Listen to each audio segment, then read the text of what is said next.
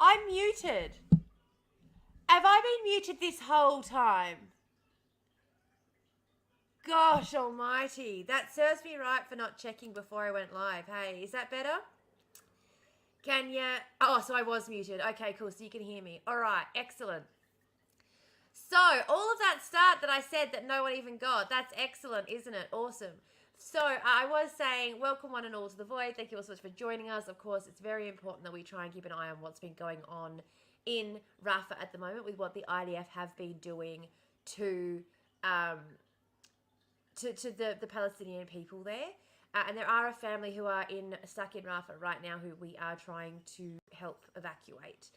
To be fair, you weren't listening. Yeah. Yes, I do. Thank you. 38 seconds. All right, bonus content time. And then after that, we're going to, I'm going to bring up the GoFundMe for the family that we are sponsoring. I'm going to take down all of the funding that I have up on my page for The Void. And we're going to replace it all with Wael's family, their GoFundMe. Wael is currently trying to get his fiancée and her brother out of Rafah. He was able to get his daughter out and his mother. But yeah, his fiancée and her brother and himself, obviously. So anyone in the chat gets a cup of tea, only if they arrive in the next 10 seconds. Can I have a cuppa?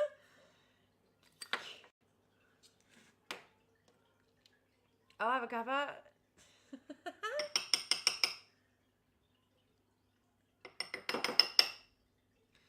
Here we go.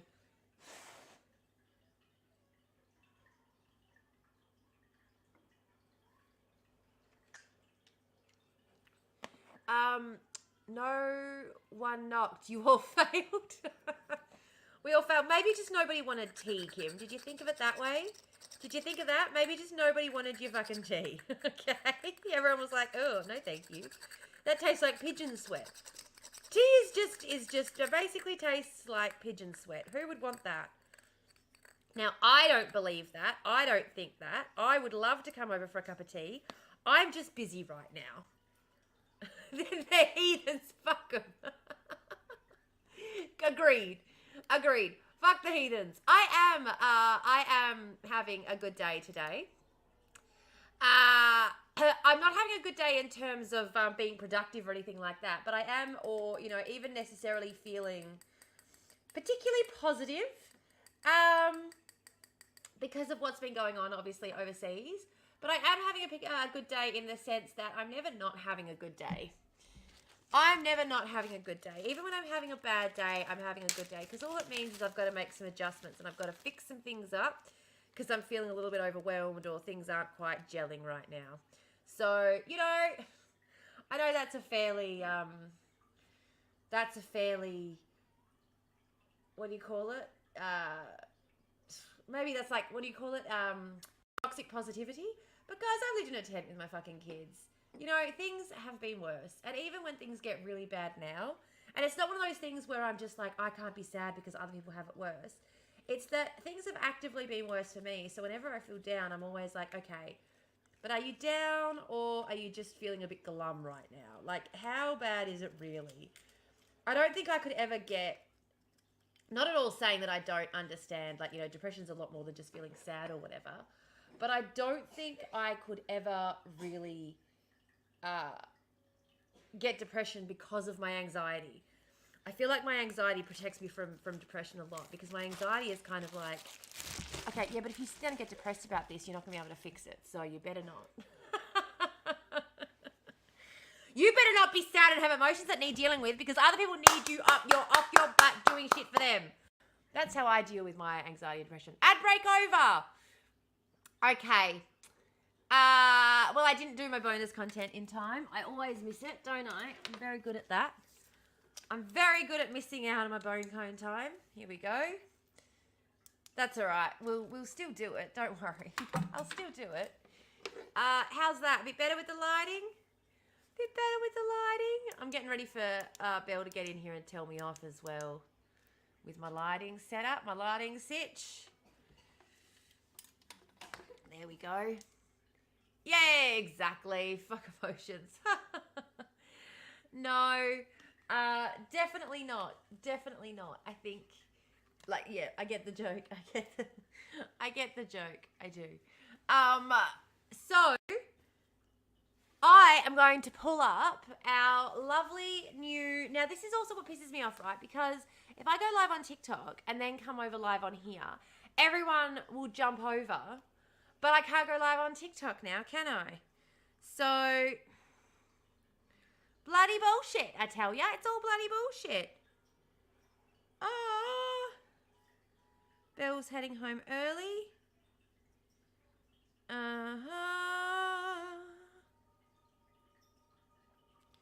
Alrighty. Where? Alright, now where on earth did they... So Emery set up all of the stuff for me. Backup account to go live for TikTok.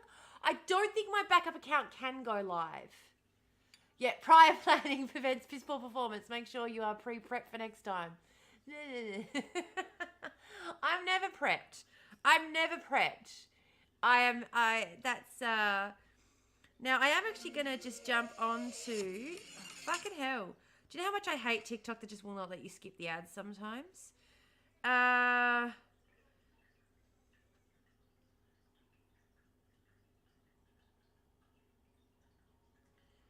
Okay. Oh, love you. I'm live on Twitch.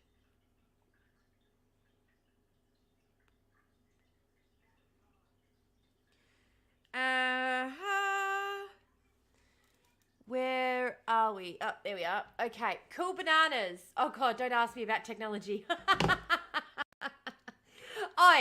I'm the one who was talking for a full 15 minutes at the beginning of this without even having my mic unmuted, all right? Like...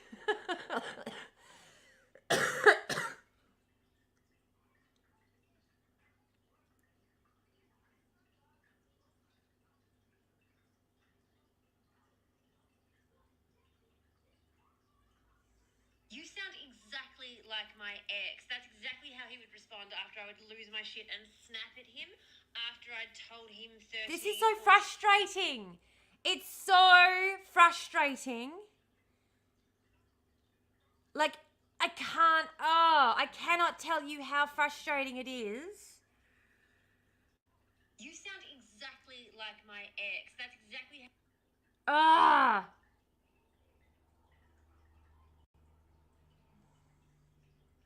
But I'm really not getting about all...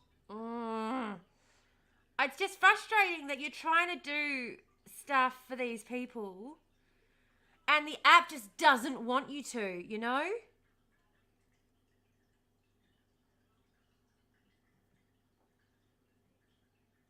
It's just so frustrating. Like, it's so frustrating that what we're trying to do is save people's lives and the app will block any discussion on Palestine rather than let us try and use it. Like, we need a social media. We need an open source social media platform already. Like, we need an open source social media platform. Ames, hey! Hello! Can you start another TikTok account and have just for lives? Everyone I know that gets banned does that. Oh, yeah, but that's the problem is I only get banned when I do lives. I only get banned when I do lives. I don't have any, like, my content will get blocked and stuff, but generally I'm quite clever at avoiding TikTok censors when it comes to my actual content. I delete stuff before they get a chance to strike me a lot of the time. Like, I'll get a strike, or I'll get something that's I'll get a strike or whatever. I'll get something that is like being taken down, or it's been, and I'll delete it before they get a chance to strike me. Like, I won't even question it, because this is what I think a lot of people that are on the app, I know as well, will say this. Oh, I got a strike, and they used to show the strikes on your account. They don't anymore. They don't show the strikes on your accounts anymore. Mastodon, is that open source though? Is Mastodon open source, or is it just new? Is it open source? Because the thing about, yeah, Mastodon is all open. Oh, there you go. Because the thing about, apparently you don't know what eat the rich means. It's a pretty self-explanatory statement. I don't know if we need to have much, you know, I don't know if there needs to be much discussion on what that, on any deeper meanings that could hold. It's pretty, I'm hungry, you're big and fat and juicy, I'm going to eat you. Feels pretty self-explanatory to me. Oh, that's the Minotaur. I don't want to interact with the Minotaur. That's not what I'm trying to interact with. I'm trying to interact with that. There we go. Now, for anyone who was not aware beforehand, Hamas, so 8 hours before Israel went in, Hamas had accepted a truce deal, and Israel still went in and hit Rafah. So whenever anyone says anything to you about this is Hamas, no, it fucking isn't, and it never was. It never was. Why is it closed? Why is this live page now closed?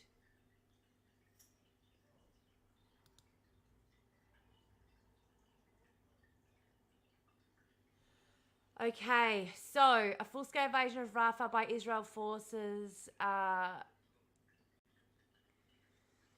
Okay. Senior commander of the U.S. Military Central Command, CENTCOM, has visited Egypt where he discussed regional security and alleviating humanitarian suffering in Gaza. So for anyone who wasn't aware of what happened yesterday, so in a timeline of events of what happened yesterday, Hamas accepted the IDF's surrender terms. The IDF then continued with its plan to invade Rafah anyway and placed tanks along the border of Egypt so that people could not leave Gaza. They could not cross the border. So anyone who says that this is a war, anyone who is still trying to use that kind of rhetoric, it's not just ignorant, it is full, it's fascist apologia. It's genocidal apologia. Anyone who is looking at this situation and is not admitting, and I'm sorry for anyone who's having a bad day and maybe this isn't what we needed to be,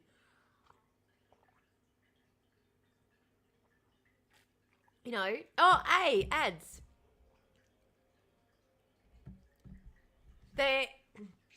It's disgusting. Ace, thank you so much for first time chat. Thank you so much for joining us. I really appreciate the chat. Oh, Emery, thank you. Emery, what? Oh, there it is. Thank you. Is there a button? Is there a way to get a button for the screen that I can put up on the screen? Or do I just get it? Oh, what do you call it? Have that? No, I probably should have checked this beforehand. I don't know why. I'm just like, oh, it's fine. Emery will tell me. You know, I could actually be a big girl and go and do my research myself. But instead, I'm like, Emery. We've been assigned a family to support to evacuate from the genocide currently taking place in Gaza. They are the Abu Rida family, and the money donated allows them to cross the border into Egypt. Use Donate to find the link to their GoFundMe to donate and share in your personal networks. Free Palestine. What are you asking about? I was asking about, I want to take off the webcam thing from up the top here and put their GoFundMe up there instead. But I don't know if there is anything to do that. Big Girl's Blouse was a fantastic comedy trope. So I'm really glad that we mix it up with a lot of different topics in these chats. It won't be clickable. Okay, fair enough. I mean, none of them are clickable, are they? They're not clickable, are they? No. Do you know what? I could probably get one. I probably don't even need, like, that's not even a Twitch thing. I can get, because even like these buttons, I got them from Ko-fi, so I can get new buttons. They probably have them on GoFundMe, don't they? That's where I would get those. The GoFundMe link works. Excellent. Yes, yes. Okay, yep. See, I just need you here to talk things over with so that my brain still makes sense. That's all. Figure buttons from GoFundMe. Yep. Let's do. So this is horrendous, and it's horrendous that people continue to try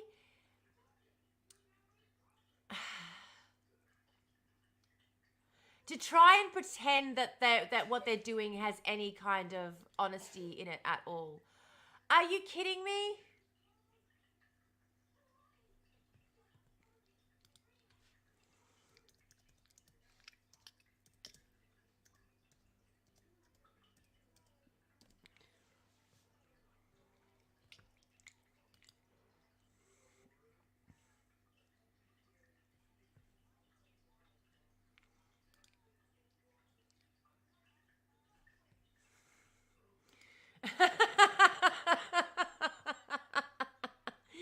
You should be on Twitch, Rachel.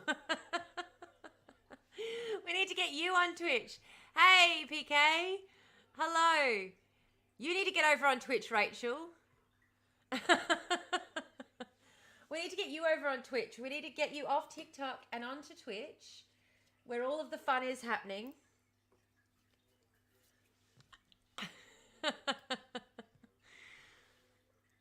Hey, Dominic. What was Kid and Who? I gotta go. I'm meeting with lawyers. Oh, yes. Good job, Emery. Fantastic. Meeting with the lawyers. Hells yeah. Come on, Rachel. Come jump over here.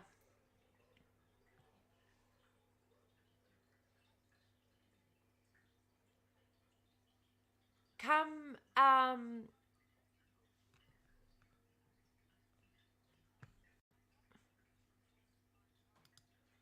I'm listening to Rachel's live on Twitch, but I just keep being like, Rach, come to Twitch.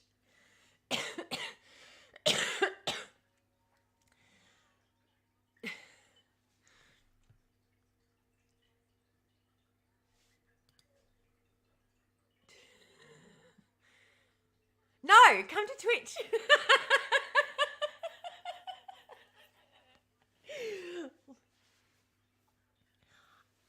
I'm banned for a whole week as well now for the same thing, gender-based violence.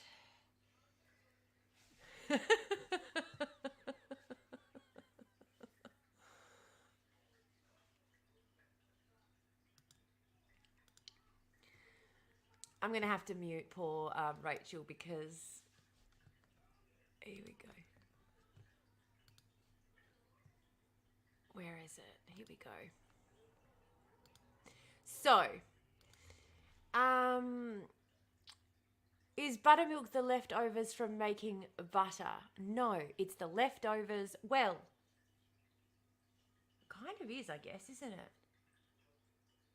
It kind of is. It's the leftovers from making butter. It's the bit, buttermilk is the bit that when you make butter isn't used to make the butter. You're right. I've never thought of it that way. Like, I make buttermilk for the sake of making buttermilk, but it's so weird. You got me thinking. Hello, okay. You mean Gina Reinhardt's daughter? Yes, we were over on Gina Reinhardt's daughter's live. I'm trying to get over onto Twitch where the actual money can be made, because I don't know if any of you all know, we do not make any money from TikTok. And also TikTok just keeps banning us and not letting us on there. So,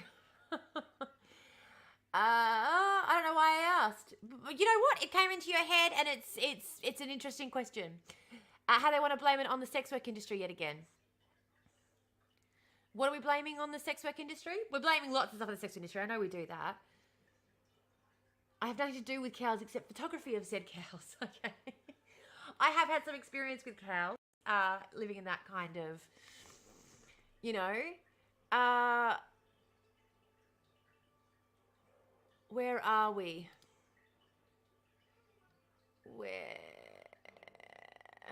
Here we go.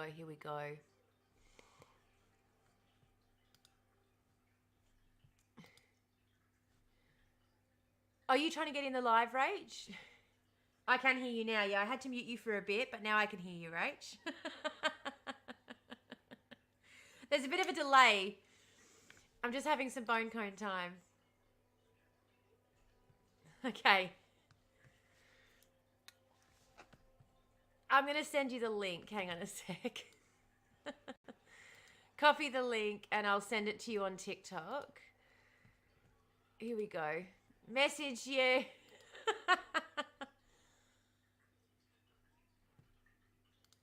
Why is it telling me to unsubscribe from you? This is weird. When I try and message you, it's like, unsubscribe.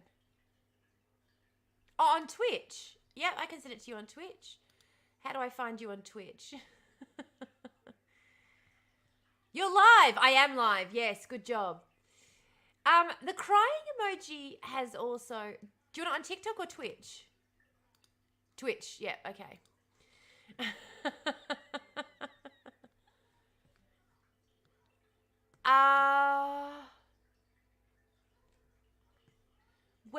Where is my...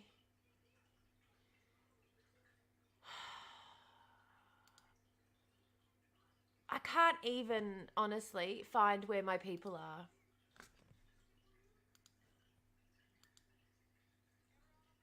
Channel.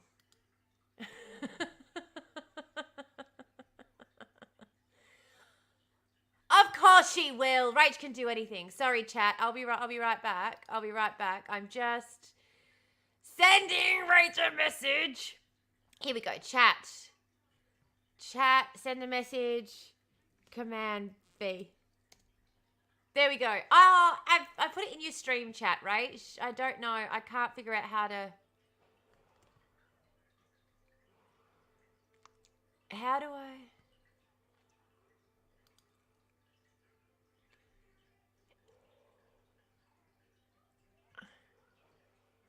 No, but your chat's there. Your chat's there.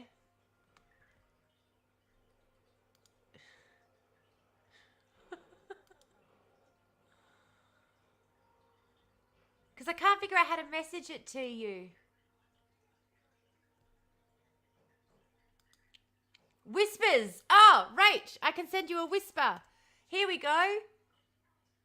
Rach.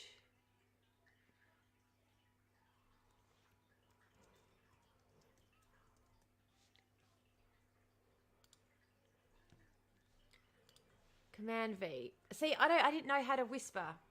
There you go. There we go. All right, we're back. I stopped. So, fucking typing. Rachel's house. Yes, thank you, Dominic. Appreciate the help, everybody. I cannot function without you guys. Ah! I'm hearing it. Hang on. I heard someone pop in. Yes! Ah!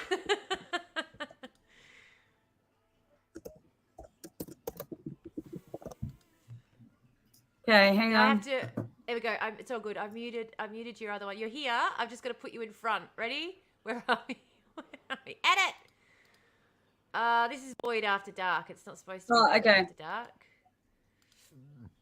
Woo!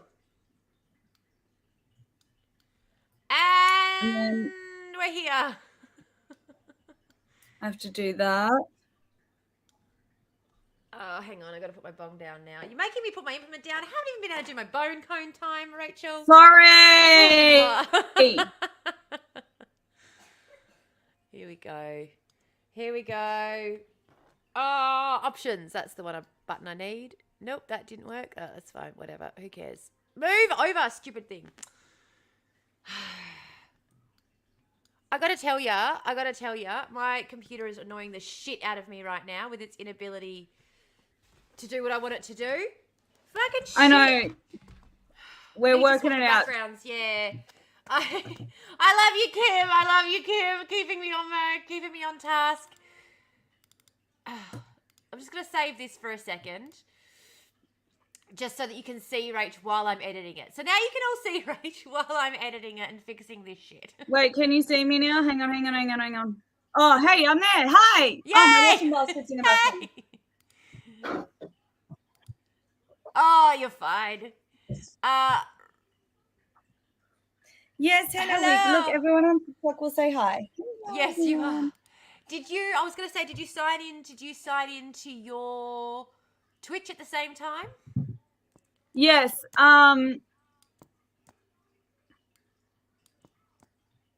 Yes, I did. Yeah. So I watch it on. So the one that I mute is the Twitch one, hey, because it's the one with the delay, right? Yes. I'm trying to figure out how to change the camera. Because I'm used to, in OBS, you can change... Oh, fuck, this is so stupid. In OBS, you can change your layouts, you can change... Like, it's pretty cool. You can do all this really cool stuff. And, unfortunately, yeah, this sucks. You can't do it on stream yet. That's fine. Whatever. It's all good. I'll stop. Wait. What are we waiting for? What happened? Appreciate your trolling TikTok tea just to get over a minute. I know. Did everybody love my video trolling TikTok? I did. I loved my video trolling TikTok.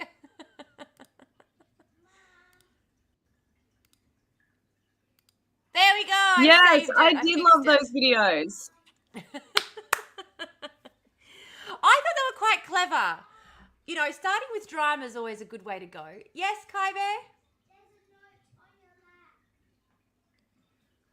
No, there's not. Yes, my washing basket is Slovo PK. It's just a regular one. Oh, Mum, no yelling.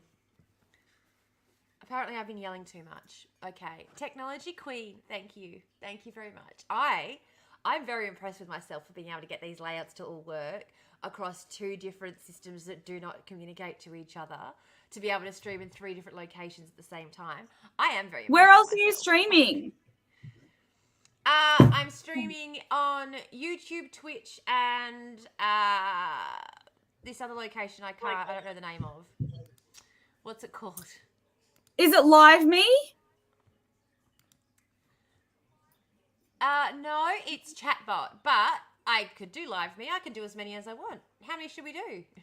Someone told me because I'm still live on my TikTok and they can hear you, but they can't like see you. They're just looking at my face going like this, trying to work out technology, and they're all making fun of me.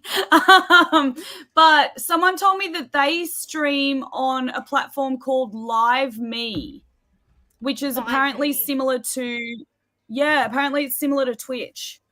Okay. Well, we could do that. We could add that in there as well at the same time. Like this is the brilliant thing about StreamYard too. Any other accounts you want to add, you just add them in. Like you're just like, I'll just stream to 6 different accounts at the same time. It doesn't matter. Yeah, right. Good to know. Brilliant. Everyone, yes, look at us go. I know. Whereas Twat was on my TikTok live earlier, but apparently he's got drama going on with his landlord at the moment this morning. So I don't know where he's at right now. Oh wait, he's on TikTok. Hey, when I video document how we going? Yeah, TikTok. Twat, everyone on the Twitch is asking where you're at. He just rocked up in my chat again. When I video document the Savo, I have to announce that I'm Tamara. If he's video documenting shit that's going down with his landlord, does he have to tell his landlord that he's video documenting it? No, he doesn't, unless he plans on publishing it anywhere. If he plans on publishing it anywhere, but if he's using it for evidence in court or whatever, then no, he doesn't. He can let them know if he wants. So, for example, what you need to think of whenever you're going through any process like this, you need to be thinking, how is the magistrate going to view this later on down the track? Can you hear this? How is this going to play out in a court of law?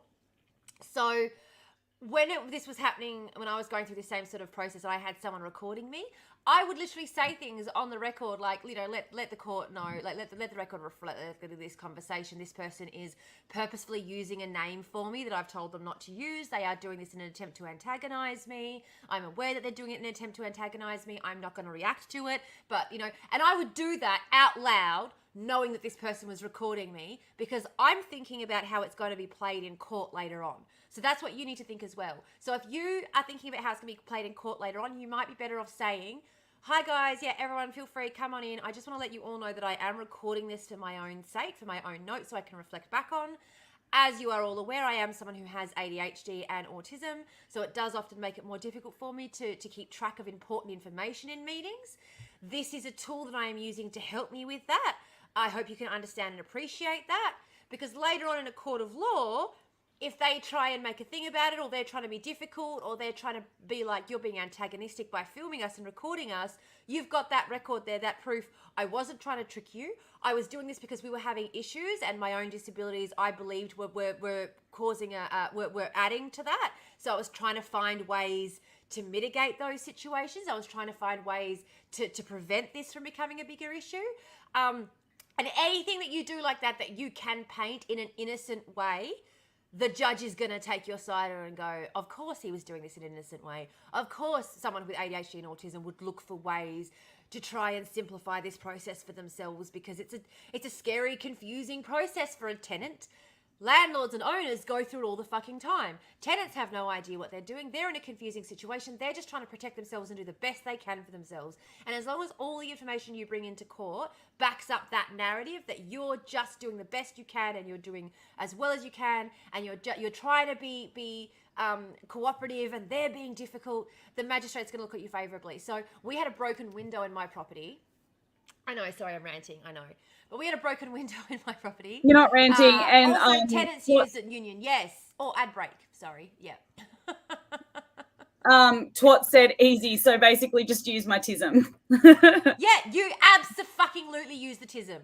Use the tism. So whenever you are in a situation where you want to be able to record or take notes or have a support person, and the other person is doing anything that is even like hinting at the fact that they might try and stop you, use the tism.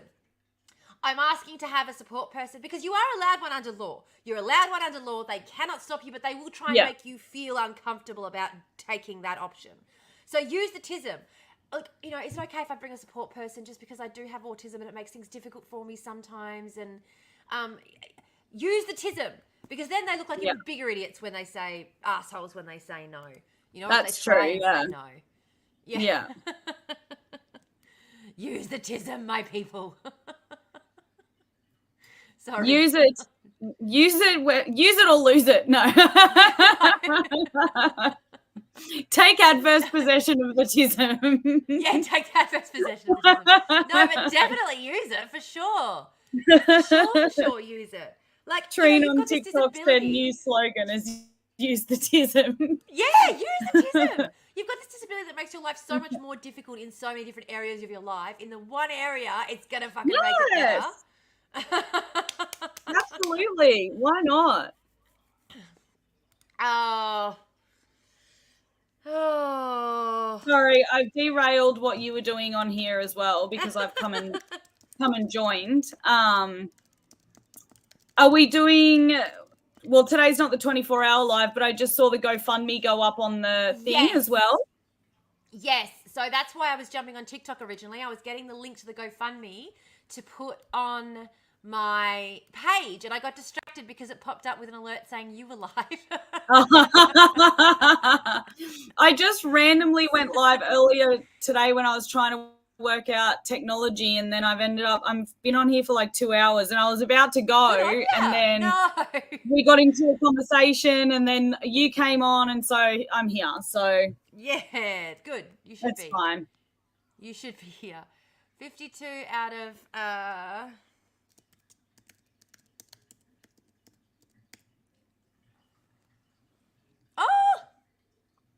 where I can't. Okay, it's fine. Whatever. Everyone on TikTok, you're going to hear a lot of this of Tamara and I trying to work out technology in real time while we're streaming on Twitch. So if you think that because things have gone quiet that you're missing out on something, you haven't. You're not missing anything. I got to be honest with you. I really got to be honest with you. Now, I am really, I'm not going to lie. So since we started promoting this, we have had like an extra $1,000 worth of donations come in. So I I am very, like, this is very exciting for me. Like, I'm That's excited awesome. anyway. Yes. My follower goal of 60 was just complete. Really? Oh, No, it wasn't. yes. 60 out of 60 followers. Thank you. Thank you, my followers. Hey, thanks, guys. I really appreciate you. Aw. Get me all embarrassed now. Now, this was the live browser that we were interacting with. This is what I'm gonna change this over for the GoFundMe. Okay. Okay, Here we I'm just go. going to, while you're doing that, I'll quickly update TikTok people. So if you can, come and join us over on Twitch and you can see it all on the screen.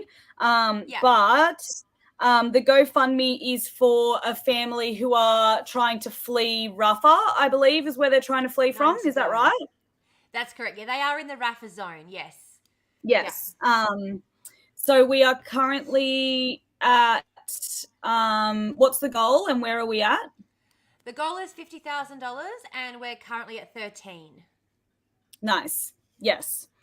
So there's a lot of creators, well, actually not as many as there should be, but there are GoFundMes there's going nowhere around near. for individual families to try and help them evacuate from Rafah. And yeah, there is some someone who's doing, what's her surname? Erin Hatter. Has pretty much, she's collated all of the GoFundMes, hasn't she? She's got like the running list, I'm pretty sure. There's a huge big spreadsheet, and when you are assigned a family, you're added to the spreadsheet and you're in the spreadsheet, so you can see everyone who's been assigned a family, all the families that have been assigned, but you can also see all the families who are still waiting on being assigned, so it is quite heartbreaking. Especially when you're just aware of how little, you and what really is frustrating me as well. And this is the thing too, like this is why, like I messaged you and you did it straight away. Do you know how many other people I messaged and they just didn't? What, didn't even repost your video? It's literally one click of a button. Like, it's the bare minimum. Wouldn't even repost the video. Like, I made the video. I've connected with the family. I've, like, done, you know what I mean? Like, I've got into the Operation Olive Branch. Like, all I need you guys to do is repost the video. And yet, crickets. Yes, Jazz, it is Operation Olive Branch. Yes, someone on TikTok just asked if that's what it was. Yeah. Yep. Yes. So Tamara has got a family who she's doing the GoFundMe for. So the very least that you guys on TikTok that are watching can do is if you jump onto Tamara's TikTok and repost her videos on TikTok where she's talking about this GoFundMe, which that would be super helpful. Obviously not everyone's in a position to financially contribute, but you can contribute by helping to share the content around and stuff like that as well. So, yes. Even in the video, so it's so one of the videos I've pinned, which is the one that I've sort of tried to do. I've just tried to use every single trick in the book to make a viral video with that one. If you have a look at all of my videos, this is what pisses me off about this situation. If you have a look at any of the videos I do, even the ones where I'm on the toilet and I spend less than 3 seconds thinking about what I'm going to say, I'll get 3, 4, 5, 10,000 views, no problems. If I'm going to put this kind of work into a video, I can expect to get anywhere from 10, 20, 30, 50,000 views on a video. And I know the kind of things that I can do with my audience to get those kinds of views. And so doing it and doing all those things and having it get 700 views, that tells me that this isn't an us thing. This isn't a like, what? This is so weird. Usually my videos are doing so well, but for some reason when I talk about Rafah, when I talk about Palestine, when I talk about Gaza, I'm not even breaking 1,000 views. This is what is driving me crazy. I can easily break 1,000 views talking about the dump I took this morning, but trying to raise money for a family to escape this hellhole, and we can't even break 1,000 views. What's your actual TikTok handle? Sorry, people are asking in my chat on TikTok. Tamara versus the Void. So Tamara vs the Void. And for people who don't know, in Australia, when you're reading in law, it wouldn't read as Tamara versus the Void. It would read as Tamara and the Void. So when I made the handle, I had this thing in my head where I was like, Tamara and the Void, like trying to work together, but also because that's the way the law works, right? You're in conflict with each other, but you're also working together to make the law make more sense. So that's how I viewed it when I was making it. I'm like, yes, I'm screaming into the void, but with me and the void working together, surely we can get some progress here. But yeah, Sarah versus the void. Yeah, I never see the tea videos. And this is the thing. Nobody ever fucking sees my videos. It's so fucking frustrating. When people see my videos is when I'm live. When I go live, and I always do, I push it, I make a video, and then I go live to help promote the video, and they've banned me from going live, and I'm just like... How long are you banned? Did you get a week ban? Yeah. Yeah, right.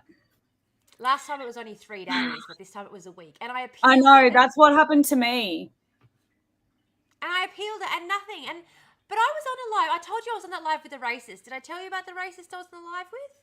Yeah, I jumped into that. It was like late at night for me here, and I jumped on there as I was in bed, like going to bed, and I was like, what the fuck is going on here? Because I saw it, and I was getting in the shower. I literally put it in the shower with me because I was like, what is, I heard the things that were said, like I literally heard about the I saw the guy saying in the comments like, oh wow, fish traps. Like I was there for that portion of the live. Yeah. That was it. That was the live. So before that, the reason I jumped in there was because they were talking about liberalism. And I was in the chat explaining where liberalism actually came from. And he invited me up and I said, no, I didn't want to get up. Then I finally did get up and I was like, okay. And I was chatting to him about it. And then he started using, have you organised a watermelon for the 15th? I haven't, but I will. There is some time to go. Now, we are going to do a live on the 15th of May, a 24-hour live on the 15th of May. I was going to do it in June, but we don't have that kind of time. We do not have that kind of time. So we are going to be doing a big 24-hour live on the 15th of June as well. But the one to raise money for this family is going to be happening in a week because, unfortunately, like Hamas... So yesterday, Hamas surrendered. They agreed to the terms for the ceasefire. And a few hours later, the IDF still went into Rafah and still did what they were doing. Now, Hamas conceded because they knew what this would mean. This is the extermination. There are currently 1.4 million people dwelling in an area that housed 100,000 a few months ago, 6 months ago. There is no food. Not like there's very little food. Oh, there's no food in my cupboard. I'm going to have to feed the kids leftovers again. No. There is no food. There is no food. People, they've been eating like stray animals, like they've been eating their pets. They've been eating, like there is no food. 40% of the people who have been dying in this conflict are children. The IDF blocked the border to Egypt after Hamas surrendered, after Hamas gave in to their terms, after Hamas agreed to the IDF's terms. The IDF blocked the border to Egypt. After they had surrendered. Anyone who is trying to say that this is Hamas and this is a war needs to be... Hamas has been agreeing to terms from the outset of this. Hamas has been agreeing throughout this whole process. Unequivocally, they agreed without negotiation. They agreed, like before they've been trying to negotiate, but they agreed without negotiation. But they've been trying to Hamas have been trying to negotiate. Sorry, continue. The whole time. The whole time. No. I was just going to say what you were going to say. They've been willing to negotiate the entire time, and it's the IDF that they've gotten nowhere because they're not willing to negotiate. They're not willing, and that's why it's so frustrating when people are blaming this all on Hamas and Hamas this, Hamas that. Hamas has been engaged in negotiations from the outset of this entire debacle, and the IDF is the one who is refusing to come to the party and has actually been retaliatory in negotiation. Absolutely. And exactly as you said, AIDS, normally there would be so many headlines about unconditional surrender and we saw none of it. Yes. I didn't know about the unconditional surrender until after I found out about the tanks on the border. And then I was like, what the fuck is going on? Like, surely Hamas aren't even there anymore. Hamas is gone. Hamas is gone. What is going on? And then I started looking into like what is Hamas doing? Like what is the response to all of this? That's when I found out that hours beforehand they had agreed to an unconditional surrender. Hours beforehand. Wow. And I only found out because I was like, surely Hamas are gone. Surely there are no more Hamas. What are you doing still, IDF? Yeah. And yeah, that no one was saying it. No one was publicizing it. Al Jazeera News is the only people that have covered it. It's disgraceful. Al Jazeera, and I will say that last night, yesterday afternoon, I can't remember what time it was, I did hear Triple J say it. Okay. Excellent. So we do have some good, like, finally we've got some Australian broadcasters doing their fucking jobs. Yeah. I don't really know what you mean by yeah, Jazz on TikTok said, yeah, they did it while the mainstream media were focused on the Met Gala. They did, absolutely they did. And they announced they were going to do it as well the night before the Met Gala, like 2 a.m. or something, for the US. And then when I heard about all of the protesters storming the Met Gala, I was like, oh, thank fuck. At least people aren't being completely, ignorant of this. And then I saw all of the fucking celebrities rock up at the Met Gala like nothing was going on. And it reminded me of that guy during the French Revolution when they stepped out of the restaurant and a guy was being dragged through the street by a mob during the French Revolution. And they were like, oh, how unsightly that, that these mobs are, like, they're acting as though the world isn't crumbling around them while people are being dragged through the streets. That's what it made me think of. And I was like, what the fuck is wrong with you people? I know.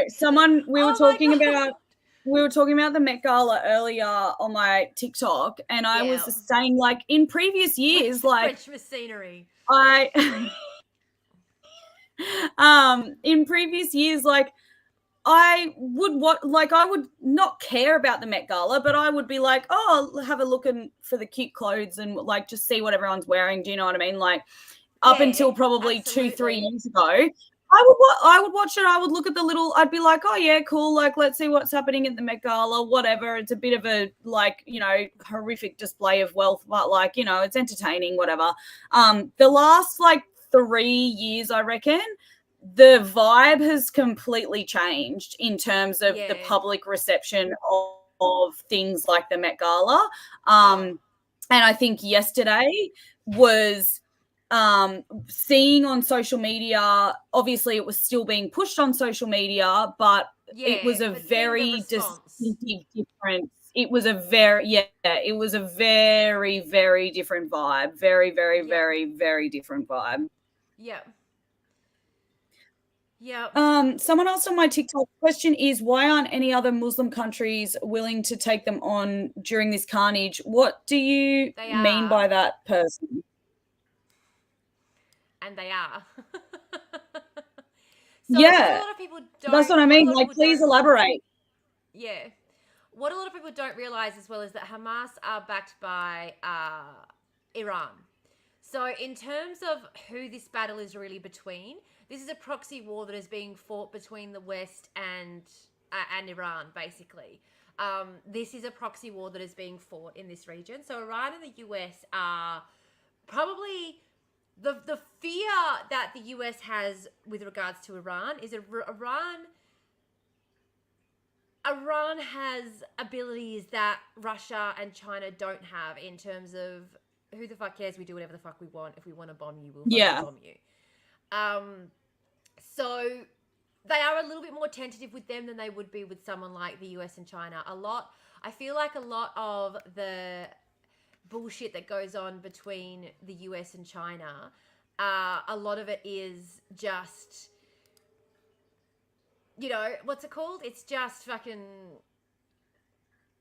what's the word? It's bullshit. It's not real. It's not real. It's never actually going to break out into a hot war. The hot war risk is between Iran and the US. Yeah, CIA propaganda. Yep, absolutely. The real risk is between Iran Yeah. and the US. And unfortunately, Yeah.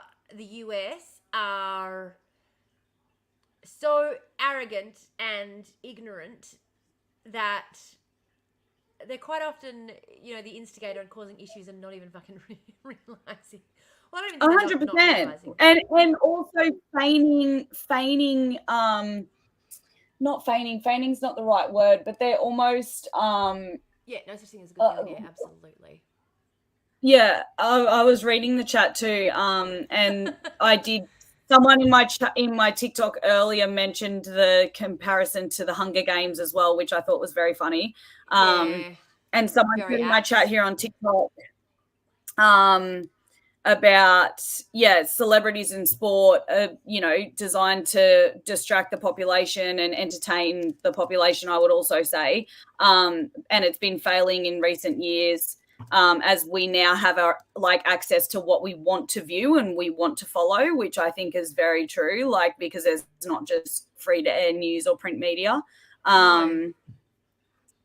Yeah. And I that agree. makes a big, big, big difference. Like, it makes a big difference having.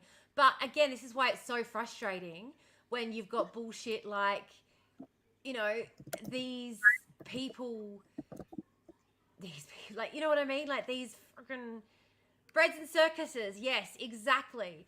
But I was even talking about this last night because we can barely afford bread. We can barely afford bread. The circuses are getting more and more and more expensive. Like, when everyone keeps getting in my comments as well, when I talk about how hard people have got it, and people say, stop going out, stop doing this, stop eating out, stop buying coffee, stop getting avocado on toast. Like, all I hear constantly when people say that is, all you should be doing is working. All Yeah, you should be doing 100%. is working. And all Yeah. I can think to myself is, how is that any different from like the way we used to talk to the slaves back in the day? Well, if you worked harder, you wouldn't get beaten. Well, all you're supposed to be doing here is working. Like, you're here as an animal to work. You're not here to do anything else. Like, it's just... And you will own nothing and you'll be happy with it. Yes.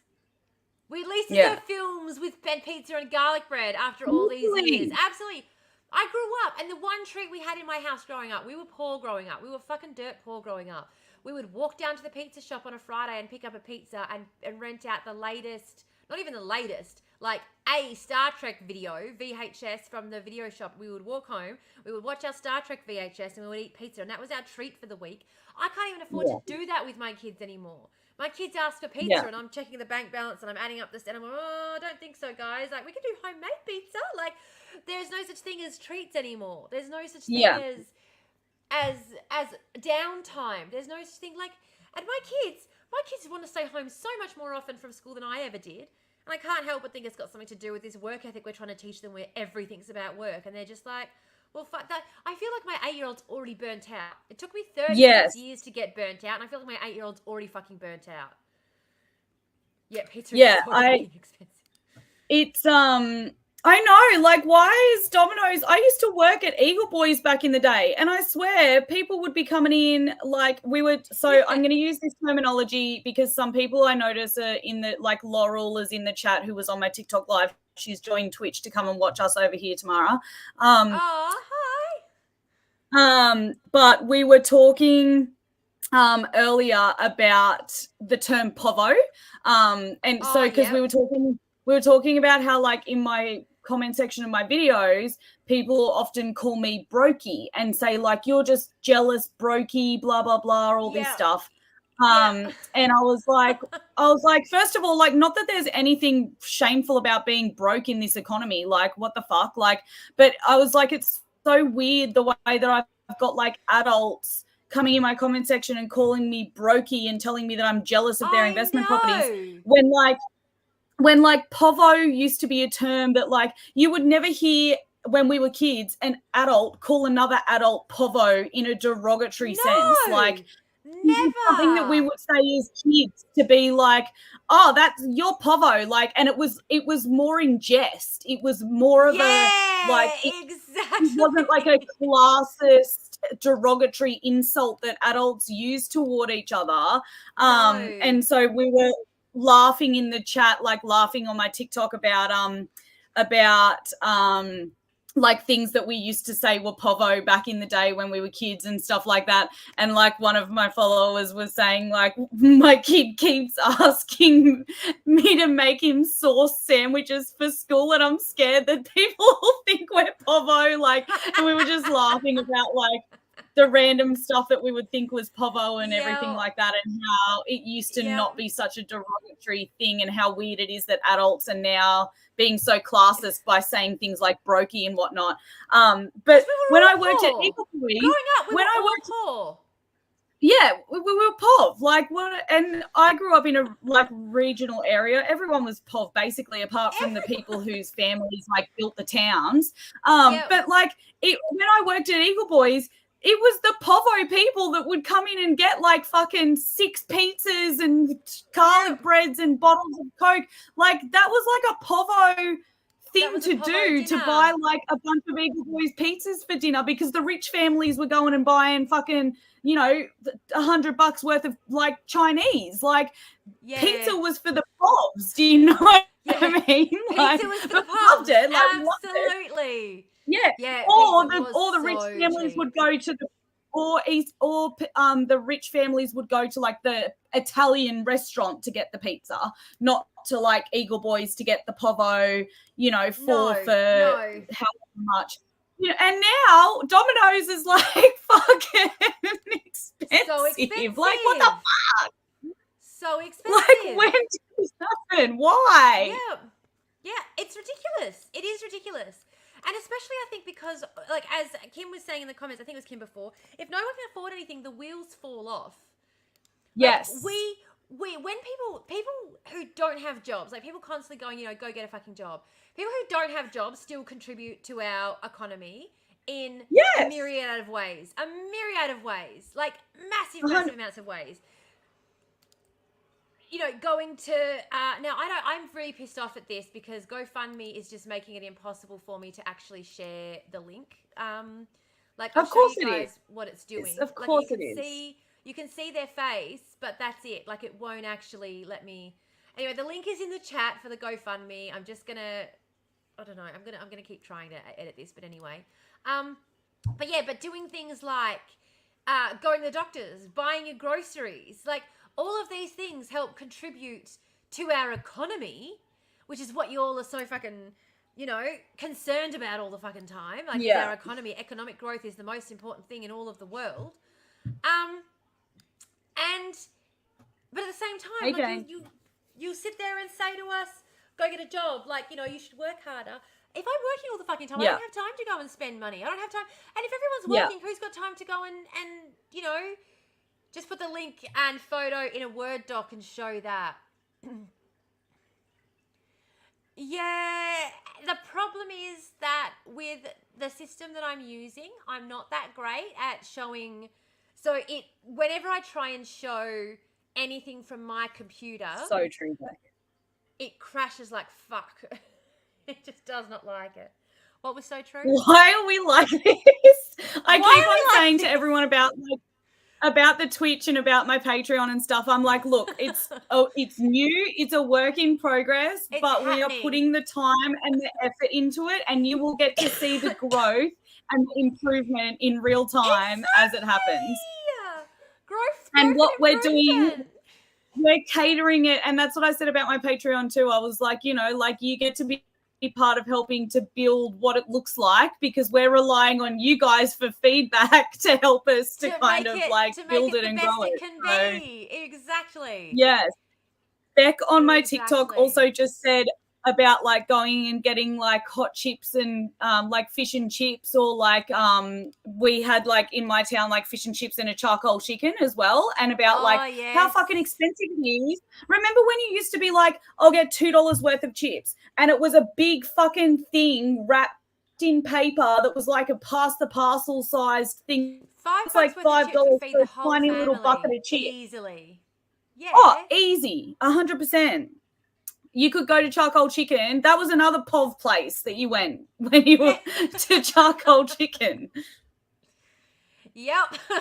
Is Tamara frozen? I think Tamara's frozen on the Twitch. It's so expensive now, Train. Oh, my God. Oh, you're back. And was I frozen?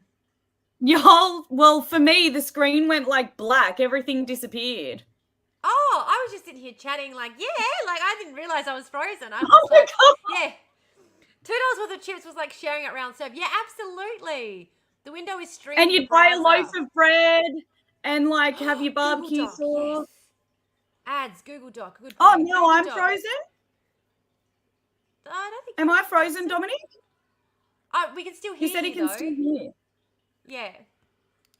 Oh my and God. ads just came- Yeah, you go. I was gonna say no. Ads in the chat just came up with a really good option to put it in a Google Doc that I can then screen share. So I'm gonna do that. I'm gonna put everything in a Google Doc. Oh, nice. Okay. I have someone in my comments. Yeah. Jane, who said, this is like a tangent. My landlord is a well-known Australian comedian who hates to do any maintenance on my rental. And fuck, I want Jane to tell us who it is so bad. Come on, Jane. She probably, is it that? Would it be non-advisable for her to tell us who it is? Ad incoming. Well, do you know what? Maybe just talk about, maybe rather than talking about your landlord, maybe you could be like, oh, I saw this really great comedian the other day.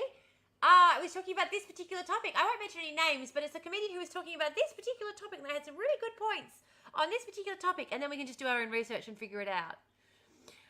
Look, you True. just have to Did you hear that? This isn't mine. From Twitter. A thing they don't tell you about the push a button for $1 million, but someone you don't know dies, hypothetical, is that literally every billionaire is effectively pressing that button as much as they can all the time. Because that's how exploitation works. Yeah, absolutely. That's exactly right. Fucking percent. And every time you sit there and you think to myself, I couldn't hit that button. Yeah, that's why you're poor. That's why you're poor. Because you couldn't hit the button. Yeah. That's why 100%. And that's also why I feel really... That's why we're povo. That's why we're povo. It's also why I feel like Taylor Swift has betrayed us all because she pressed the button. I know. She pressed the button. Yeah. And We're in an ad, sorry. I always thought I could hit Quickly, the button, do your but thing. in that Do your context... thing. Oh yeah, bone cone. Can't forget the bone cone time. Bonus content. Bonus content for the subs. Where's my lighter gone? Where did I put my lighter? Wig. Bonus content. Quick. Make theatre.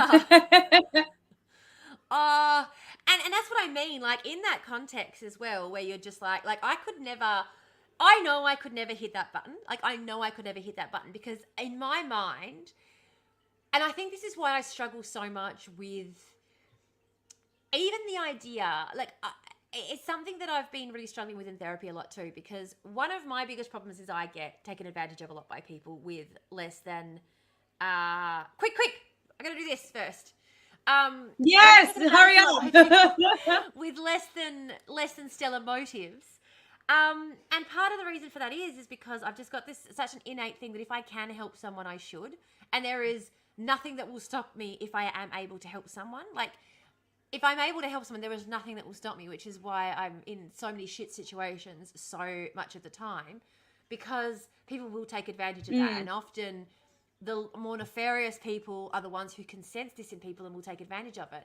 So whenever I talk to people about this shit and they say, yeah, but there'll be people who take advantage of it. There'll be people who, and I'm sitting there and I think to myself, I know, like I had an asshole living in my spare bedroom who refused to leave for over a year. And I was like, because I get, and refuse to pay rent and refuse to pay their, I completely get that there are people out there who will take advantage, but that is never going to stop me from being the kind of person who will continue to open up my door to people, even if 50% of them are going to be assholes who'll take advantage. And my therapist is trying to get me to be more protective of myself and be more defensive of myself and in that sort of way.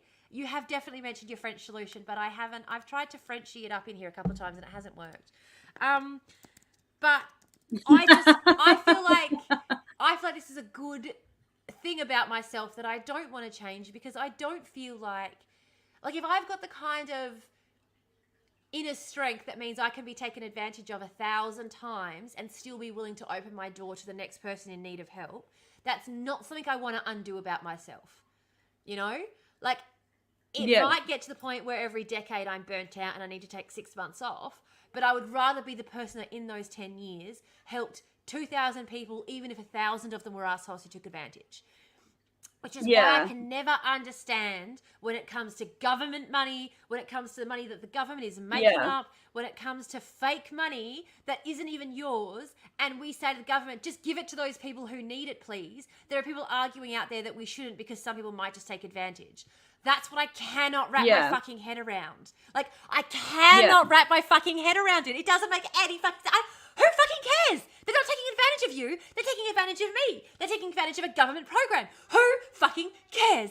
Like, who cares? And also, why are we... Laurel, don't worry about the ads thing. Everyone gets the ads. You're not doing anything wrong or whatever because of the ads. Laurel's Sorry, I a missed that new chat, follower. Laurel. Yeah.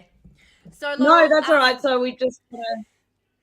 during our ad breaks, you explain I it. call it... Yeah.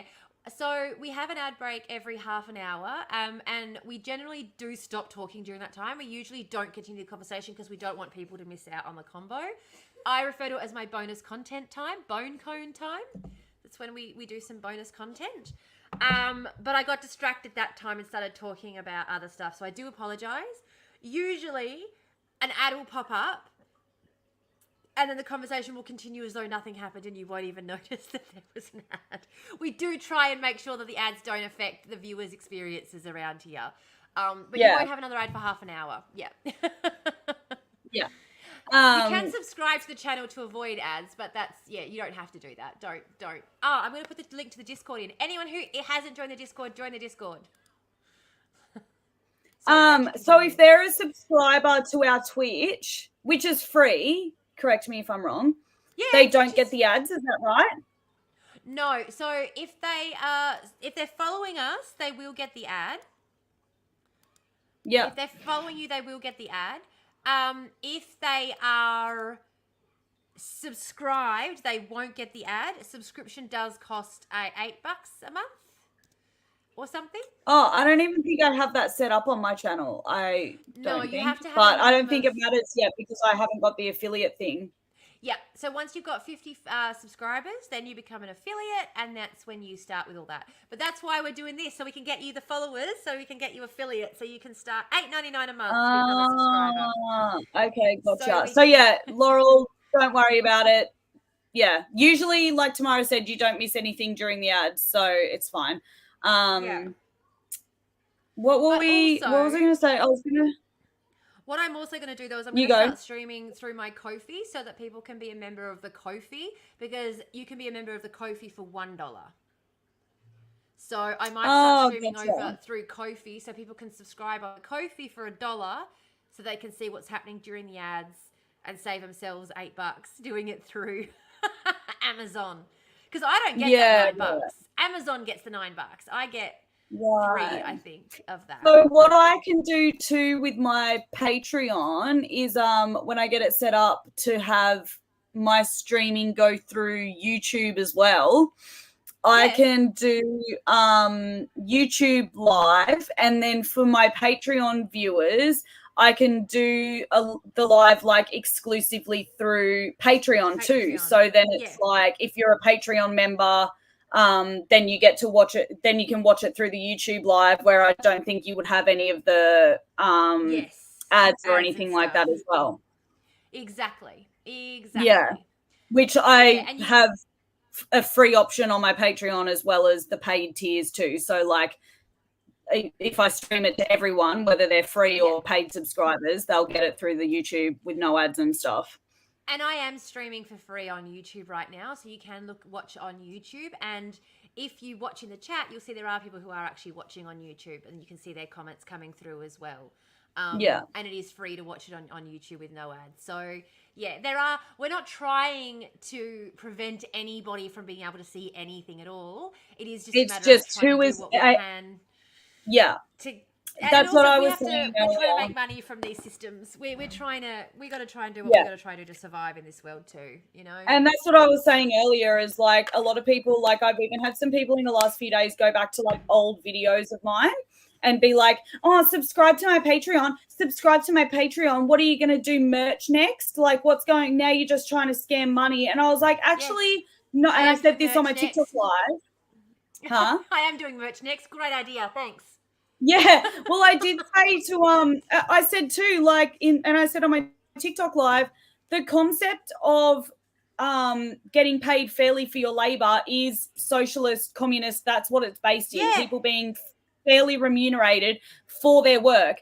Capitalism, me asking for people who are able to contribute financially to remunerate me for work that I'm doing, that's not capitalism. Me getting paid for work that other people are doing, that's capitalism. That's capitalism. I'm asking to be paid for the work that I'm doing. What the fuck? Like, but also, I'm doing the work whether I get paid for it or not. So when you say each according to their ability, each according to their need, I am doing what I can according to my ability, and I'm asking you to give what you can according to your ability. It doesn't get much more fucking communist than that. What else are we supposed to do? It's not that fucking hard. And that's what I keep on saying. You like we have to put that on the fucking shirt. Yes, let's do a merch collab with that on a fucking t-shirt. I fucking love that. We have a whole list of shirts. I've got to read some of these quotes out to you. Quotes that people have been coming up with that we've been putting in. We've got a thing. It's called quotes for t-shirts. We've got a whole chat just on quotes for t-shirts. That's so good. So wait, Kim just 2 seconds. Kim has already put it in there. I just saw it. I went to go and post it, and he's already posted it. Nice. Live, laugh, love. Nah, rebel, undermine, disrupt. Yeah. That's one of them. And then we've got economics is astrology for commerce bros, of course. A man cannot abuse another man by eating a banana at them. That's one. Because there is nothing like a filthy anarchist with half a law degree. That's another one. Oh my gosh, I love that. Yeah. What are you to do? Make merch next. Dominic the Rat. Yeah, that was. Yes. Let's do it. So I love that. So what I am doing, and I am actually getting some merch together to sell some merch. I've been going to op shops and getting like their $1 t-shirts. I saw you saying this the other day. This is such a good idea. And I've got some embroidery backing paper. I haven't started embroidering them yet, but I've got a stack of shirts and I've got some embroidery paper there and I've got my machine. I've just got to set it up and sort it all out. And they'll be one of a kind, and I'll just sell them for like $10 a shirt, one of a kind. I probably even have some clothes that I could donate to this cause. You'll be paying extra. You'll be paying extra for the real estate Rachel clothes. Let me tell you that much. I'll even chuck in some undies, and I won't wash them first if you're going to donate the family. Yeah, I'll wear it. I'll wear it first. I'll get it nice and stinky. Get it nice and smelly. Look, I was trying to get the book list updated, so I was already in the other window. Sure you were, Kim. Kim is like... Yes, I'm still doing real estate. Wait, sorry, hang on. No, stop, no. I'm still doing real estate Rachel on TikTok and everything like that, but I do have a Patreon where you're going to get more content, where you live stream on Twitch as well, because often these live streams that you're watching on TikTok take it. Was that a cat? Yep. Tamara's currently banned from TikTok Live, for example. Again. So Tamara and I, if one of us is allowed to go on TikTok Live, the other one's usually banned at the same time. Hence, right now, I'm on TikTok Live, Tamara's not. So we're on Twitch as well, where we live stream, where we can't get our live taken down and banned for weeks at a time. Like what happens on TikTok. But poor Kim. Kim's over on the Discord. So for anyone who hasn't joined the Discord, even though you've been given a free link to join, we do have a lovely media list over there. We've got a book club over there. Like if you want to learn more about this kind of leftist politics, the Discord is the place to go. We've got a lot of really great discussion that happens over there, a lot of great media that gets shared. But Kim was just like, no, stop, no. If you start talking filthy, disgusting undie merch, I'm never going to be able to get this. But I will get my old tradie undies and I'll embroider Tomorrow versus the Void on them and I will sell them on OnlyFans. I will start an OnlyFans to get this, like, if we fill this family's GoFundMe request before the 15th, I will make an OnlyFans. Like, how's that? Everyone keeps asking me if I film naked, and I'm like, yeah, I do. I film naked a lot. Like, I lay in bed with a blanket across me and film. Like, do it all the fucking time. They're like, do you have an OnlyFans? Like, no, but I should. Oh my It's God, the that is exact such a same niche. That is such I could a do the niche. exact same Think thing about on OnlyFans. that niche.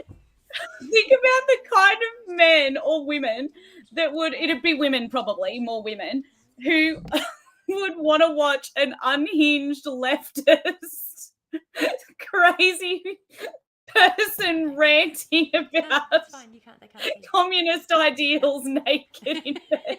Yeah. They are.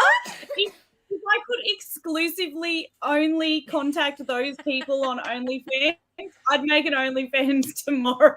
Yeah. What the fuck did I join? Tim! What do you mean, what did I join? I didn't know some prick set the language filter to be grotty as fuck. Someone set my language filter to be grotty as That's fuck. me. So, did you know whose Twitch stream you were going on to? Hello. You need to Just know. yeah. You need to call your OnlyFans leftist. You need to know your OnlyFans leftist. Yes. Yep. Oh, it's Yeah. been done before and made them money. Yeah. Left. Leftiest. Leftidiest. Leftidiest. My left titties. Just you pair. I'm waiting for Tamara to connect the dots. I'm trying to connect the dots. I'm having just you pair. I know. I'm not getting it either. I'm not getting it. Someone is gonna. The autism is tisming. Look at that rash on my face. Oh goodness me, this needs to go away soon. It's honestly. Kira Chats must be someone who left tits. Yeah. Who's Kira Chats? Does Kira Chats do this type of content? Sounds like our kind of gal. Left tits. I am so calling it left tits though. Like.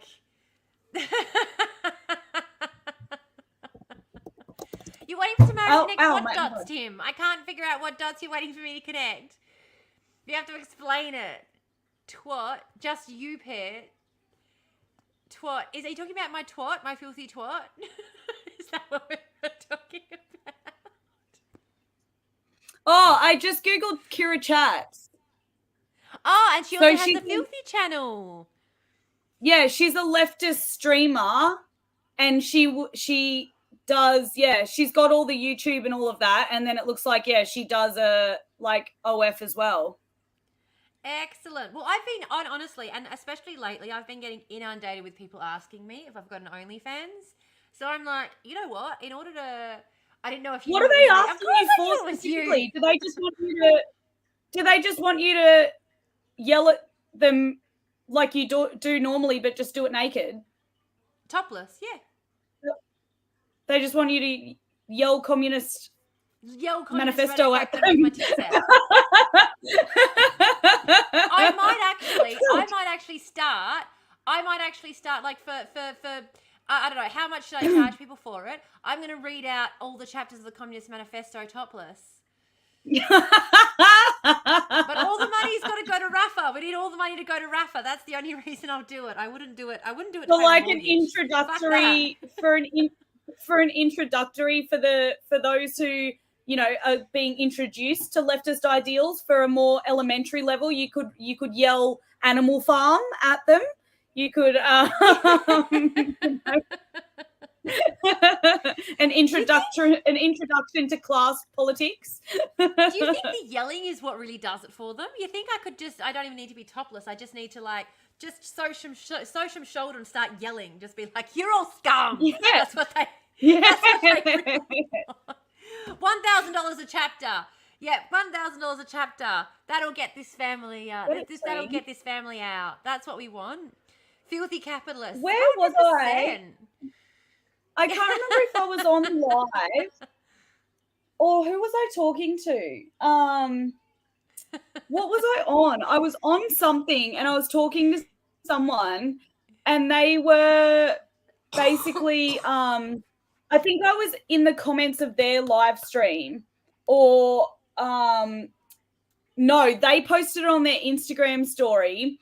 One of my friends screenshots of messages that like this guy had sent to them, basically being like, can you pick out outfits for me and yell at me and humiliate me and tell me that I'm a like filthy piece of shit, and like offering her money to do it,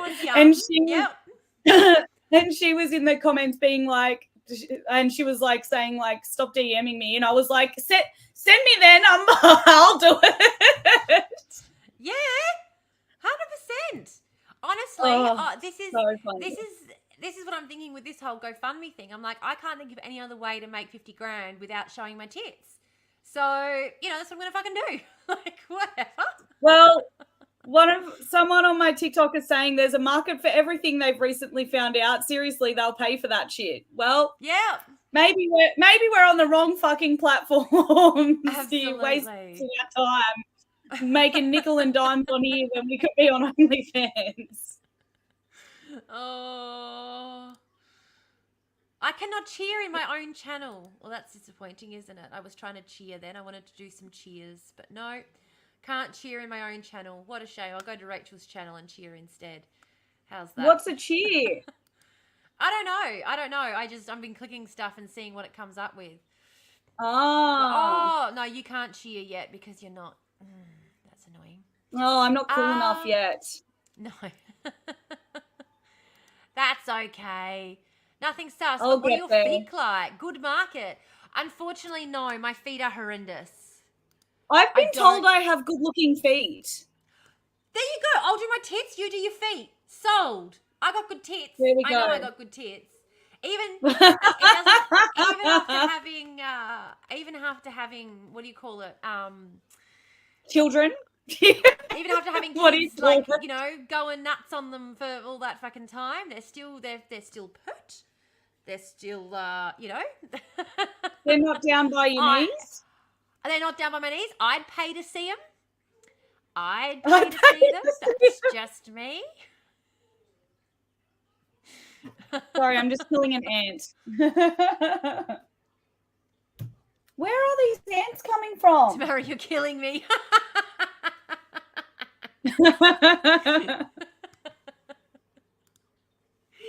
What do you call it? Yeah, what do you call it? The children? I'm killing it. Why am I killing the ants? Well, because it's crawling in my room and I don't know where it's coming from. But I also realize I've made a mistake because I do know that when you kill the ants, apparently it brings more ants. No, doesn't it send off? I thought it sent off a warning signal and sent them all running.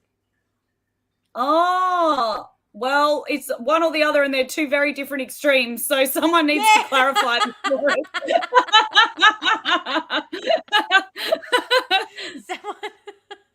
Someone tell us what's what. I've either just invited an invasion of ants or I've told them to all get fucked. So one or the other. Two extremes, one or the other. All right, I'm just save image as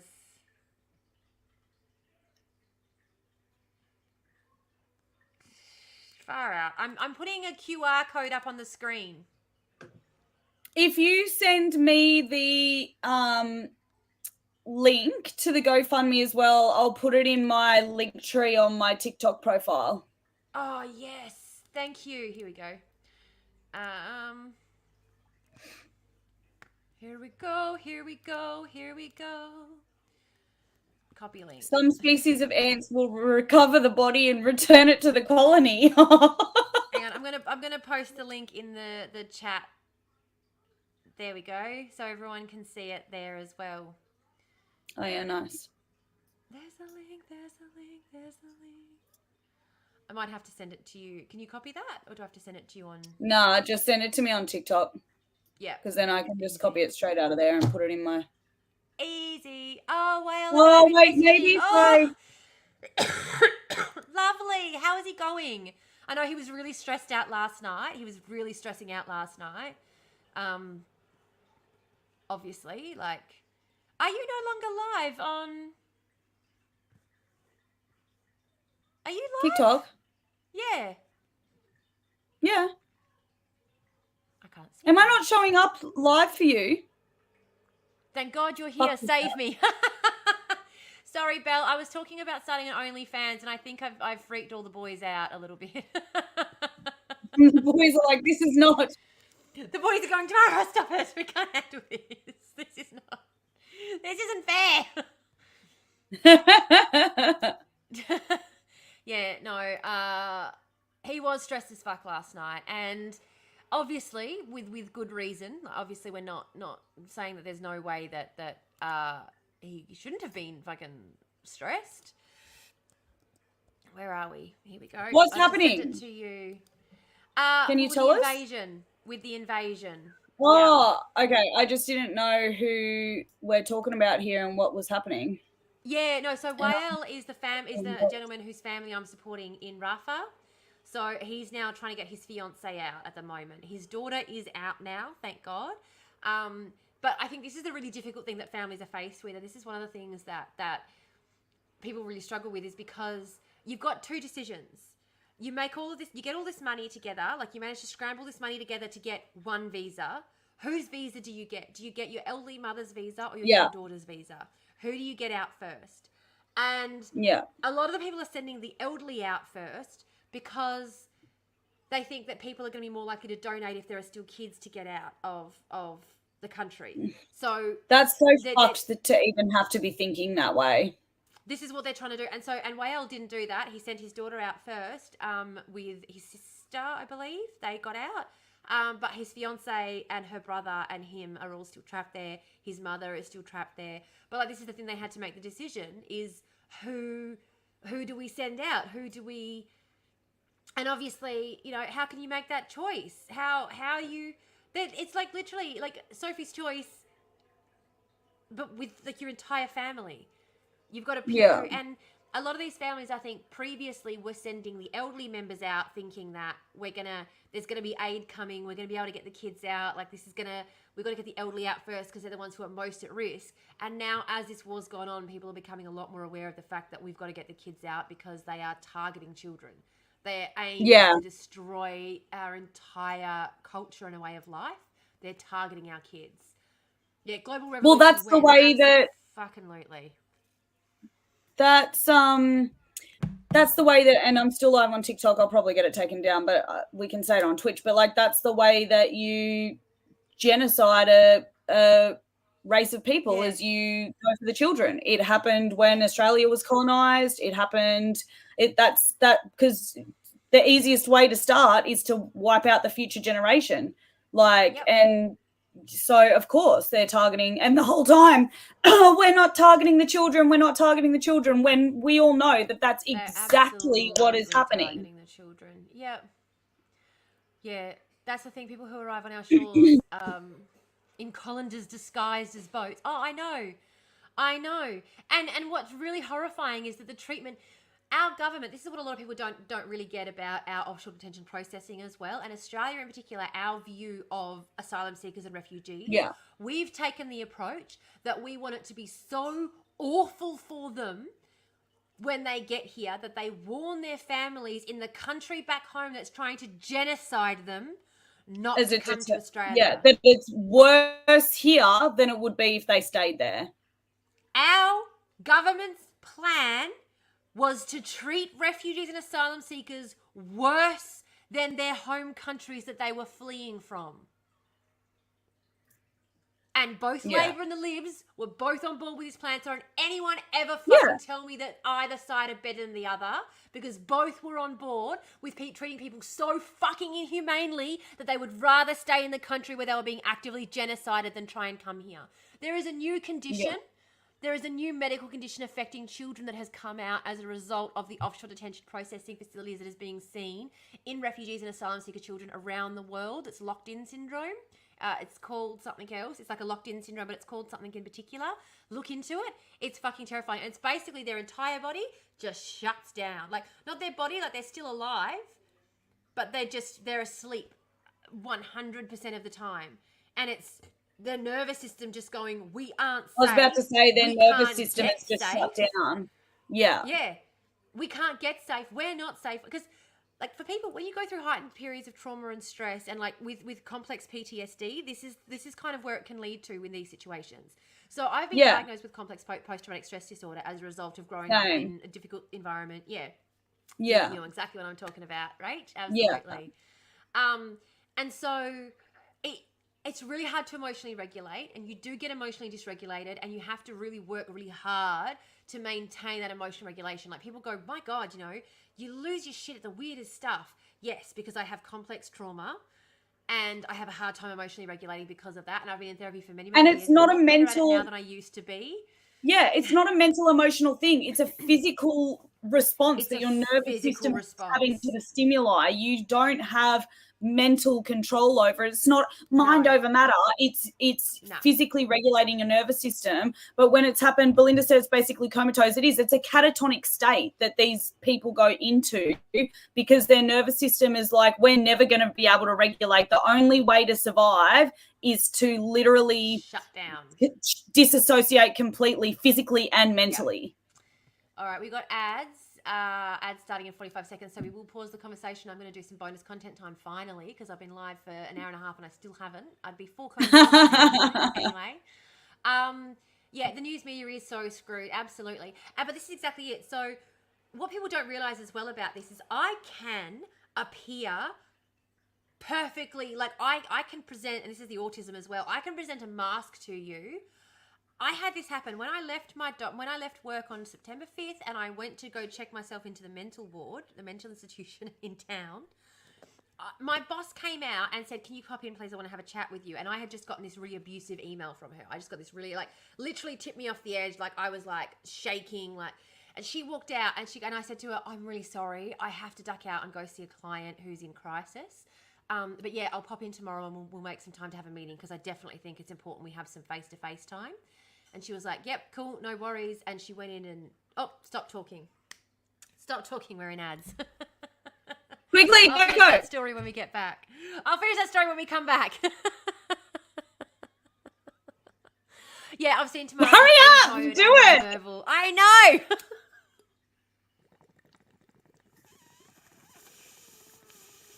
Nobody on TikTok is seeing anything or hearing anything or knowing anything.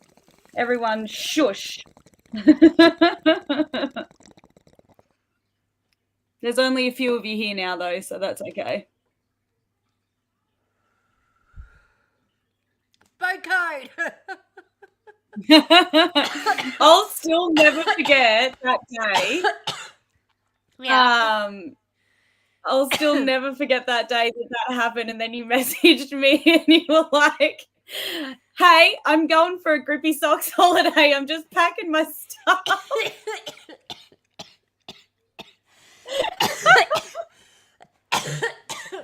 Yep.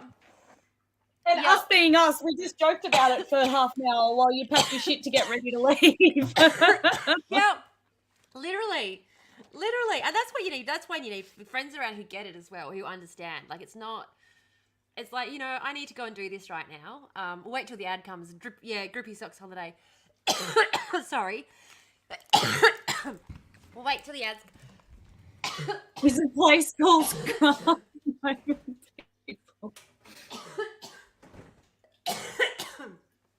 Oh, sorry. Coughing. Those allergies, guys, I'm so sorry. So horrible. I had to mute the microphone. Oh, you're in the loop. I haven't seen the TikToks. I haven't seen the TikToks, but I've seen the clips that people have put together of when they were making the things that looked like those things on Play Store. I can't say because I'm on TikTok Live, but Clean your tools, people. Yeah, clean your tools. Absolutely. Take. What? Toke. Oh, what? They make bongs on Play School. Yeah, have you seen that? Have you seen that clip from back in the day? I haven't, no. But yeah, I do always clean my tools. I clean my tools at the end of every day before I go to bed, the same way I do my coffee cup, you know?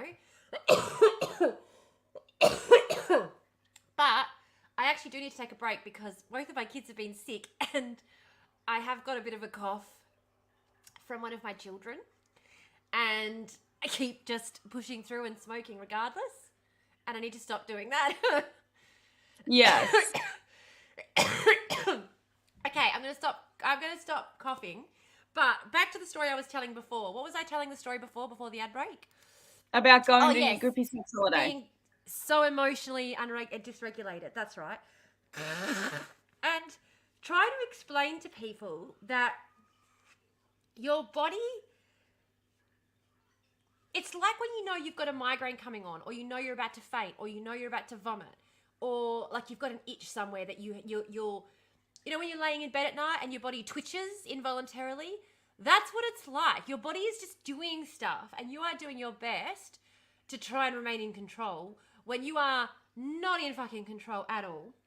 But I was able to keep it cool, calm, and collected while I left the office, and try and sort of, you know. But people will always say to you, "Oh my God, just keep it together." And it's like, if you had any idea how hard I am working to keep it together all the fucking time. Because again, every minute of the day. Every minute of the day. Because having complex post-traumatic stress disorder means that, and when people talk about triggers as well, and people go, "Oh my God, people are just so triggered." Have you ever been stuck in a 3-hour panic attack? Like, have you ever been stuck in a 3-hour panic attack? You know, like, if you've not ever been stuck in a 3-hour panic attack, don't talk to me about being careful about people's triggers, because I went to the hospital and the guy told me to breathe into a paper bag, and I wanted to clock him across the fucking face because I thought to myself, I'm 36 years old. I'm having a 3-hour panic attack. Do you think if there was a simple solution like breathe into a paper fucking bag, I wouldn't have discovered it by now? Like, yeah. If there was if there was a way, please sedate me. Please shut the fuck up and sedate me. Like, I'm here in hospital because I've tried everything that I could possibly do, and now I need you to do something. And standing there and being useless is not it. Yeah, exactly. And people don't understand too. Yeah, and I think exactly with like, which is probably where you were about to go with this tomorrow, like with complex PTSD, is it's different. Neither is worse than the other. They're just different than regular like PTSD and complex PTSD, because PTSD is often, it's from usually a singular or like event, really, like a big event. It's often a physical event. Yeah, and so it's often an event that physically occurred, such as, like, just to use some less triggering examples, a car accident or going to war, but war these days that is prolonged the way of what we're seeing in Palestine at the moment, that's different. That's very complex trauma. But like back in the, when you think of war back in the day, you would get PTSD from the bombs. And so people think of PTSD triggers as being something physical, like hearing a loud noise and associating it with a bomb going off or a car accident, and then that triggering you and that eliciting a physical reaction, because that's the way that PTSD has always been portrayed in media and movies and things like that. Whereas with complex PTSD, there are things called emotional flashbacks and emotional triggers that are not going to be, yes, you can be triggered by things that are a physical thing like a loud sound or whatever it might be, but it's complex. That's why it's called complex PTSD. So you'll have this, and you'll be triggered by something and you'll have this emotional reaction. Yeah, but it's not like, you can get triggered by things as well that you do every single day, and then suddenly one day it triggers you for some reason. Yeah. So, and it's an emotional trigger. It's an emotional reaction that you have, not like I'm scared. It's like And I often find when it starts for me, like for example, you know, one of the trigger that I had was I was doing my eyebrow gel, and I had to throw out my gel pen and get a new one after that because I couldn't touch the pen again. I was doing my eyebrow gel, and as I was doing it, I remembered the day that I'd bought the brush, and I remembered walking in to the store, and I remembered seeing her and her reaction and knowing something was wrong. And I remembered in a way that even at the time I was unaware of, I remembered telling myself, don't touch that, don't touch that, don't touch that, don't touch that. Like, put that away. Like, and it was like, it's really hard to talk about. It's really hard to talk about without getting overwhelmed by it again. Like, even though I'm now well past it, I've been doing great in therapy, like I'm not having those triggers anymore.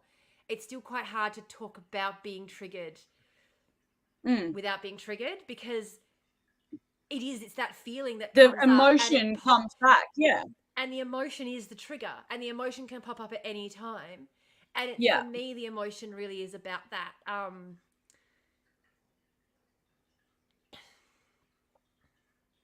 While you gather yourself, let me lighten the mood with the chat. You go.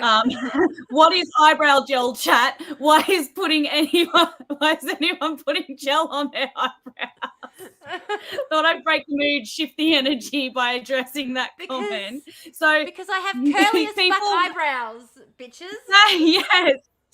So people always say to me, because I often have my eyebrow brush when I'm live, and I'm like, hang on, guys, I just have to brush my eyebrows. I'm getting stressed. And people are like, the eyebrow brushing kills me. Yeah. And it's because you have curly eyebrow hairs and you have to brush them. And there are brush things that you can buy that are like a mascara, but they're clear gel. So you dip the thing and you brush, and theoretically, if your eyebrows aren't fucking out of control, the gel will hold your eyebrows in place. What does gel have to do with curly?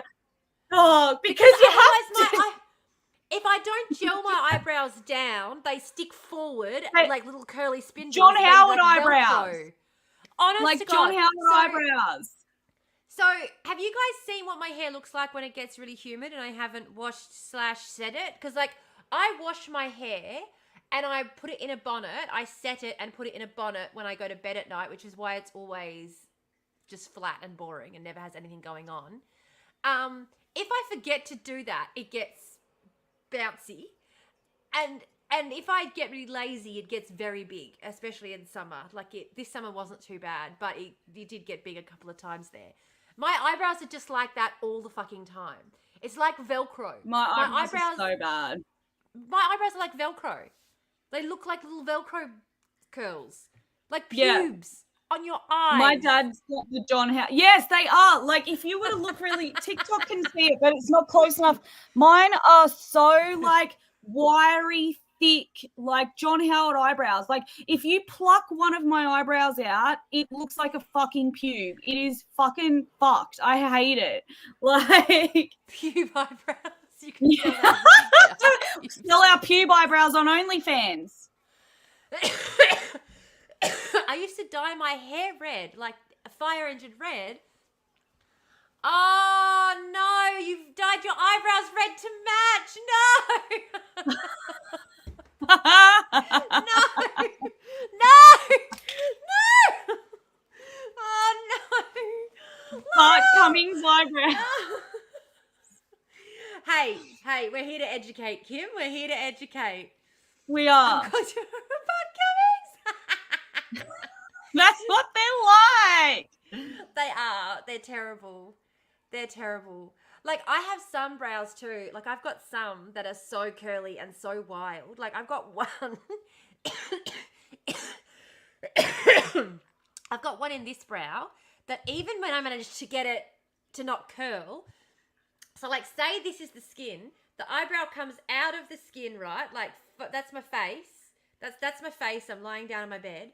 The eyebrow comes up out of the skin like that, and then goes like woo along the top. I can't get it to lay flat. The best I can do is it with this. So I just pluck that one constantly.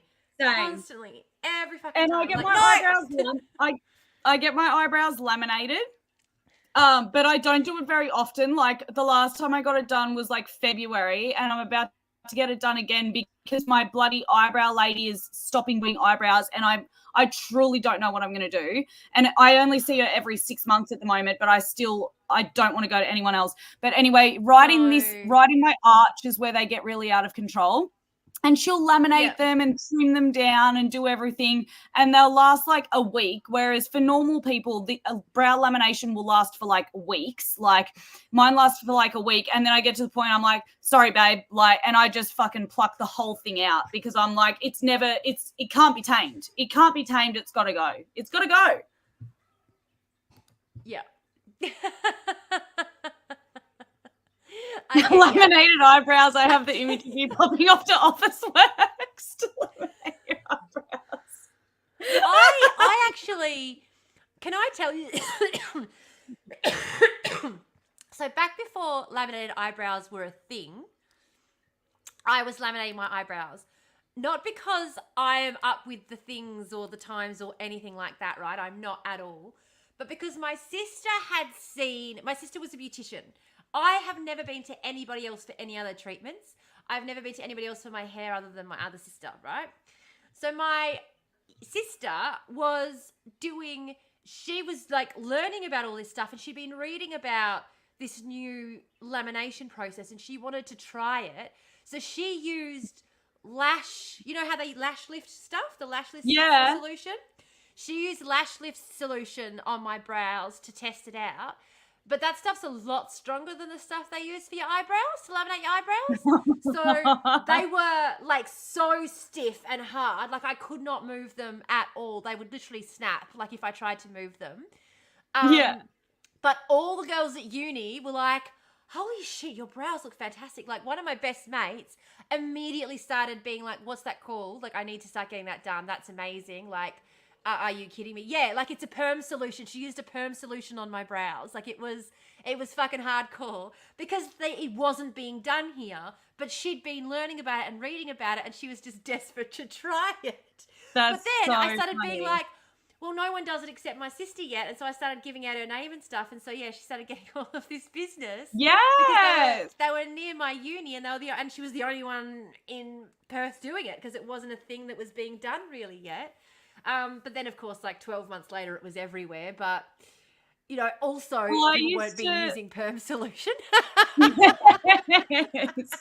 I used to do, I used to do like before laminating was like a thing because I've always watched like RuPaul's Drag Race and stuff. And so I would get glue stick and like try to glue them down or get the Pears soap and like get the, you know, the clear Pears brows and stick them down like before it was even a thing because I'd seen drag queens do it before they block their eyebrows out. So I was like, okay, well, if I just stick mine down the way that they do before they block them.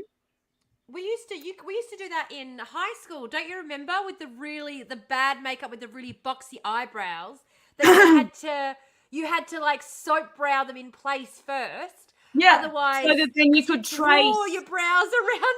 Yeah. The shit we used to do. God almighty. Yes, come the revolution, the eyebrows will be free and revolutionary. Yeah. By the way, guys, we are trying to donate. We're trying to raise money for this lovely family. I want to put I'm trying to figure out GoFundMe. Can anyone figure out, does GoFundMe have like a progress bar or something? Or, you know, like... Yeah, it should do. It should. I really feel like... I don't know. It should have it on the page. Yeah?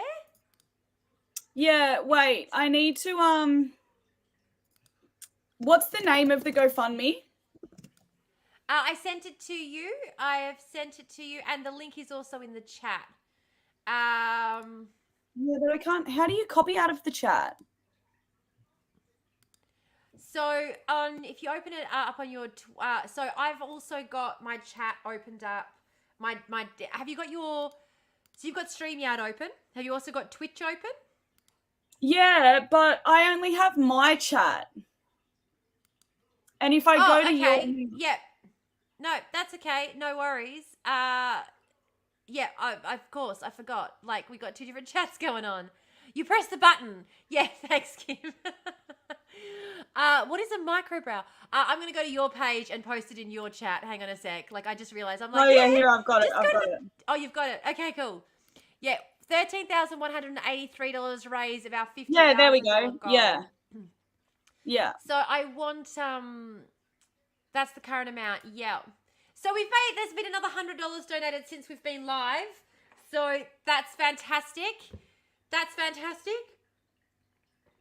I'm just putting it in my TikTok link tree now. It does. I seen it earlier. Okay. So for everyone on my TikTok who can't see, we're currently live on Twitch with Tamara vs. The Void. And we are raising money for a family who is trying to flee from Rafah. And I'm about to add the link to the GoFundMe to my link tree, which is in my TikTok bio. If anyone is interested, the smallest amount of donations Even makes if all the everybody we get this difference. to is just able to donate $1, it's going to make a massive Exactly. difference. Massive. This is part of, for anyone asking, this is part of Operation Olive Branch. So Tamara has got this family that we're now raising money for. And this is our mission. So while we're live on Twitch over the coming couple of weeks, this is what we're going to be raising money for. We're going to get this family out of Rafah. Yes. And all the money, So all the money I get through Twitch, all the money I get through Ko-fi, all the money that I get through all those places is all going to this family as well until we get them out. So, you know. Amazing. I don't get any money from Twitch currently, so but... Yeah, I think and that's I only get I think I got $11 last week, so it's not like a massive amount or anything. It's better than nothing. Exactly. And that's what I mean, guys. Like, I'm only able to give what I'm able to give that I make through here because this is extra income on top of I live week to week, paycheck to paycheck. Like, I'm not expecting anyone to be able to come in and donate hundreds and hundreds of dollars. I live paycheck to paycheck. The money that I get from other sources is all accounted for down to the dollar. But the money I make through these means is external to my needs. It's additional. And so I absolutely can, so I will. But yeah, it's $11. That's all I can give. Sorry. The link is now in my TikTok link tree for anyone who is wanting to. It's at the top. It's right there. Very easy to find. So yeah, everything and anything is appreciated. And we want to obviously hit the goal as quickly as possible because this is literally a life and death situation. It's not a absolutely not. Absolutely not. It is. It's like, and that's the thing is we're not. It's not even like, we were planning on doing a live in a month, and then they did what they did with going into fucking Rafah. So we don't have that kind of time anymore, whereas we thought we did previously. Sorry, I'm just trying to... No, that's okay. I'm still making sure that it's all working in my link tree because sometimes you know how you add something and then people will be like, oh, the link's not working. So I've just gone back to check that it definitely is working in the link tree in my TikTok bio, which it is. So yes, TikTok bio, it is there, ready to go for you. So I'm trying to... So I'm just going to add a, what's it called? QR code to the screen for people to be able to go to scan it on their screen just to make it a bit easier if you are watching on a TV or whatever or on, I don't know, a laptop. But one thing I was going to say, there we go. For some reason, there we go, it's just below me. Yeah, I am not able, this is not allowing me to do anywhere near, I don't know. It's very, this is very irritating. I'm very irritated. Sorry. That's Sorry, okay. ignore me. On with what you were doing. I was not doing anything. I just had my phone up and because I've got the GoFundMe open, so I was just showing the TikTok live the actual GoFundMe page so they know what it looks like when they go to click it find open. Yeah. And the really great thing, so these families, like, obviously we know there are hundreds and hundreds of thousands of families who are looking for help to escape Palestine. Obviously. And individuals too, not even just families, individuals that don't have any family left. And the thing is, though, is most of these GoFundMes are, there's someone organizing it, and in it they'll say, okay, this is the list of people that we're trying to get out. So we're actually not even just trying to get out Mohammed Wael and his family, because Mohammed Wael has a dozen other people that he is also trying to help get out. So he's updating, being like, you know, this person's contacting me, we've got to get this person out, we've got to get this person. So we are helping the helpers. You know, these people aren't just looking out for themselves. They are trying to help everyone in their community that they can. And so, and they've been vetted by Operation Olive Branch. We know them. We know that they're on the ground over there. Like they, you know, so we can be confident that we're helping. It's verified, basically, for anyone. Verified. Yeah. And it's so funny because whenever you read any of their stories and they start talking and you start hearing them go, oh, like, you know, thank you so much for your help. Now I've just got to get, you know, my uncle and his wife out. And it's like, okay, oh, thank you so much for your help. Now I've just got to get my cousin and his wife out. And you're like, your heart's breaking because you're like, you're never leaving, are you? You've made a contact in the West, and now you've decided that's it. You are staying because you've got a contact in the West. You are going to stay here until you get everybody you know out because you've got a contact. Yeah. And it's like the minute someone gets a contact, it's like they sacrifice themselves for their communities, for their families, and it's heartbreaking because you're talking to these people and they're messaging you, like, I'm sorry, I'm getting goosebumps, but they're messaging you and they're being like, oh, you know, as the tanks are rolling in, as they're hearing the bullets going off, as they're hearing bombs are being dropped, and like, I'm not sure if, you know, you're going to be able to hear me tomorrow, but I just want to say thank you so much for being with us and not forgetting about us. And, you know, like, if you don't hear from me again, thank you for everything. And it's just like, stop thanking me. Like, this is like, and it's hey Bruce, it's a real sad, it is really dire. It's an indication of how dire humanity has become, that something like this can be happening, and we've got citizen to citizen, like, humanitarian aid and rescue happening, and you've got the people who are literally on the ground trying to escape thanking another individual citizen in another country or on the other side of the world, and they're exchanging help with each other. That you can't, like, the fact that this is how we're having to help, and that the intervention from government superpowers who are just sitting back and watching this happening, who have the power to evacuate everyone tomorrow. And, you know, it's just wild. Oh, that's amazing. They are incredible. And I gotta say, like, it's one of the reasons I want to be in the city so badly as well, is because when shit like this happens, you do need people who are willing to just show up as a show of force. Like, you just need people who are willing to sit there and be a body on a step. And even on my days where I can't do much, I can do that, you know. Whereas where I am, there isn't that. You don't have that. You got to be, you know, you have to push for everything constantly.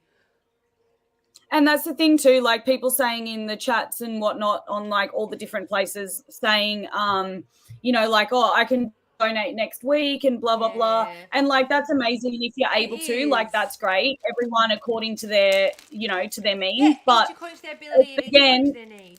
Sharing content, putting a link in your bio, jumping on a live You stream. know that really fucking annoying Microsoft Teams chat that keeps going off 50 fucking times a day, even when you're on break, even when it's home time, even before work starts? Post in that thing. Yeah. Every time, Yeah. do it like a drinking game. Every time Jeff from accounting says something stupid, post the link. Every time Jeff from accounting says something stupid on the Microsoft Teams chat, post the link. Yeah. That's, sharing the GoFundMe around is just as valuable because again, everyone according to their means, and they're and a lot of people will say even about what we do with Twitch and Patreon and different and the Ko-fi and everything, and they're like, oh, but for the content that you make, people aren't able to pay or people aren't able to donate money, and it's but everyone but sometimes there are followers and viewers that can, and or someone might know someone who can, and all that we can do is get the word out. Exactly. And I've had viewers, and some people say to me too, oh, well, you make content about this, about people living in lower socioeconomic means. How can you expect people to donate? I was like, the first donation I ever got was for $250. Wow. The first donation I ever got was for $250, and I paid for StreamYard with it so we could start doing our podcast, remember? Yeah. But that's the thing too, is it's kind of encouraging to know that there are people that do have, more money than others who are able to be out there. And because newsflash for all the fuckwits, care about people other than themselves. And so many people message me and tell me that they can't comment because of their job, and they can't publicly share my shit or like it because of their jobs, but they will donate to my Ko-fi because they're they want to show support, and so they'll send me money to be I agree with you, but I work for the government. Well, and that's fair though, because everyone according to their means. So, but then there's people who are able to share the content but not able to donate money, and so that's what we all just need to do what we can do, and when we collectively come together. Oh, ad break. Woo! I knew it was coming up. I set it up, ready to go. Oh, I'm so ready. Sorry. I'm just reading Belinda's. Yeah. Shut up, everyone. Can help in taking care of yourselves too. Yeah. Everyone shut up. And tomorrow we'll get distracted and keep talking. We do have to remember to take care of ourselves throughout all of this as well, guys. That is also very important. Need a mute button.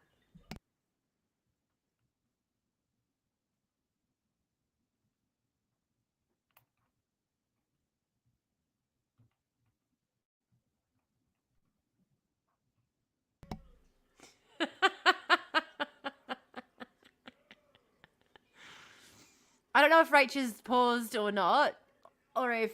No, I'm not paused. I'm typing. Oh, you're typing. Because I did mute myself and went on a ramble. Yeah, go check out your eyebrows, Kim. Now we've given you something to worry about you'd never even thought about before. Check my eyebrows.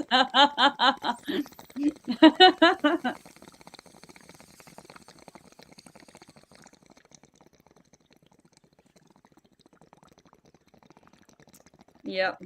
Yeah. Exactly, Bruce. So in my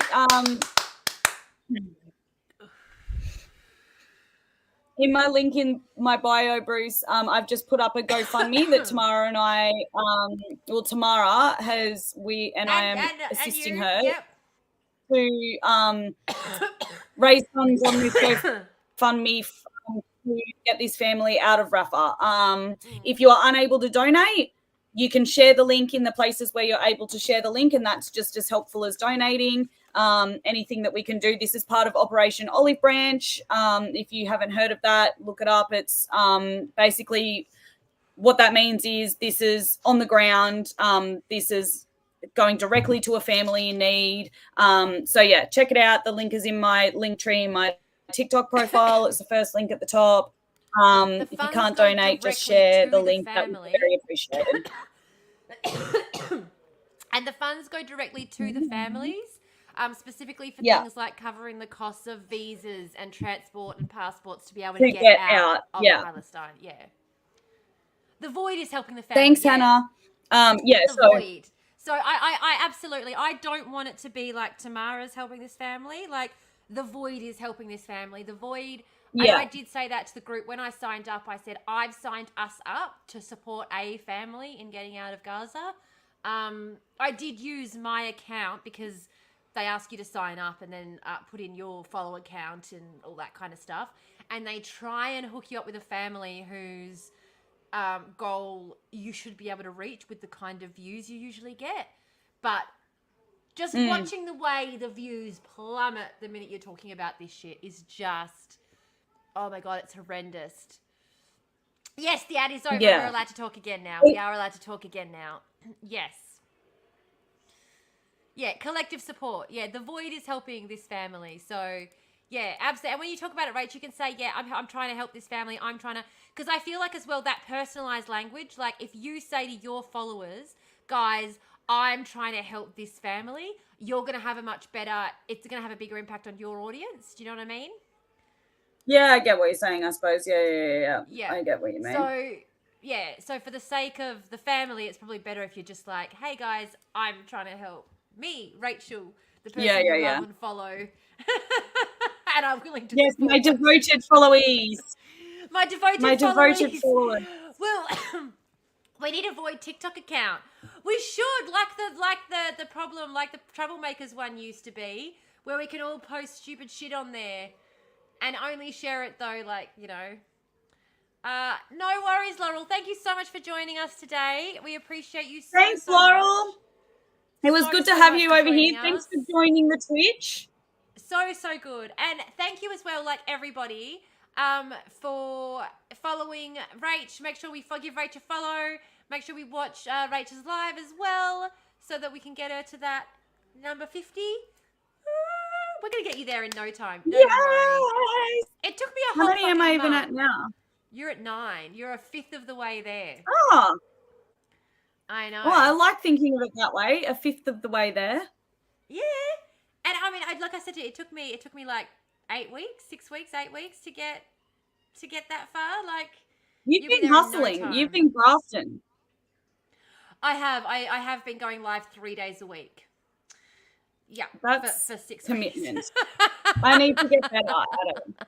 I also have got I'm on Riddle. Well, it's not Ritalin, it's the slow release one. What's that called? Like Concerta or something at the moment. So I'm a lot more focused this week because I've got a 10-day supply. I am going to message you too, Amy. I did see your chat earlier about that. Kim has posted his eyebrows on the Discord. Everyone quick run and check that right now. Quick. It's not your eyebrows, Kim. No, where is it? Where did you put it?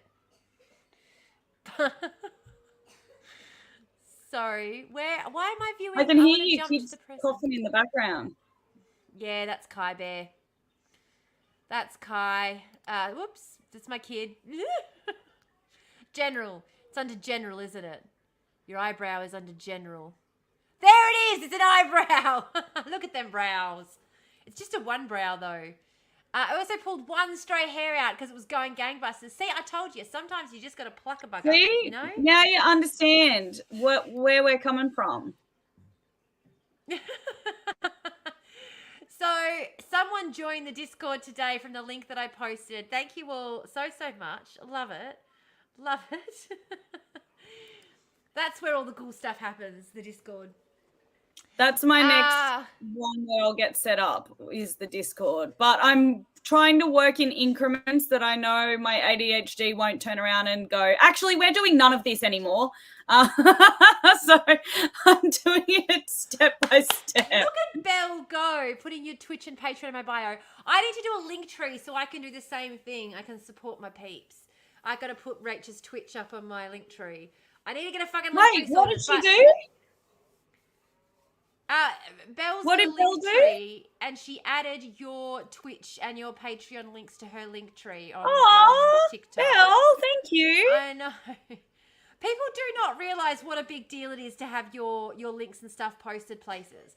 People don't really understand. I know. What a big deal it is for people to share your content, to click on it, even just to send it in a message to a friend.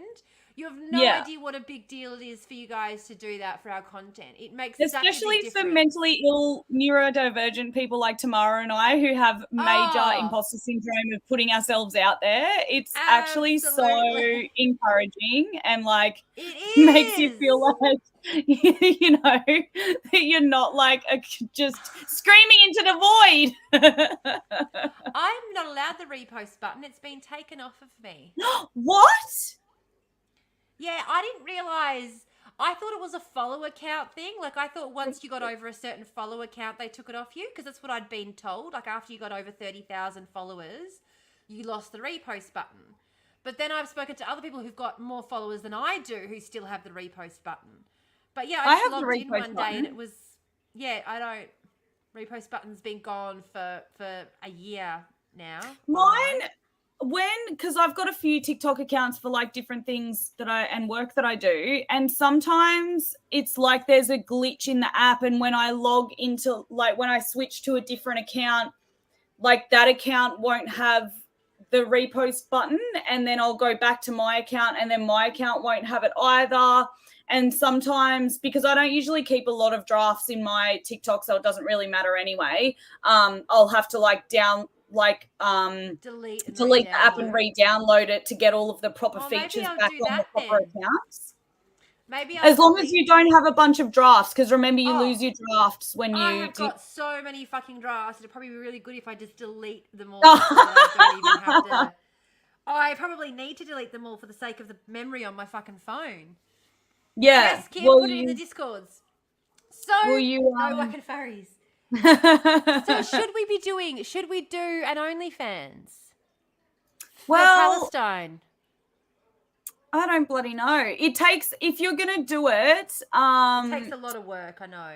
Well, it takes time to be, you've got to submit all of your IDs and everything like that and have them verified. And that process itself apparently can take around a week sometimes. Oh, really? Yeah, because you've got to submit your Opal Fans PK. Yes, you've got to submit from memory, because one of my close friends set one up. I was going to say driver's license. Set one up. A few, and they have to verify your identity. And I remember hers took like close to a week to process, and then if sometimes it, like one of her things got rejected because the photo wasn't right, and maybe they've improved the process. This was a while ago, maybe it's a bit quicker now, but it's not just like instant, you know what I mean? You've got to actually like get it verified. Maybe Foot Finder is easier. PK on my TikTok chat said maybe Foot Finder is easier. Maybe we should look at Foot Finder. I was going to say, there are a couple of other accounts where I already have accounts up. Like there's one where you can sell your undies, which I already have an account. Someone else on my TikTok chat, she said, oh, nope, the process has always been atrocious and continues to be. So. Oh, great. Yeah. Okay. Well, I'm sorry. Like, I mean, it's not that I wouldn't do it. It's that I just think that I think that at the rate that this conflict is going, by it's the time time sensitive. Accept me, it's going to be too late. I wish I'd thought about this on October 7th. Yeah. Thanks for letting us know, Jen. I appreciat that. I appreciate that, honestly. T's search history includes how I sell my undies. Look at the chat. Yeah, I sold my undies when I was in uni. What are you talking about? I'm sorry. Like, when I tell people that I ended up sleeping in a tent with my 2 children, that I ended up homeless with them twice, do you think that happened without me trying absolutely fucking everything to avoid that outcome? Like, people, honestly, people want to be like, what? Oh my goodness, you did what for money? Bitch, I told you I lived in a fucking tent. What do you think this is? Like, what you should have worked harder, babe. You should have worked harder. I was working 3 jobs and selling my undies on the side, bitch. Like, what the fuck? Jenna said that it's been a nightmare even just trying to get her husband verified to appear in her content because it's an AI process, not people managed process. Power to you. I never would have thought of it. I just steal shit. See, this is the thing. This is the thing, Kim. I didn't think of it. Someone asked me if they could buy my dirty undies, and I went, is that a thing people do? And I went, it is. No worries. And started taking photos of myself in cheap $1 and $2 pairs of lace Kmart undies, that some of which there was a heavy discount involved. And I'd take a photo of myself in the undies that I would then like pin to the underwear, and it was always like a Polaroid that had my face mostly blurred out in the light and whatever. Very heavy makeup that would go with the underwear, and I'd sell them for between like $150 to $200 a pair. A 5-finger discount. Yeah. Yes, Belinda, probably. Markup. I had a lot of like, it's funny too, because some people would have funny requests, and so I bought a few pairs. I used to get some from Cotton On, because some people would have some particular requests for certain things. For example, like they'd give you, like I sold one pair for like $400 because somebody wanted a pair that had been worn for a certain length of time, and I was like, I'm not wearing them for that length of time, but if I buy this acrylic underwear, it's going to smell like I did. That's so smart. Twat's in my TikTok chat and said, and she stopped why? And someone said, damn, that's a great side hustle. We're side hustling for Palestine. Just FYI. I've got some of my followers back in my chat that were here earlier that had left while we were talking about it. Since you were here earlier, guys, I've put a link in my link tree in my TikTok profile for a family that we're raising money for to flee from Gaza. And even if you're not able to donate, if you can share the link around anywhere that you're able to, that would be very much appreciated. So pop to my link tree to see the link to the GoFundMe. It is organised through Operation Olive Branch. So the resources go directly on the ground to the families in need, so that they are able to get visas to be able to get their family out and everything that they actually need on the ground. So have a little look. Everyone according to their means. If all you can do is share, that is just as good as being able to donate if you're able to. Oh, thanks, Jenna. I appreciate you. Kim, I'm really sorry to tell you, but if at this point nobody has asked you if they can buy your undies, probably not. I'm going to say it's kind of a thing that tends to come up when people are willing to buy your undies. It does tend to come up. And yeah, Dominic, I don't want to yuck anybody else's yum. Certainly not going to yuck anybody else's yum. I know there are vending machines in Japan that sell used girls' underwear. No way. Underwear. Yeah. Lots of. I did not know that. You live and you learn. Trips. Yep. It was really weird when I first saw them. I thought it was for women on a night out who maybe had lost their underwear and had to have explained to me, no, they're not for wearing.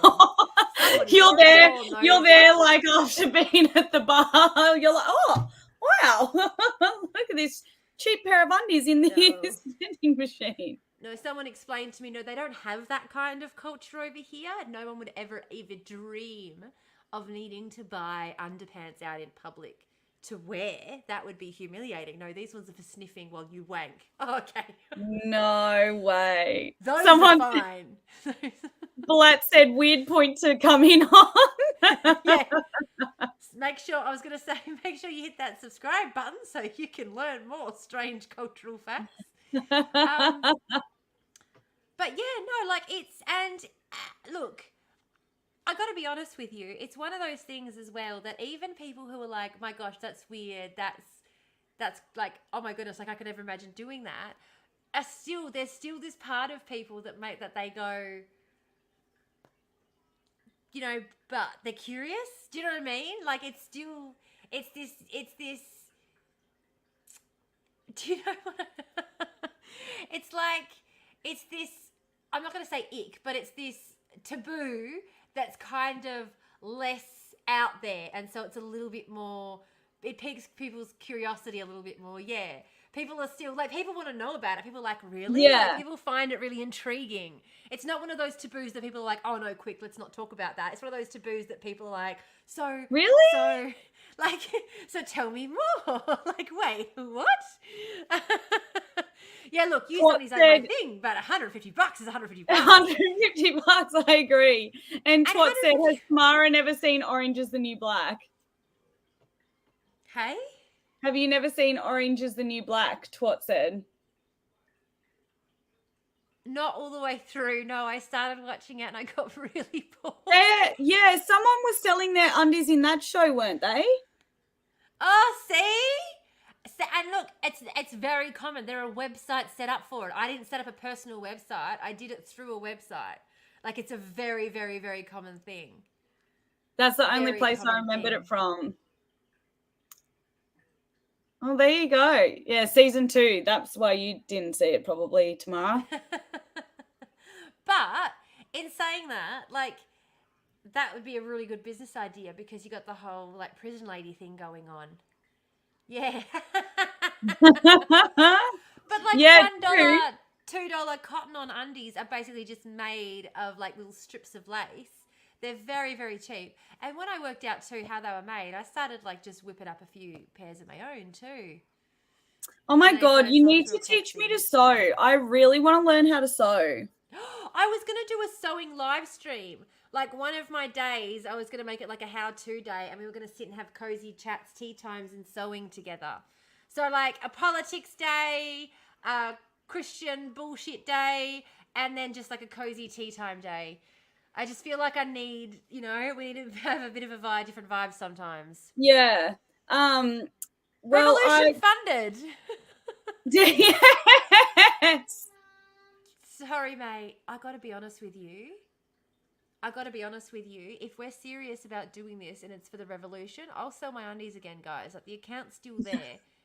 And my face might have dropped from my younger days, but you hide your face anyway, and my body's still tight as fuck. Like you don't have to worry about that. I don't think they even really, to be honest, a lot of them probably don't even care what the people wearing the undies look like. They just want the undies. They just want to sniff them. Oh no, you definitely make a lot more if you have blue eyes and red lipstick on and are a size. Oh, the whole siren vibe going on. Because especially because you send a photo, like a Polaroid of yourself attached to it with a little kiss in the corner, like, from your girl. Like imagine a lonely old guy gets that, he's going to pay, easily he'll pay, a couple $100 for that.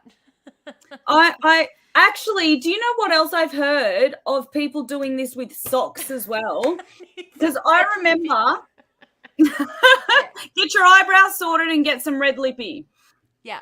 I remember seeing a chick talking about this, right? And she would Bill, sell you're fucking her hot. socks, Don't even pretend. Yeah. and she was saying that like the dirtier the socks, people, so like she would They'd sell pay socks more.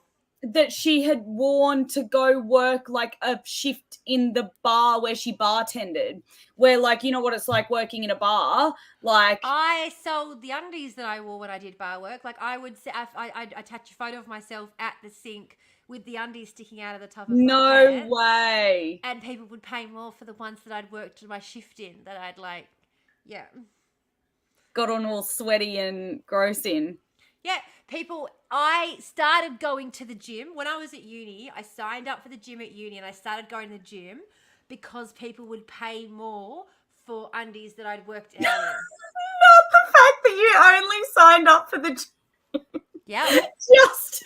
And I started going like 3-4 times a week because I'd get 3-4 different pairs of underwear that I could sell.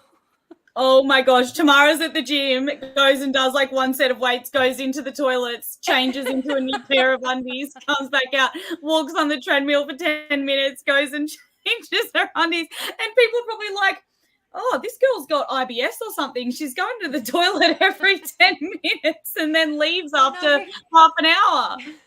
No, because I just go in between my classes. So I'd go, like, take the photos of me in the room, take my photos of me on the treadmill and whatever.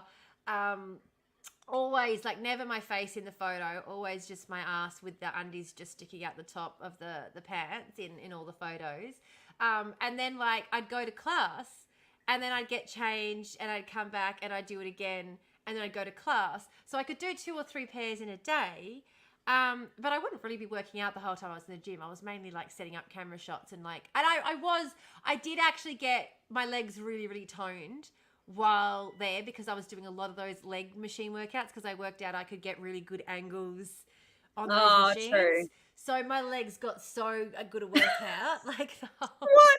Wait, Twat, Yeah. Twat wants you, Twat's thinking about working smarter, not harder. Could you not just layer a few pairs of the undies on at once and do a few in one go?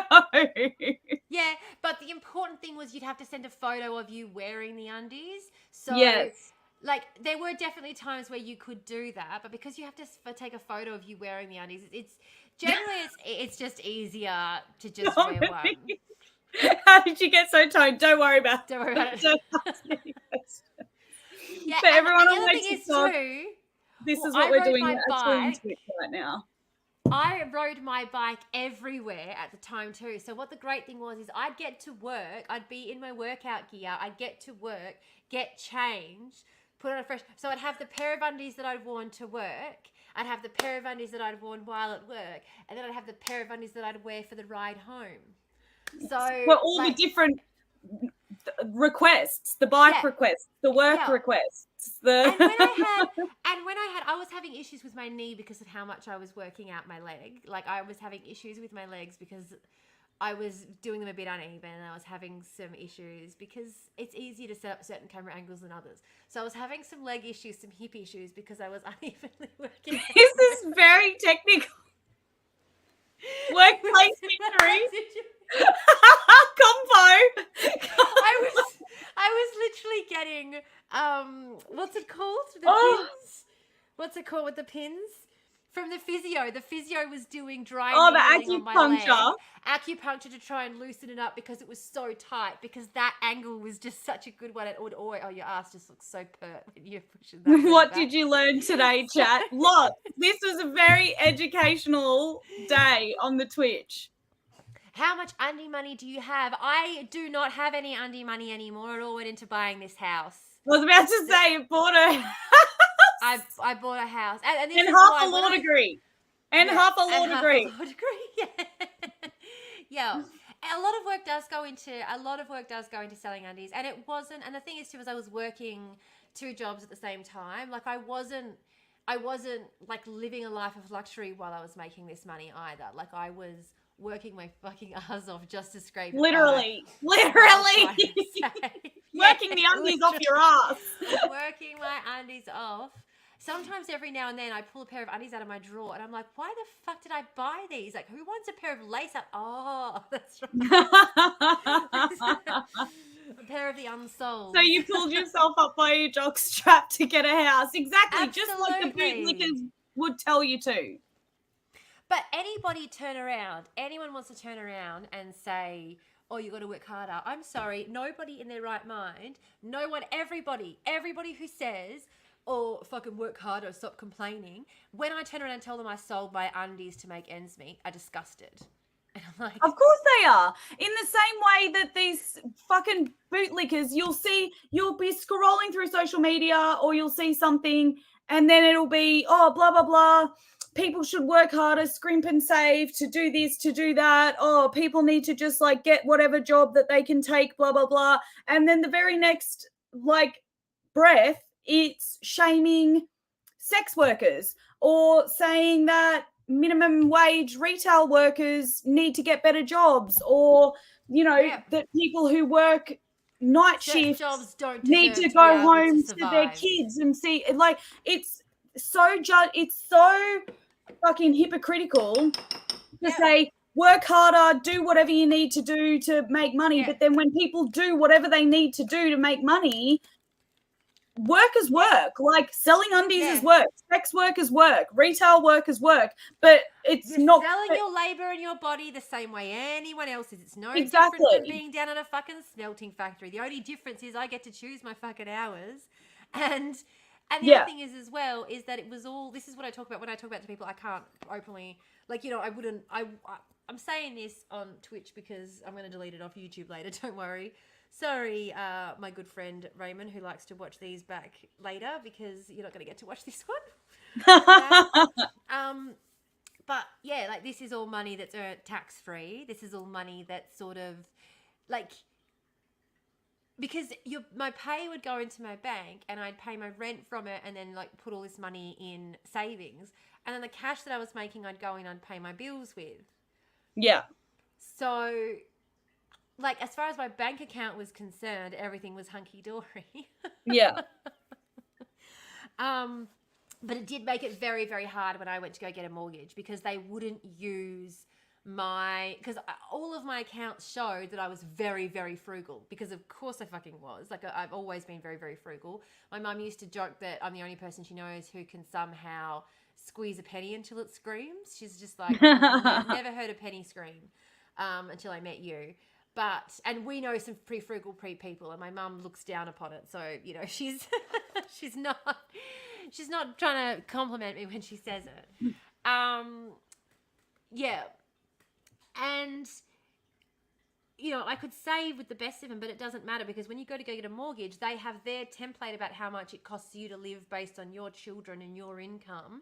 And it doesn't matter that you've managed to get your expenses less than that. Even if your gas and your power and all of those, you've shown that you don't use it anywhere near as much as they assume you do.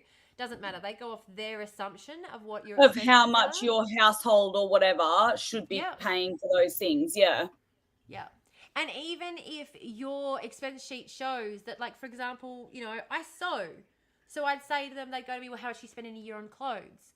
And I'd say, I mean, I don't really spend any money on clothes. Like, I buy fabric. I get fabric from, like, the op shops and stuff usually, because I'm very big on environmentalism.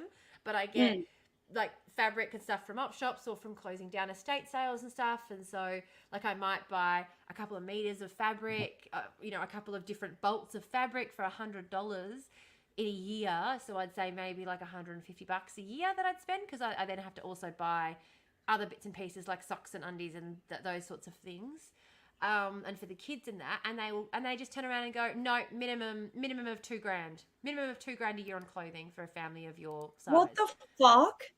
And you go, but I don't spend anywhere near that. Doesn't matter. But I've managed to save $80,000 by sewing my own contradiction.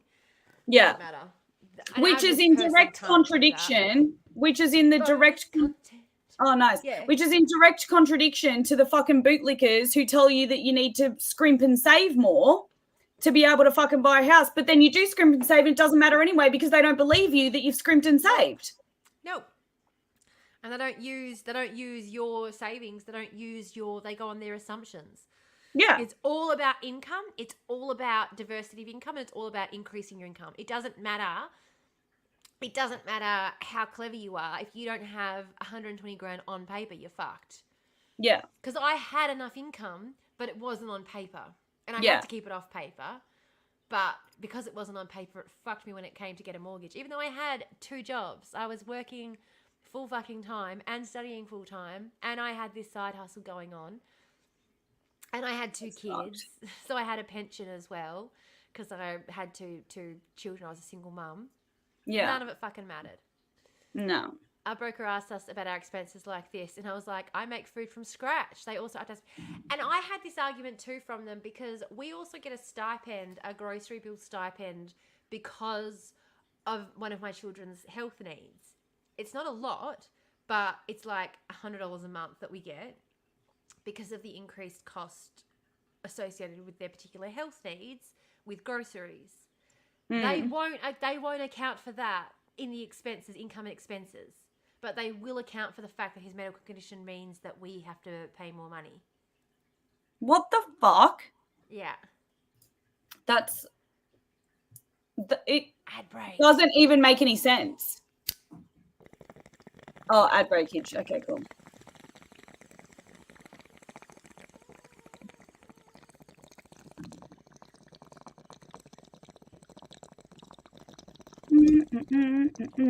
Oops.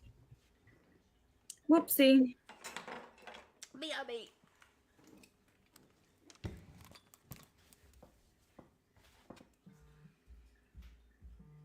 Not my electricity company, just fucking emailing me that if I refer a friend, they'll get $50 off. No. Oh, it wasn't me. That's Tamara's bonus content on the Twitch. That's Miss Tamara.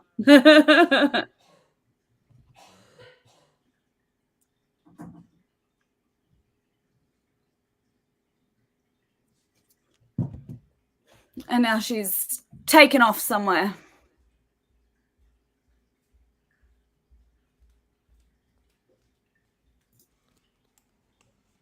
Hello. Oh, I need to put the kettle on.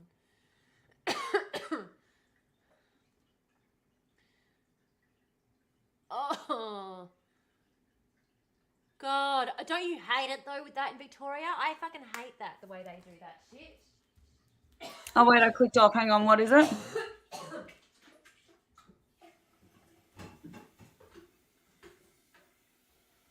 Yes, it is the kettle boiling.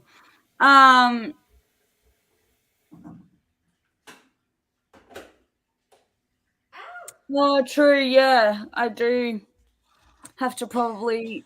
Mine's not too bad, actually. So usually when I check mine, there's not really been a better one. I did get a better deal with my company too, though, without even having to switch. So that was fucking handy because it's obviously less of a pain in the ass. But it's all just fake though. It's like these bloody Oh, deals. yeah. It's like the sales at the checkout. It's like none of it's real. The mental admin of switching. Yeah, exactly. I hate that so much about the Victorian market. I've got a rogue eyebrow hair. TikTok can see it, but you can't see it on Twitch because look, I'm trying to separate it. Yeah, exactly. Like, because especially in WA, we still have Synergy, There which it is state owned, but the coal isn't, obviously. But like, for example, the coalfield up the road from me keeps threatening to close because they're not making profit. And the state just goes, doesn't matter, you've got a contract to supply us this much coal for this much money. We don't give a shit if you're making a profit or not. Like, we don't fucking give a shit.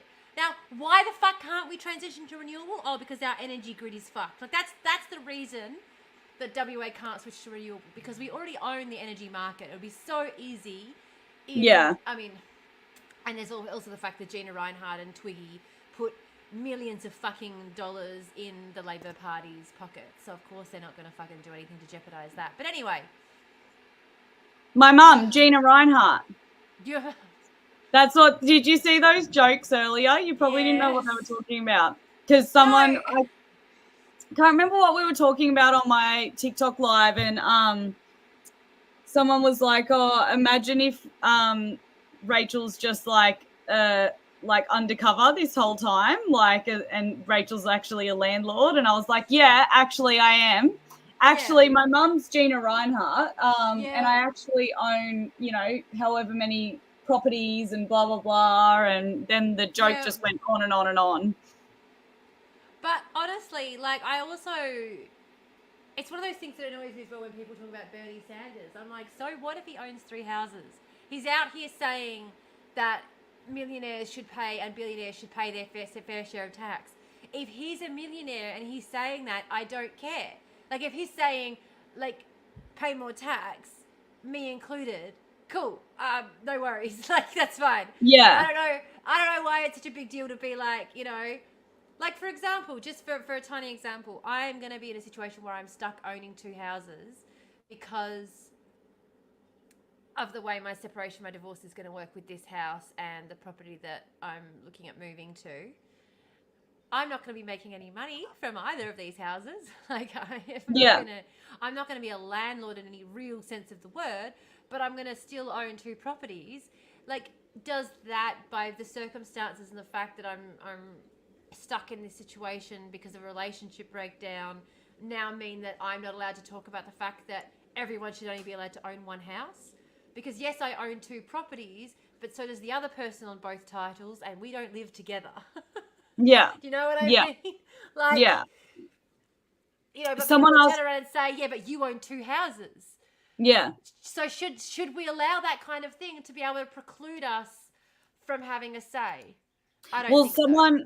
someone asked me the other day too, oh, well, do you have any friends that are landlords? Like, what do you, Mitch, it's Tamara versus the Void. She's banned from TikTok Live at the moment, so we're also live on Twitch. If you want to come join us. Sounds so aggressive. She's not, well, she's Tamara. This is how we speak. So, Yeah, she sounds so aggressive. He Well, said, "Oh, she's right, Tamara." I think he knows who you are." He was like, "Oh, okay." And Twat said, "He's not wrong." Twat said, but I just love that And response then- where you went to deny it and then you went, well, you're like, no, well, but she's Mitch Tamara. said, "We love you both," because Mitch knows who you are. So he was like, "Oh, Love you, well, Mitch. yeah, justified." So yeah, someone was like, "Oh, do you have any friends that are landlords? Like, so what do you say to them?" And I said, "Well, first of all, no, I don't have any friends that are landlords." Hey, Dominic, the aggression is why everyone wants me to start a fucking Yes, OnlyFans. I'll yell at you topless for $50. Everyone's saying hi to you in the Twitch chat, Mitch. You need to come and join us on Twitch. And I said, well, no, like, I don't have friends that are landlords because, like, generally people that I know, doesn't mean we're friends, but that I know that are landlords, we don't align as friends anyway because of our beliefs and our, stances on a lot of things. So they may be people that I know because I've worked with them or whatever, but we're not friends. I wouldn't hang out with them. I wouldn't go sit around on Friday night listening to them fucking talk shit about whatever the fuck they're going to talk shit about because we're not friends. But I tell people. I tell this story when people say to me, well, are you friends with landlords? I tell this story. We just moved to a new town and I put this story up on TikTok when it first happened because I had very few followers back then. I then removed it when I blew up and found out that these women had found my TikTok and it's actually being shared amongst the mums at school. So I took it down because I said, God almighty, like 5 minutes in a new town, get invited to a birthday party because your daughter's finally made a new friend. You're shy, quiet little child who you're so terrified for and were so worried about. Go to the party, and within the first 5 minutes, you start bitching about landlords, only to discover you're the only person at the table who doesn't own an investment property, and it's the last time you're invited to a party ever the fuck again. Like, it is impossible to be friends with those people when you hold these values because they come out and these people realize you think they're scum and they don't want you around. 100%. 100%. Yes, Twat. And, well, Twat, you've broken Tamara's Twitch in my comment section, but also I've got the Twitch account as well. And Twat also said, with the tism, what are friends? Like, what's the friend? No, exactly. And it was so funny too, because we were talking about the housing crisis and everything, and I was talking about the fact that I'd been in a tent when I first moved down here. And I said, and what really annoys the shit out of me is it's all so that landlords can make more money. It's all so that they can drive prices up. People leaving properties empty, kicking tenants out so they can drive the price up. Like, people trying to get other people kicked out of homes so that they can get their friends to move into them. Like, it's just really fucking brutal out there at the moment. Yeah. And this woman turns around and says, oh, I've been trying to get this tenant out of my home for ages. And I was like, well, that's pretty scummy, isn't it? Like, that's their home. It's your investment property, but it's their fucking home. And she looked at me like, well, but we've put a lot of money into that place. And I was like, no, they have. They've put a lot of money into that place. You've made money off that place. They've put a lot of money into that. That's their money. That's their income that's gone into that place. And she's just like, never spoke to me again. Never spoke to me again. This is at a 5-year-old's birthday party. Yep. 5. What? 5. Yep. Stop. Hey, Mitch. Mitch is here. Mitch is here. School mums are the worst. But the amount of times we've been chatting and I'll be talking to one of the mums and I'll say something like, oh my God, this landlord the other day, I was trying to school them on the fact that, your investment does not, like, we do not look at your investment the same way we look at somebody's home. It's community housing. We get to prioritize the real important people, the tenants who need a home, not the landlords who are just looking to make a buck. And the mum I'm talking to goes, well, I like to think we treat our tenants fairly. Oh. Of course you'd like to think that. Of Oh. course you'd like to think that. Oh, yeah. These people There are discover a lot I of things hate we'd them all like before I to even think. discovered they're landlords. Yeah. Doesn't make it a reality. No. Oh No. my And at the end God. of the day, it doesn't matter how fairly you think you're treating them. You're exploiting their need for housing for your profit. 100%. People Full come up stop. into my comments all the time and try to garner Yes! sympathy or praise. Kim! Yeah, If sorry. you treated them fairly, they wouldn't be your tenants, you fucking goose. Yeah. People all the time are like, oh, but what about this? And they'll be like, well, we did this for our tenants, thinking that like everyone in the comments are going to be like, wow, Yeah. wow. Oh, And that's so everyone's good like, of you. How lucky are we? you're still making a Oh. fucking profit from the fact that they need a roof over their head, you fucking idiot. So I said the other day on my live when people were asking me about this, whether I have friends that are landlords, I know 2 people who own additional properties. One of them is someone whose business is as an NDIS support provider, and they use that house as basically their place of business, and they bring their respite clients in to stay in the house, and they stay in the house with them. They don't rent it out. They don't charge any money. It's just their place of business, basically. So the tenants cycle in and out of staying, not the tenants, the clients, the support clients, like come and stay over. Does that make sense of like what they... So it's like there's always people in the house. It's a place of business, basically. Yeah, so they don't rent it out or anything. They've just purchased the house so that they have a place for their clients to stay when they're doing overnight care. And so they own an additional property. And then the only other person it's for business. This is one of the things that frustrate me when people say, oh, yeah, they're buying an Airbnb for business purposes. It's like, no, a hotel is for business purposes.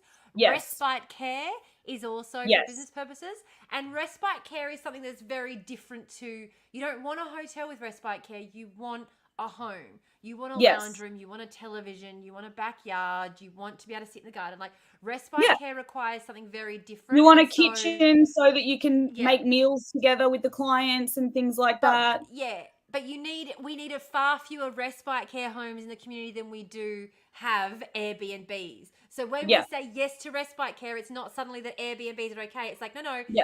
When the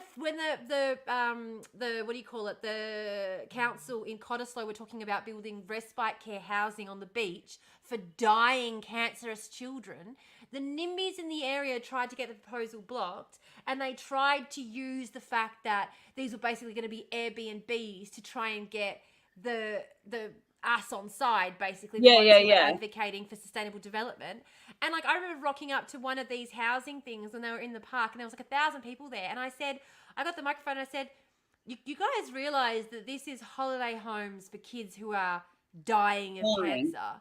We're talking about under 16s who have been told that their lives are about to end, and so they're checking them out of the hospital up the road there, and they're coming here to stay. And like I at the time, like I'm in and out of that hospital every week with my kid because my kid's got a serious health condition, and because we're VIPs, we're frequent flyers. They used to call us the frequent flyers. We stay in the oncology ward because that's where all of the repeat visitors go.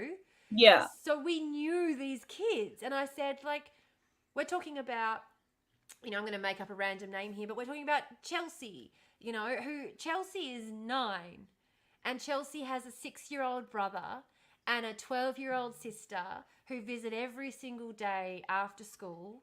And Chelsea has never even so much as been able to ride a bike with either of them because she's had cancer in her bones since she was a toddler, and has now been told that it's over and there's nothing else they can do for her, and they're releasing her. And where's she going?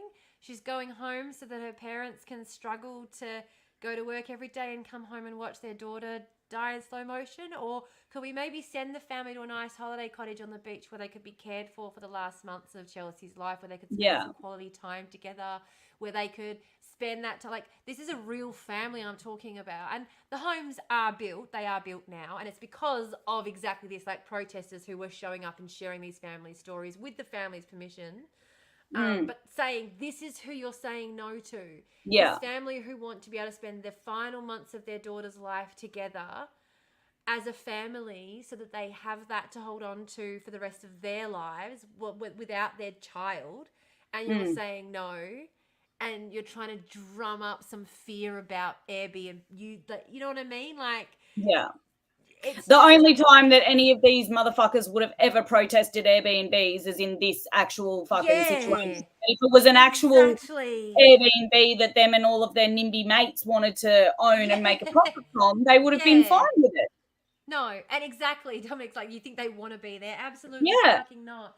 And more than this is the thing too with the person that I know who owns the house to be able to do the respite care. So Belle said that the person she knows has one client living there, and then her team. The person I know does it differently. No one stays there permanently. But they might have, like, let's just say, for example, 5 different clients, and one night a week they do respite with each client. So 5 different nights a week, they've got 5 different clients there. Because like that's the rest of the time they live with a family member, or some of them live independently, but then there's still part of their plan is to do one night a week at the house. And makes sense. So the alternative, because this is in like a rural area, there isn't the option to really do respite at hotels, because they only have like motels in the area, which don't really have the facilities for people who require accessibility. So this person was finding themselves in a position where they were like, okay, my business has grown. Like, I've now got this many clients on the books that require respite overnight care. And they were having to look into, and a couple of times it had to hire, as much as they hated it, a fucking Airbnb to fucking stay in with their respite fucking client, because there was nothing else available at the time. And it's a rural area, so you've got very limited options in order to have a place that meets the requirements, that are safe to stay in. And the only option a couple of times were they literally did it maybe twice and stayed in an Airbnb and were like, I'm not fucking doing this, and I'm not giving my money to an Airbnb owner just for a client's parent to be able to have their night of respite care. So they bought the house and were like, this is a better use of money, like this is a better way to do it. So they used the equity on their home that they already owned, that they live in, their farm, and bought this house. And now it's a safe, and they've been able to deck it out, make it for the clients. So they've got like all sorts of cool stuff in the backyard of little workshop-y, like, you know, skill things that they can do. They've got different like stuff set up in the house for skill building and all sorts of cool stuff. And they've been able to really make it personalized and everything like that, which is awesome. And the only other person I know that I'm friends with that owns multiple properties is a friend who bought their mum's property when their mum was going through a divorce, so their mum didn't lose the property in the divorce. And essentially the mum just pays for the house as she was before, but she didn't lose the house in the divorce. But the daughter used the equity out of her unit that she already owned to be able to purchase the mum's house for her. Does that make sense? Yeah.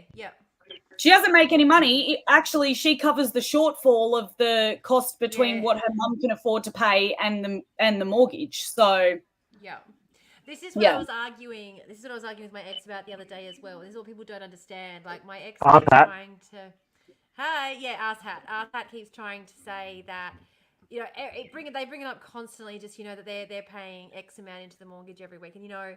Well, you know, I'm giving you this amount of money every week, and I keep reminding them, no, you're not. You're paying that amount of money towards your mortgage, your debt. That's money you're putting towards servicing your debt. You don't just forgo that debt because you don't live here anymore. And they keep going, well, you know, I'm like, I'm paying 3/4 of it. Like, you're putting a drop in the bucket towards it. Any landlord would have to do that. Like, what do you... just because the market is insane doesn't mean that you get to profit off of it. Because no, this isn't an investment property. This is a home for your children.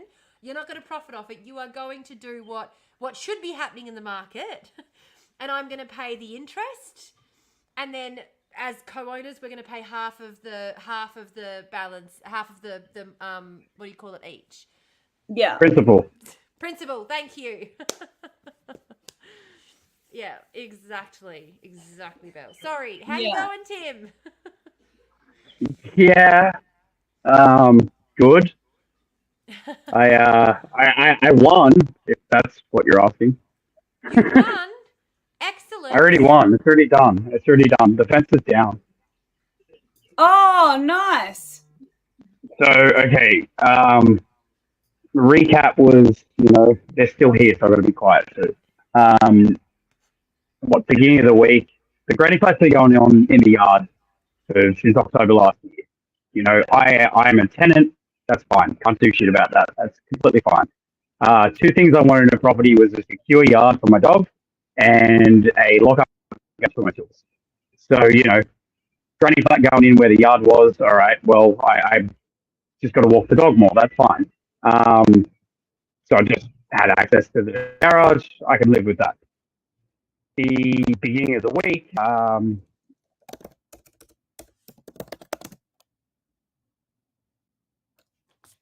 Wait, what's happened? It's a fence. It's not a gate. Like, I do not have access from the back of my house to my shed, to my garage, to my carport, anything that I'm leasing. So I just let it go for a couple of days.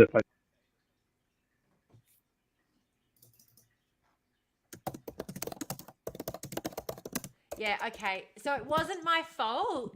Tim was breaking up. Yeah, I thought so. I was like, hang on, what's happening? And then I was like, is this my fault? What's going on? I was adjusting his mic settings and then we lost him and I went, oh, shit. Breaking things on the way to fixing things, yeah. And then Kim's accusing me of breaking things and I'm like, bitch, where? I don't think so. Okay, let's try this again. I'm making a new background for having multiple guests too, now that this is becoming a regular thing. Hello. Hi. What happened? Was it my end? It's probably my end. Oh yeah, that was definitely your end. We weren't trying to get rid of you. Yeah, no, that's fine. I just wouldn't be the first time someone's trying to get rid of me. But that's fine. I'm outside on 5G, so it makes sense. What was the last thing I said? It was the situation where we have heard nothing. Your sound has been fucking up the entire time, so we have heard fucking nothing, mate.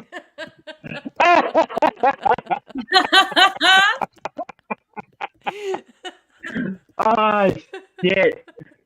All right, hang on. Wait.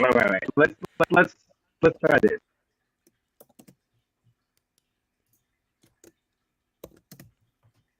Hang on, let me see. Hello? Hello? Hello? I'm adjusting. Hang on. Oh, yeah. What the fuck is going on? Okay, wait. I think I got it. Are you messing with your mic settings? Can you hear me? I can't hear you. Tamara's talking. Rach is sitting there. I'm just typing something, but I can hear. Can you hear me? All right, fuck this shit. Your sound I'll come back perfect. on in like 10 minutes if you guys can hear this. Your sound is perfect. Yeah, tell the story. Talk. Stop. Talk. Talk. Talk, Tim. We can hear you. No. Damn it. I was like, Tim, you're clear. Just talk. It's fine. Your sound was finally good. Damn it. All good. Oh, well. All good. I'm going to do a new layout for multiple guests, though. How many guest spots should I make a spot for? So on the 15th, so here are some of the games we're going to be playing, guys. Okay. And I'm going to make a poster. And I'm going to make a poster and I'm going to put it in the Discord and we all have to share it everywhere. And I know there's only like 3 people here now. So I know I've only got 7 on my TikTok as well. Surprise, surprise, when the views went down. When was that? When we started talking about the GoFundMe, obviously. Oh, of course. Let's go back to talking about selling dirty undies. Get that number back up to 10. Far out. I know. Maybe like yeah, when we stop talking about undies, Kim's typing it as I'm saying it. Get out of my brain. Yes, we do love our lurkers. Absolutely. We do. Support our lurkers. We do. 100%. I'm a lurker. Oh, for sure. Me too. I'm a big fan of the lurking. I'm a big fan of the lurky. I'm actually making tea. Fair enough. So no, but okay, I'm going to make a poster that we have to share everywhere, like all over our social medias, in all of the groups that we're a part of. So we're going to have games. We're going to be playing like Dungeons and Dragons. We're going to play an Ozpol quiz. I'm going to get Rach. I'm going to get Pingers. I'm going to get Leftist Down Under. I'm going to get Lila, RPG. I'm going to get like any of those political Aussie TikTokers that you can think of. Nice. And we're going to do an Ozpol quiz. Amy, the sheep, is doing the quiz up for us. Oh, cool. Suck balls. I'm going to absolutely suck balls. I'm actually going to go on a weed break between now and the 15th. Oh my God. Yes. So I'm gonna have a weed break for Gaza in order to raise money for Gaza. Put in for leave, yeah. So we're gonna have a quiz. We're gonna play games. We're gonna play a round of Among Us. It's gonna be a whole lot of fun. We're gonna see if we can get Wael and his family on the live as well. I've also approached That would be really cool. Yes, I've also approached some other big content creators about jumping on for a bit just to say hi, like some of the bigger Aussie content creators who aren't necessarily political, but at least they might jump on to say hi, just to lend their support and Nice. stuff. Why is it on a Wednesday? That's a really good point. I did not think about that at all. Honestly, because it was the 15th of June was the date that we originally chose, and I just went 15th. Nope, May. Also, ad break in a bit. Perfect. Have I packed it? I've got bonus content ready to go. Thank you for the heads up, Kim. Yeah, let's have a look and see if that date's not going to work. I didn't think about that, did I? What day is it? After all, should we do it on like the 18th? Is that a Saturday? Sunday? Saturday. That's next Saturday. Yeah, we can do Saturday. So do it next Saturday? Well, if that's what everyone reckons will work, I mean, I suppose people are at work, aren't they? Every other day they are, yeah. So we probably should have thought about that, but anyway. I can't do next Saturday. Damn it. Why can't you do next Saturday? So it makes a little difference.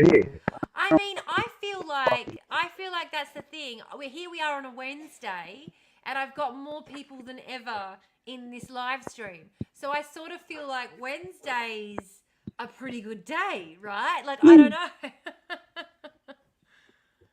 Or is that just me? I don't know. My thought too is like, because it's going to be the 24-hour one, right? Yeah. I find sometimes with content, has it started? Okay. Oh, I can still say this while the ad break's on because it's not really relevant to everyone. I find Emery can't do Wednesdays, yeah. Oh, well, we need Emery. We do. We can't do D&D without Emery. So yeah, that's a good point. What about then if we do like the 17th and 18th? What if I do a 48-hour stream? What if we go really hardcore? Hang on. Yeah, who will unbreak the things, Kim?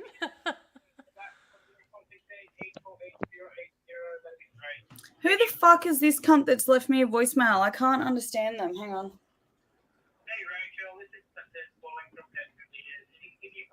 Something heaters? Oh, Wait, you I couldn't what? hear Your it. Your landlord's probably given them your number without telling you what's going on, because they do that Is it a sometimes. what? I was going to say, have you got water heater issues? No. What if you don't ever shut it down till it's funded and we just make shit up? So we start with a 24-hour live, but then we just refuse to turn the live off until we reach our goal.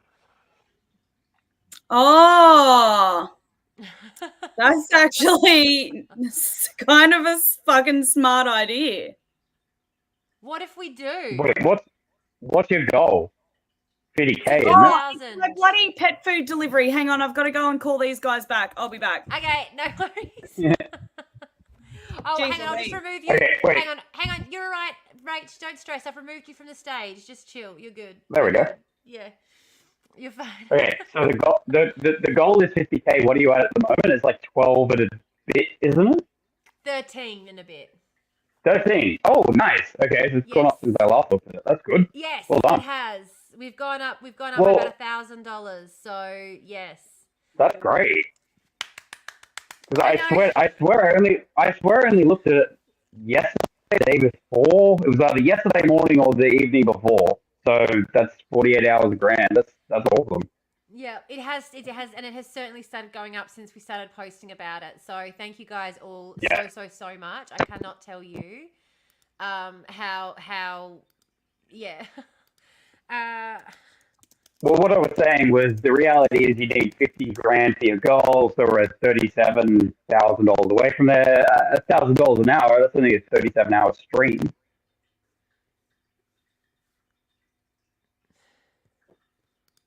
Sorry, my Doesn't matter. my other screen started making noise. Sorry, what was that? I couldn't hear you. That's cool. All I was saying was, you're $37,000 away from your goal. $1,000 an Yes. hour. I'm sure. Obviously that's an average. Because people are asleep. The reality of that is people are asleep. So, some hours will be busier than others, but I think that's doable. 48-hour stream to raise 37 grand.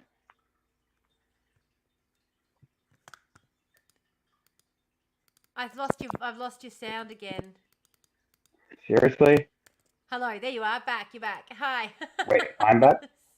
Yep, I could hear you the entire time. Oh, can you? Okay, sorry, I keep losing you. Well, I'm inside. I'm on the Wi-Fi now, so I don't know. I don't know. I'm on the other side of the house because the landlord and the father-in-law are still here. I've got to be quiet. Can't talk too loud inside my own home. God, that's frustrating, isn't it? It's incredibly frustrating. Yeah. But I think, I'll wait for Ray to come back before I've got to be honest though, Yeah, guys, go. I really do like this. I'd just be breaking plates. I missed the ad break. I missed the chance to do my bonus content. Damn it. Damn it. I'm going to have to just do it anyway. It's fine. Yeah, well, you're on Twitch now. You're on Twitch and Rach isn't here. That's true. TikTok's Rach not isn't here. So Yeah, now's your opportunity. It's fine. Now's your opportunity. Go for it. Go, go, go, go. What I love about this though is Rach doesn't even have to be here, and we're still streaming to Rach's site for her. So we're still getting her those hours of views. We're still getting her this is what community is all about, guys. So everyone needs to get their own bloody Twitch logins and then just log into the StreamYard with your Twitch logins, and I'll just stream to all of your different locations so you can all earn money from my streams. Yeah, you guys got to teach me how to earn money from that shit. You get to that point. I don't think I have enough followers, to be honest. No, and that is the hard thing. That does make it tricky. I am trying. Oh, you're trying at 50,000 on. I mean, that's TikTok 52, isn't it? You're trying. I haven't even made $2,000 yet. I haven't even made 2,000. I'm not gonna It's a lie grind. though. 50,000 on TikTok doesn't really equal a lot in terms of, until you kind of get over 100,000, you don't have any kind of guaranteed engagement. Like anyone who is able to take a break for a week and then post and still get engagement, you have to have over 100,000 followers. Anywhere between like 3,000 and 100,000, if you do not post every single day, the algorithm forgets about you immediately. Yeah, right. Rach needs followers and lurkers though. I don't know why all of the chats aren't showing up on the chat. It's very confusing. Sorry, What? go Tim. Ignore me. No. I was questioning. What do you mean that the chat isn't showing up on the chat?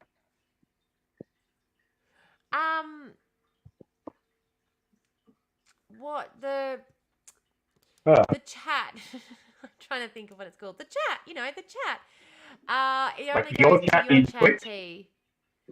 No, as in, so okay. So Restream is showing part of my Twitch chat, but not all of my Twitch chat.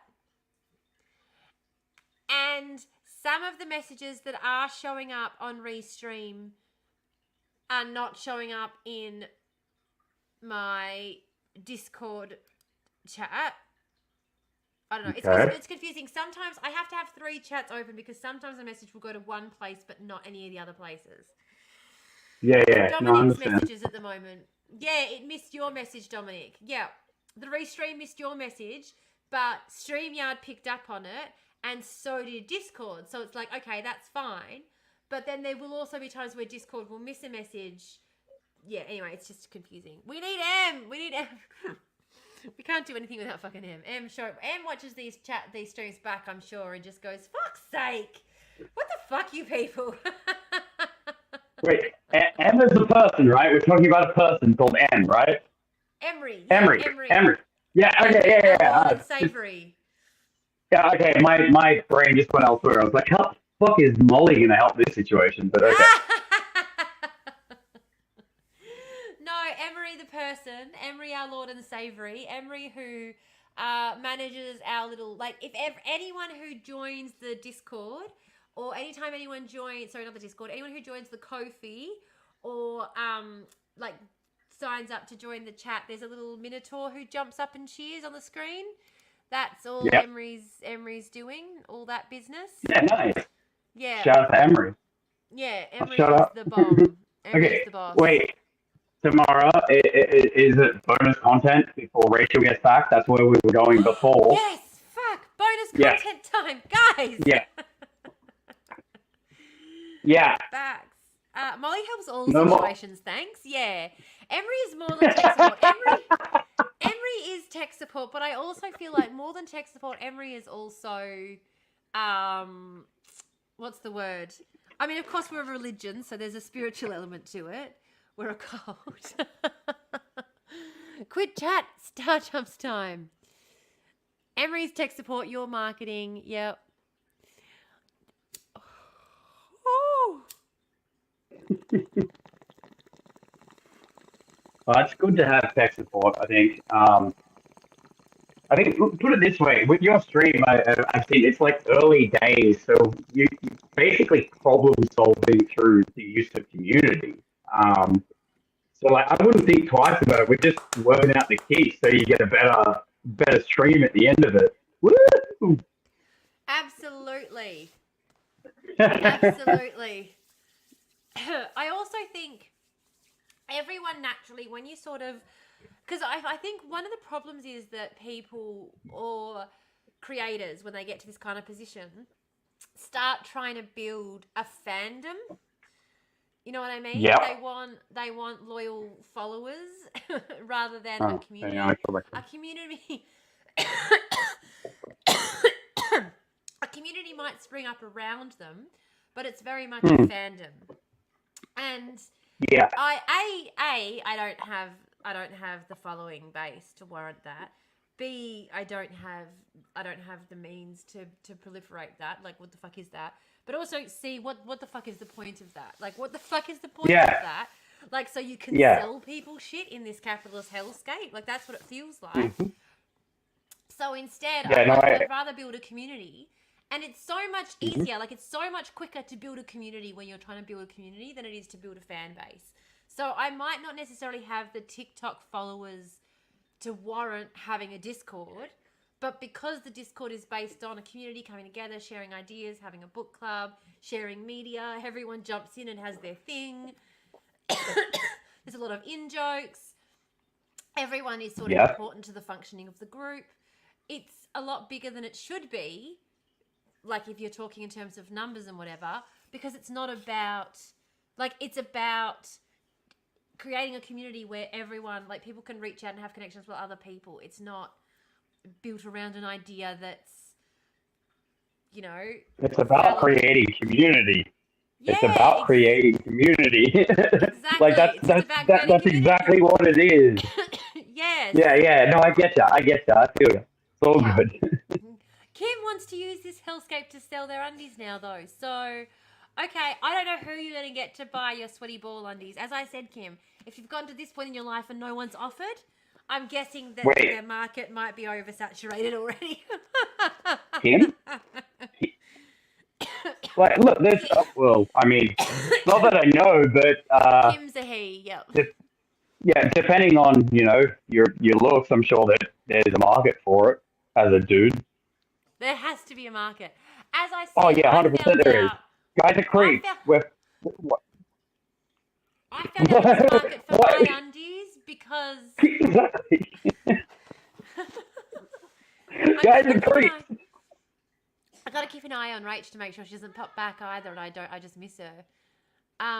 We need to show T the orange is the new black eps about the undies we can manufacture on the commune. Yeah. Well, you need to watch. I've got some very You need to watch for some very lazy undies. I will now. Yeah. I don't have Netflix though. Yes, dude. Sorry. Neither do I. I mean, look, they put it this way. They give us so much shit about, you know, you've got to sacrifice. I have no subscriptions to any streaming services. Like, in terms of sacrifice, I got nada. So that's why I'm doing what I'm doing. In terms of, getting it through Netflix, old school. You're a millennial, you know what to do.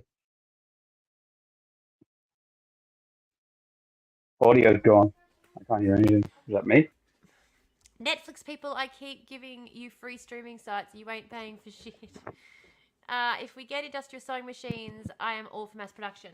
I have 8 sewing machines. Hang on. Every time I say this, I have to count again because I always forget one. Whenever I do this, every fucking time I do this, I forget one. So you forget a singer, don't you? I forget a singer. Yeah, you forget the singer, don't you? Forget the singer. I've got 3 singers, mate.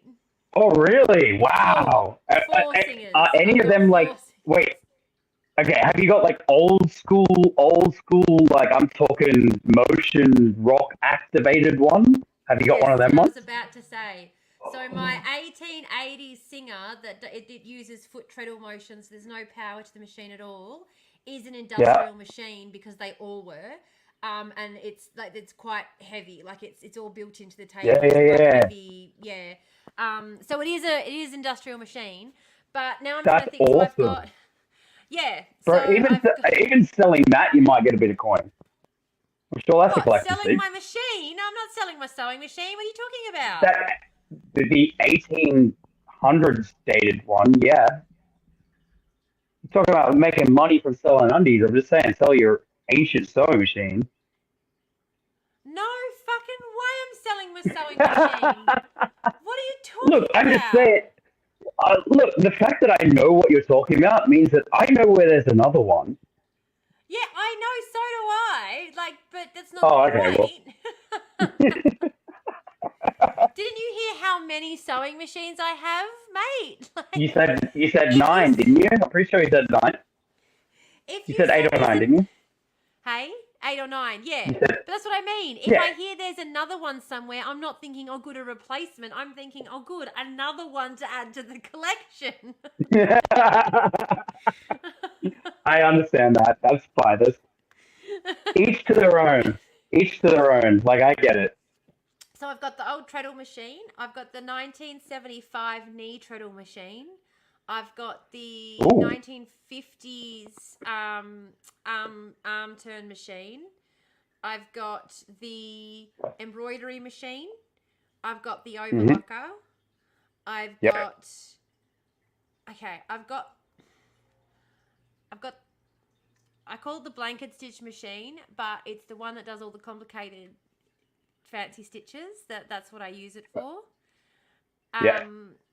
I've got the machine that I basically just use for buttonholes because the buttonhole machine on my fancy stitch machine is broken. So I've got my buttonhole machine. That's fine. Like, that's the one thing I know how to sew with buttons. As a guy, I like, just out there to the boys, learn how to sew a button on your pants. They will last forever. I swear And to God. learn how to do a blind hem stitch as well because it is a very quick stitch to do. Takes no time at all. And the hem on all your pants is the thing that's going to fall down first. What's the hem? Yeah. I know who I'm leaving my machines to then. T's World First Library of Sewing Machines. Well, I keep imagining on the commune, guys. So we're going to have the big area. So there's going to be the big area that's going to have the commercial kitchen in it. And we're going to have the family dining area where you do not have to come and eat, but you are always welcome to come and eat family dinner. And it's going to open out onto the big deck area, like that we're going to be able to open up so people can come and whatever. And we're also going to have like the craft / sitting area. But in there, I'm going to have stations set up with the sewing machines just available all the fucking time for whoever wants to be able to come and use them. But I'm also going to have all of the materials there and all the information on how to maintain the equipment and how to care for it. And so everyone can use it, but everyone's responsible for maintaining and caring for it as well. And the reason is because I think learning how to sew, learning how to take care of our clothes, like learning these skills is going to be something that's going to be very, very, very useful as time goes on, become more and more useful rather than less. So everyone should have access to this. I've also got a machine that allows you, it's completely hand controlled, so you don't need to have any foot control whatsoever. So it's really great for people with disabilities. That's cool. Yeah. So I do have 9 machines all up. Nice. But I mean, like you said, they all have their own purpose, right? To some degree, they basically all have their own purpose. And then it makes perfect sense. And look, I am not going to tell you that I do 90% of my sewing by hand. I'm not going to admit that because that would be shocking. What? Yeah, that's a lot of sewing. Yeah, I really enjoy sewing by hand, and I do, because I do a lot of my sewing like while I'm in front of the TV or something. So like I just get the rhythm of it, and it's it's meditative for me. Like I use it as part of my meditative approach, like to the winding down. So in the evening, I turn off the TV and I put like a record on, and I'll sit there and do some hand sewing, and it sort of helps to relax my brain. I completely get that. Like, I was gonna say, like, machines that I still mainly sew by hand. Oh no, I get that. Like, there's ways to do things more efficiently, but just having your hands busy and your mind distracted, which is exactly what you're going for there. I get that. Like I'm a tradie, so like working with my hands, I'm doing that, but I've always got headphones in. I'm always listening to music, audio books, whatever. Like it's a nice split. And I think the thing is as well, like for me, especially with hand sewing versus machine sewing, is it gives me a level of control that makes me feel like I'll quite often get to the point in a project where like I have to do some machine sewing on it, and it almost makes me feel like I'm detached from the project a little bit. But I get so much control over my hand sewing. Like I made an apron and I was putting the gathering stitch in, and I was on the exact same stitch the entire time, counting threads to get my gathers exactly perfect. And then when I added the trim on, I was looping it over I managed to catch every single gather, and I was just and like my corset, I was hand stitching all of the silk into the corset, and just the level, I can't tell you, the level of calm it gives me even just to look at it, because it's like the mirror neurons, it like reminds you, it's like watching someone do something, you get that same feeling as you do by doing the thing because of the mirror neurons. So it's like, Okay. by looking at having done it and then like remembering, I get that same feeling of relaxation that I did when I was doing it, like when I'm looking back at the perfect smooth stitches, like, you know. Yeah, I understand. Well, okay, I can break that down very quickly. Do you remember in high school, through English, it's the journey that counts, not the destination? Yes. There you go. Yeah. To Very this day, like even like so basically, you have the experience of making the product, or you whatever you're sewing, your apron, your corset, whatever. Yeah. And then every time you look at it, you get to enjoy the journey of making it. Like Yeah, I all totally over get that. again. Yeah. Yeah.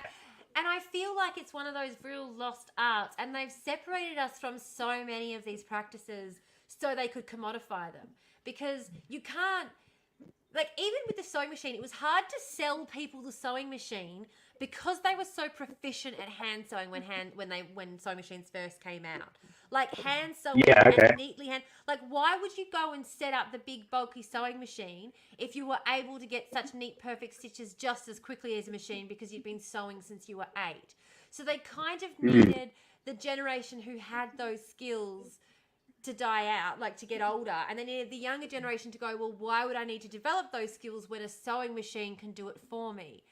And that's how they get the mass adoption of the sewing machine. And it's the same sort of thing today, getting us to adopt fast fashion because our clothes wear out and we don't have the skills to repair them anymore.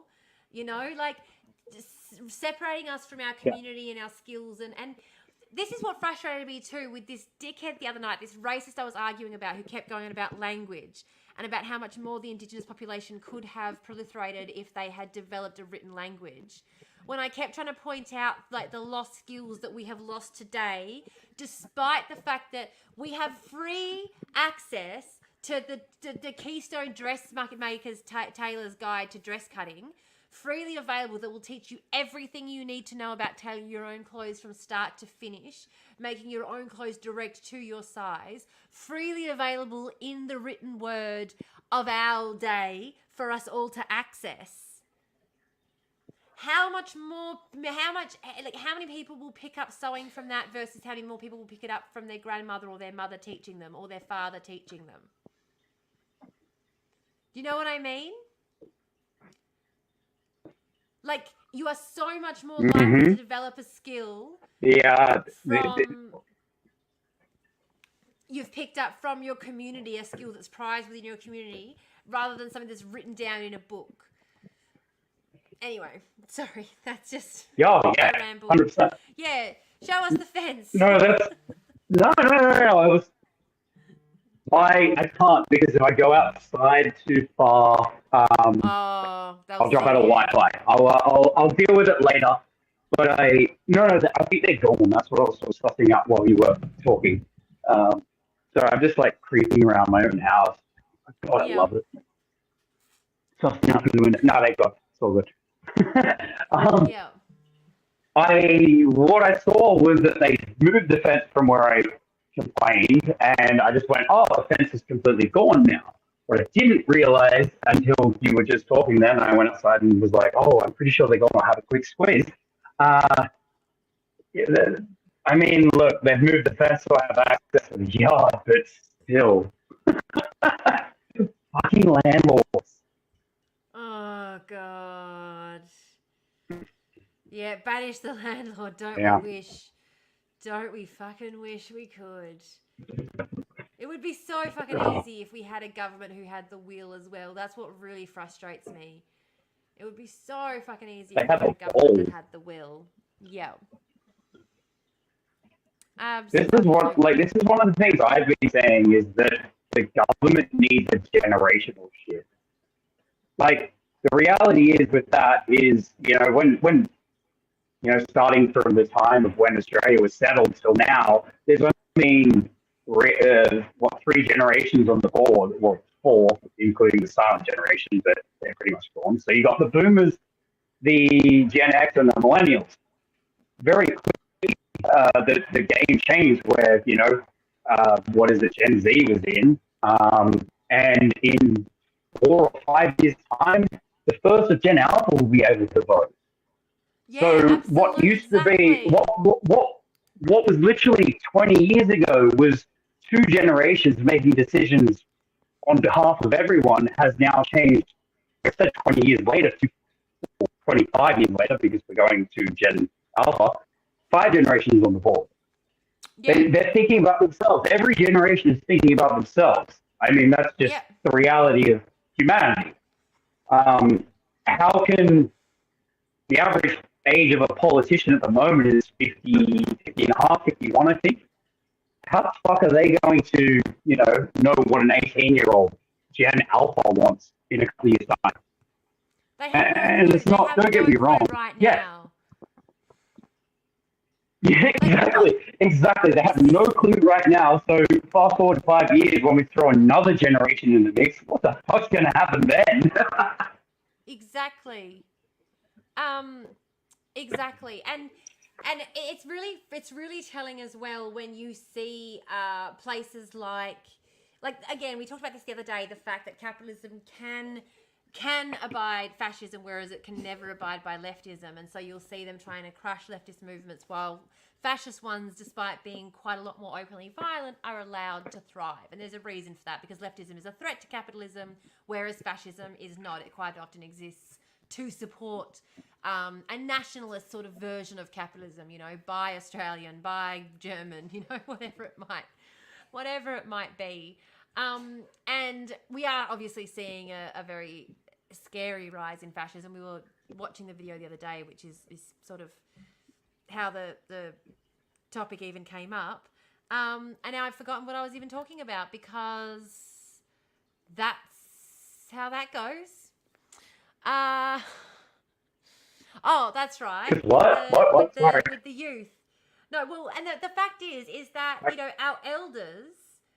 our elders who lived through these fascist regimes, it's almost gotten to the point where they don't want us even discussing fascism at all, because they're so scared of it, but they're allowing it to crop up as a result. Like, we now have the people who were previously victims of fascist regimes using those same tactics in order to get their own needs met, in this dog-eat-dog version of the world, in this sort of fucked up way.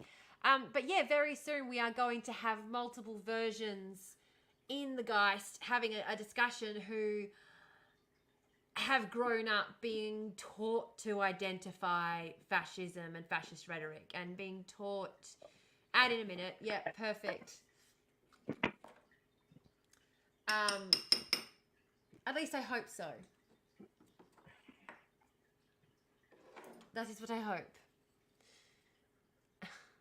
Yeah, look, I'm happy to hand over to 12-year-olds at this point. Every single time I have a discussion with my 8-year-old, they like to tell me, this is what people don't get as well. Like, I say to my kids are constantly, whenever they hear me talk about this, they come out and go, do you know what I'd do if I was Prime Minister? Like, they come out with their own ideas for policy and shit. I'm like, yeah, kids know what's up. Usually it's something like, do you know what I would do if I was Prime Minister?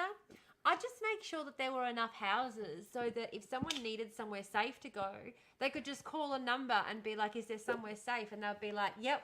Like, instead of having to call the police, you could call a line where they'd be like, this is a safe house. Someone will meet you there with a warm meal and a change of clothes and a towel and some shampoo. And they let you into a house, and it's like your safe house, for however long you need it. And I'm like, God, my kids are geniuses. What a shame that would cause the housing market to collapse.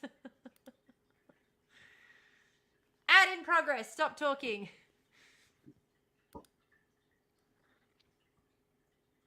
Yep. Exactly. Everyone gets lentil curry for dinner with naan. Everyone gets a house. World problem solved.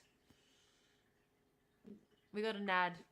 So this is bonus content time. Bone cone.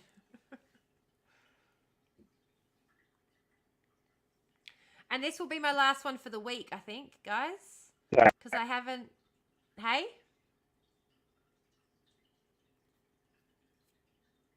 No, I'm having technical difficulties. I swear to Christ, it's me. Oh, you can't hear me. Is that what's going on? It's gone when you say things. Yeah, that's you too. T, you using Streamlabs, eh? No, I'm using OBS and StreamYard.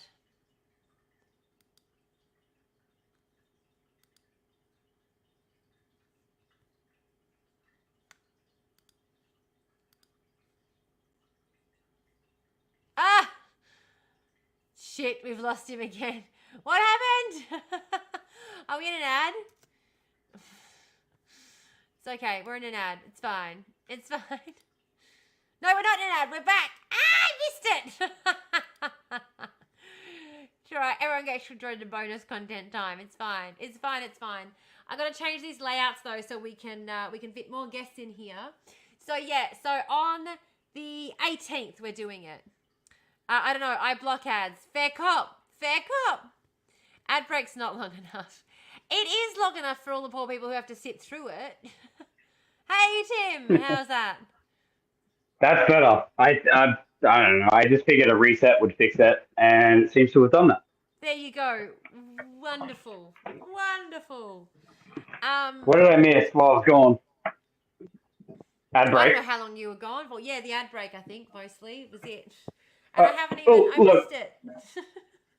I missed what would have been, I'm going to say, the last 7 or 8 minutes of your stream where you were talking because it was just all glitchy. Not that it really needed my input because you were just, the flow. So yeah, no, yeah.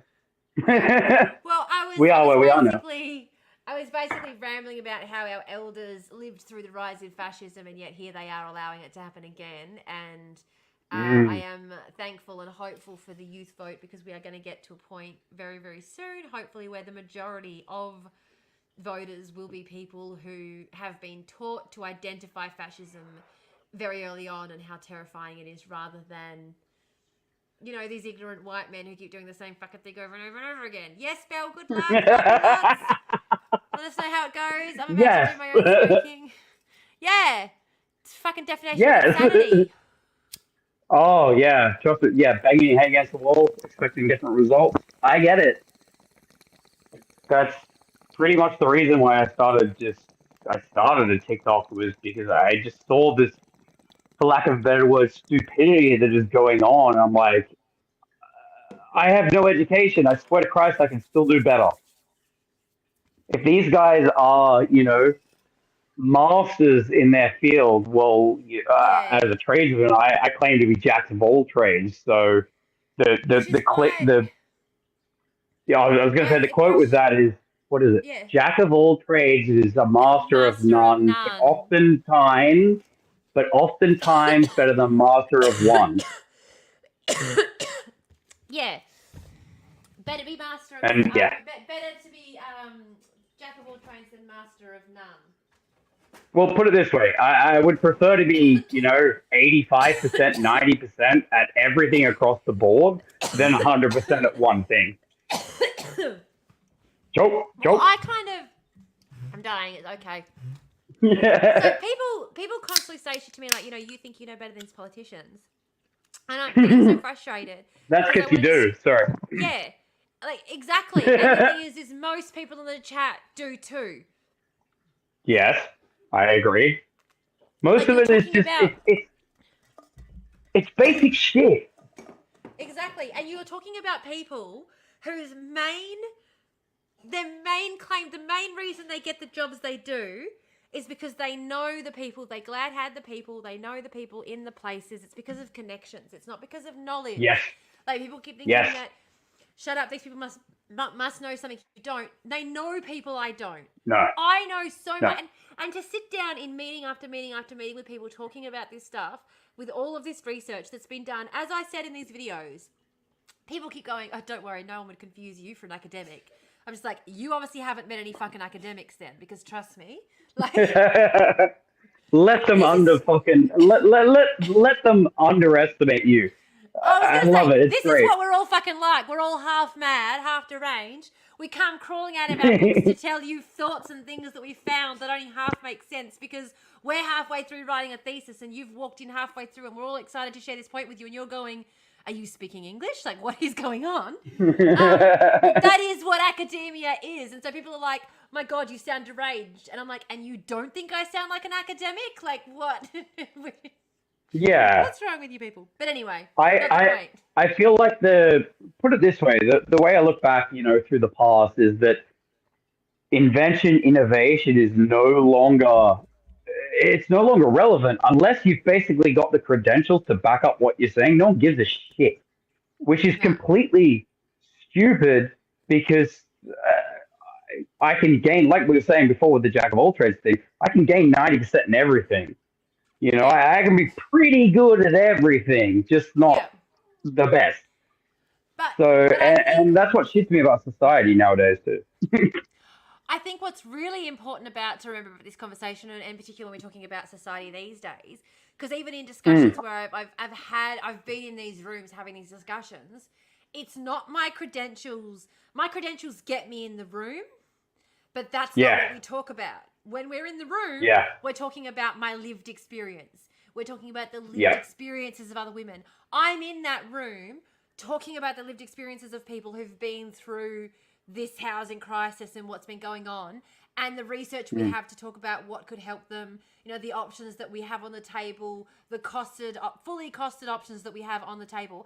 And what's really funny is people will come in, and this is another thing that I always find people will come in and they'll say, oh, you say fully costed. All it is that you're going to set up an arm a program that's going to help people in this wing, and it's going to be funded through this. And I'm like, yeah, that's what fully costed means. They're like, well, how's it going to operate? That has to be worked out through the program. Like we basically, it goes out to tender and we say to people, okay, tell us this is the program. This is what we want it to look like. This is the outcomes we want. This is because it's not about how it's going to work. It's about what outcomes are we trying to get. We say to them, like the government says to us, the not-for-profit organisations, we want a program that is going to decrease evictions by 80%. We want a program that is going to increase school participation for young people. We want a program that is going to increase healthcare outcomes, particularly for elderly people in regional areas. People don't realise, because this is why I say to people, housing first, and people go, you're trying to make this about housing. We have a housing program that is minimise risk of FDV. These are outcomes that they are the government is asking from the housing providers. There is no making this about housing. It is in the programs that you guys who are in the housing space have the means to do something about family and domestic violence. So you should help minimise that as part of your program. And that is the government going, this is what the program's going to do. This are the outcomes it's asking for. This is how it's going to be funded. They put that out to tender. And then people go, oh, yeah, but, how's it going to operate? It doesn't matter. It's fully costed. They put it out to tender. It's now up to the private organisations out there to figure out how it's going to operate. You know what the program's going to do. You know what its KPIs are. You know how it's going to be funded. That is what fully costed means. And you try and explain that to people and they're like, okay, but how's it going to operate? No fucking idea. That's not the point of fully costing a program. That's not it's about working out what our goals are, what outcomes are we're looking for, what metrics are that we're going to measure them. So after 12 months, we want a 60% increase in school participation. That's how we're going to measure it. We give it's like when you go to university and you get given the what's university? It's literally they give us a marking guide for how we're going to be marked on the program. And then throughout the course of the program, we figure out how to make that happen. And a program might last 5 years, and you may not figure out how to really make that happen reliably until year 3 or 4. You come up with a plan, but then the whole way through the program, you're changing it. So one of the things we did was hoarding was a big issue for some of the regions. We set up hoarding classes where they would get together with other people who were also suffering from hoarding, and they would all learn together in an environment so they felt less isolated and they felt less singled out. Mhm. and it was less Mhm. less personal, and so it broke down those barriers and it made it more easy for them to talk about. So that was one Yep. way we were able to help. We didn't figure that out until 4 years into a 5-year program. Yeah. Like Like, you know. you have put it this way: you have an idea, you need time to actually gain data from that idea. Like Yeah, and also the get idea people to itself trust is you solid. to Yeah, yeah, yeah. Connections, community, right? 100%. Like, And then you hmm finally get it happening, and they pull funding because it's a new Yep. government and they want a new program. They Yeah, want something that's shinier yeah. and new. Oh, the short-sightedness of every fucking government. Every time there's a change, it's like, Every yeah, time. what's the next 4 years gonna be fucking like? Yep. God. Yep. It's just I love this. I Absolutely. love the South Park analogy of, I mean, it was the American government, but it was the choice of a turd sandwich or a giant douche. Same applies here. Yep. Yep. There's no other. It's a two-party system, right? So we're choosing Yeah. between a giant douche or a turd sandwich. And this is the thing, everyone keeps saying to us, if you keep dissing the Labor Party, then the Libs are going to win. And it's like, no, you perpetuating that rhetoric is going to make that happen. Like, if we Bro, all say, The yeah, Labour Party have done themselves in. exactly. It's not about what anyone, I put it this way, the last couple of videos I've posted where I've, criticized the Labour button, fucking Albo in particular, the end of the video I said, hey, Albo, what you should do if you want to save face for the next election, resign. Yeah, Like, I absolutely. was being like, what's the word? No, not, Facetious? no. Oh shit! Like you critiquing someone. I'm mind blanking it now. Like politely critiquing someone. What's the word? You get the point. I was Yeah, basically suggesting to them, I hey, can't think of the word, but I get the hey, point. yeah, Yeah. yeah, yeah, yeah, I'm blanking it. I was basically saying, maybe you should probably just hand it in Oh, because you guys have zero chance now. Anything you do apart from resigning is not going to be great no, for you. no. And I think, unfortunately, really, Mm.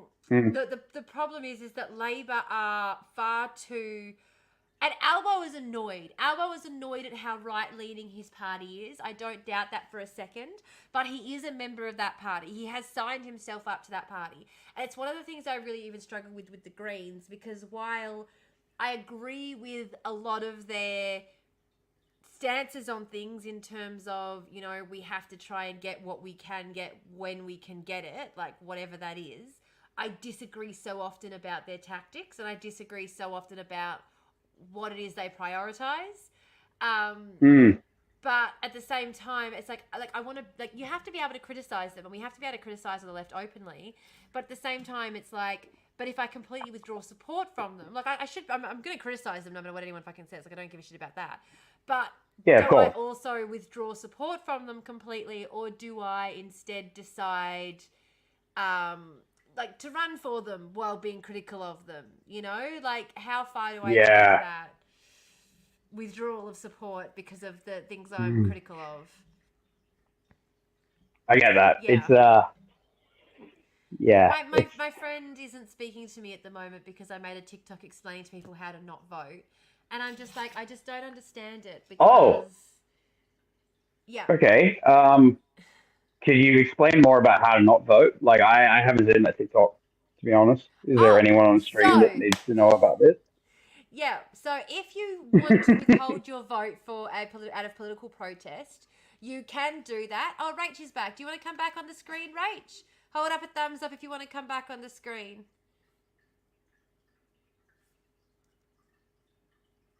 No thumbs up. So Rach doesn't want to come back yet. Okay. Okay, she's turned her screen off, so I can't see her now. That's fine. But so if you do not want to vote, okay, you want to withhold your vote for a political reason, you can do that in Australia. So what you do is you don't go to the ballot box on election day. You sit at home and watch your telly and twiddle your thumbs and, you know, just swallow the panic, because sometimes the anxiety overcomes you a little bit, even though you know that you are completely within your right to withhold your vote. You will get a letter in the mail a few weeks later, and the letter will ask you to either pay a fine or explain why you didn't vote. In the box that it gives you to explain why you didn't vote, in that box, you simply can write that you refuse to support any government whatsoever, even tangentially, that refuses to call for a ceasefire in Palestine. And so you're using your political right, your political freedom of speech, to withhold your vote for a regime that supports genocide. And they will literally go, okay, no worries, and they will put your little letter in a little pile, and you'll probably end up on a little bit of a list as somebody who could possibly get a bit extreme later on in life. Careful. But like, people go, oh, it's not going to do anything, it's not going to do anything. Like, I'm sorry, but writing into the government to tell them that you're withholding your vote for them because of a geopolitical conflict that they have a direct involvement in does get their attention. It's like, this is somebody who's paying attention and who's willing to take a political stance on something, to the point of not just withholding their vote, but writing in. This is why it's important not to donkey vote and not to just pay the fine, but to write in and explain why. Because people go, oh, they don't even read those. Yes, they do. If someone's going to write in with a political reason to withhold their vote, that is the kind of thing that they pay attention to. Absolutely it is. I'm sure I'm already on a list. Crystal clear. That's perfect. That's great. Yeah. Like, no, because you basically cleared everything up. Like, because in my mind, I'm just going, if I want to get out of voting, I can just go donkey vote, which is go get my name ticked off, piss off.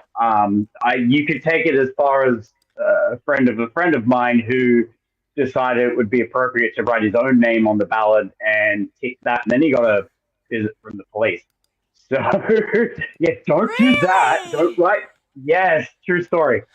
True story. I swear to Christ. God. Sorry, I swear to everyone. I don't. Yeah, sorry. I swear Don't to mean to Emery. offend anyone. Yeah, I swear to Emery. There you go. You got to add that on the Twitch as one of the things. I swear to Emery. I swear to Emery. Yeah. So don't do that either. But thank you for clearing that up, because I mean, look, I've been a voter for 18 years now, and something this interest, I've gone this year. Sorry, I've gone. I actually give a shit now. So it's nice to clear that up for everyone out there, myself included, who didn't know what your options are. And that's the thing, people in a democracy, it is an option, and it has to be an option that you are aware of in order for it to be an option. And people can be angry because they can be like, but like, I had people messaging me saying, what do we do? And I said, you can people saying to me, I want to withhold my vote in support of Palestine. What's the best way to do it?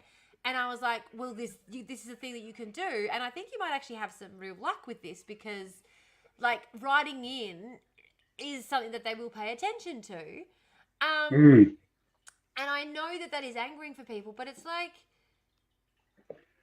well, look, at the end of the day, if you sit there for an hour and write a letter, you'd be surprised how far that can go. Yeah, exactly. And I think I'm definitely already on a list. I know I am. And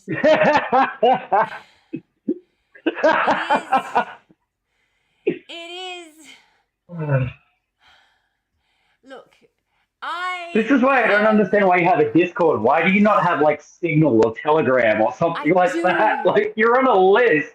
I do, and there is a group in the Discord for Signal chats for people who want to have those kinds of chats. Is this the beach chat? Yeah, there is a beach fishing chat. Yeah. Okay. So, look, the thing is, okay. So here's the thing, right? I have been politically minded since before COVID. But what happened was, all right, story time. So. Yeah. The space is yours. Like, I have a chance anyway. When COVID happened and we first shut down the borders, I was a very nervous mama whose recently separated ex-husband was visiting New Zealand with her 2 children. And I foresaw him using the border closure as an excuse to keep my children over there. And I kept trying to peer pressure him to come home early, and he didn't want to. And then when he got on the plane to come home finally, he was then forcibly removed before takeoff because they had at that point closed the borders, and he is not an Australian citizen. So he was deplaned, and of course our 2 children who were with him were also deplaned. So I pulled over my car, and then I got on the phone, and I didn't get off the phone until I got through to somebody who said, how the fuck did you get through to this number? This number is not available to the general public. You've come through to the minister's office. And I said, Sorry. Get my ex-husband and my children on that fucking plane and back here now. Right fucking now. Like, because I was losing my shit, and it got to the point where they transferred me through because they were just like, I was through talking to Homeland Security, and they were going like to our Home Affairs office. Oh, and the Home Affairs office is going, they're like, excuse me, I need to put you on hold. And then they came back and they were like, how did you get through to this number? And I was like, someone transferred me because they could hear how hysterical I was that you have taken my 2 Australian children off of a plane in New Zealand and told me that they are not coming home because you've closed the borders. And then she's like, okay, and they put me on hold again. Obviously no customer service because this was not a customer line at all. And she picks up the number and she's like, okay, what's the plane number? And I gave her the plane number. She's like, okay, puts me on hold again. Wow. Wow. Like, wow.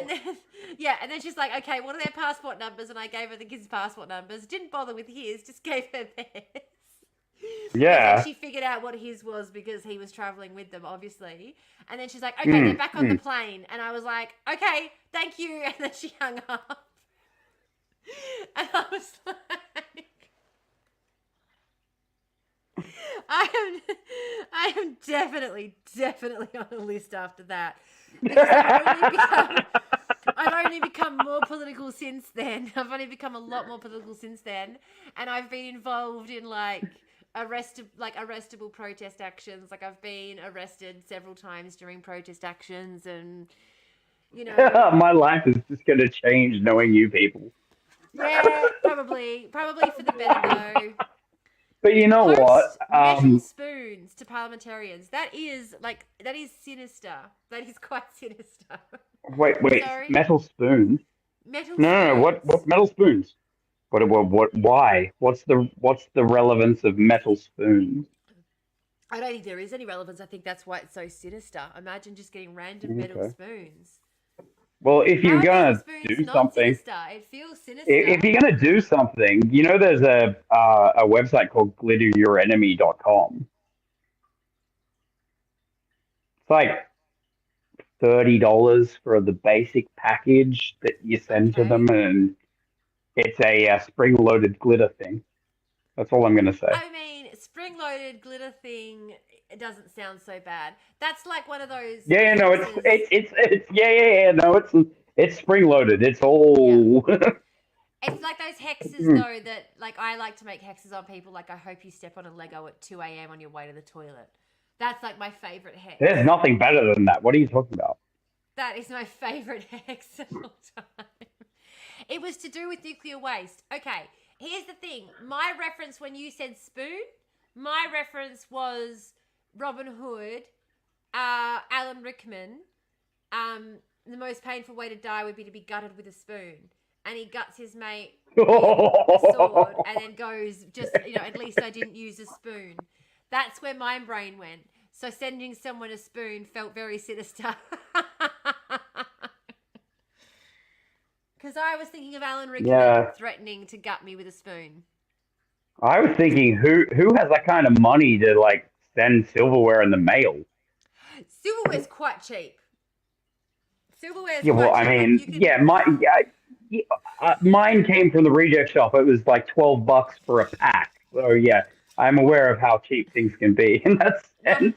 No, I was going to say silverware's quite cheap. You just take it home from the restaurant when you're done. Take it home from work with you when you're done and wash it. To be fair, that's how I have all of my drinking glasses or schooners. I have a cupboard full of drinking glasses that I took home from work. It's like a game, right? Like it It totally is! becomes a game. Can you get the whole set? I would never use a spoon. There are so many of those pricks, you'd need a French solution. Yeah, absolutely we would need. Woohoo, the great one has arrived. Who's that? Is that you? Kentao? Kentao? Is it Kentao? Ken. Oh, I can't see what that is. Stop it. You get the dish pig to wash them first and then you steal them. While you're wrapping them. Steal them while you're wrapping them.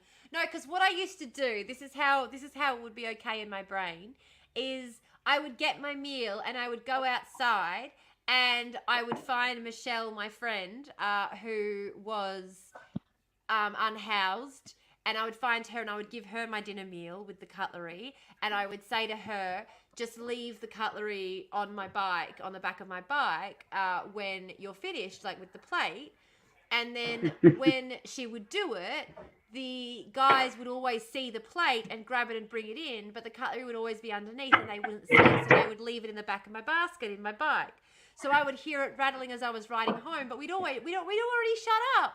We'd already shut up for the night. So why am I What can I do? What can I do? What can I do? What can I do? Not my fault. I mean,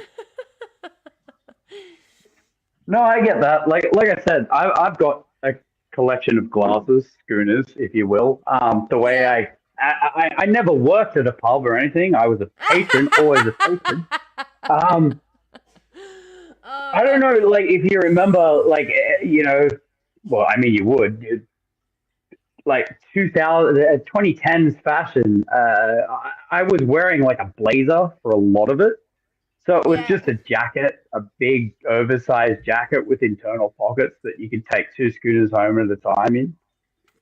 Yeah. That's pretty much how I got my glasses. I was going to say, I'm pretty sure I have, Kim, within eyeshot, I reckon I have a tea towel I've also taken home in my back pocket from work. But we had these special tumblers that looked like a tiki head. And why has the camera moved? That is so weird. It just does this while we're live sometimes. It's like it just moves in the other direction. It's so weird. I don't know why it does this sometimes. It's just bizarre. It's just bizarre behavior. Bizarre. Wait, in terms of your camera? Yeah, my camera. It's because I've moved. Well, I've moved like from where I'm sitting, viewing the screen. My positioning has moved. I was in the bottom left of your chat. All the time. I move you around all the time. Oh, okay, yeah. That makes sense. It's like his eyes were drifting over towards the kitchen. I'm like, fuck off, come over here. What are you doing? What do you think you're doing? We're having leftovers for dinner. Relax, it's fine. Wait, what's leftovers for dinner? Sorry, I'm hungry.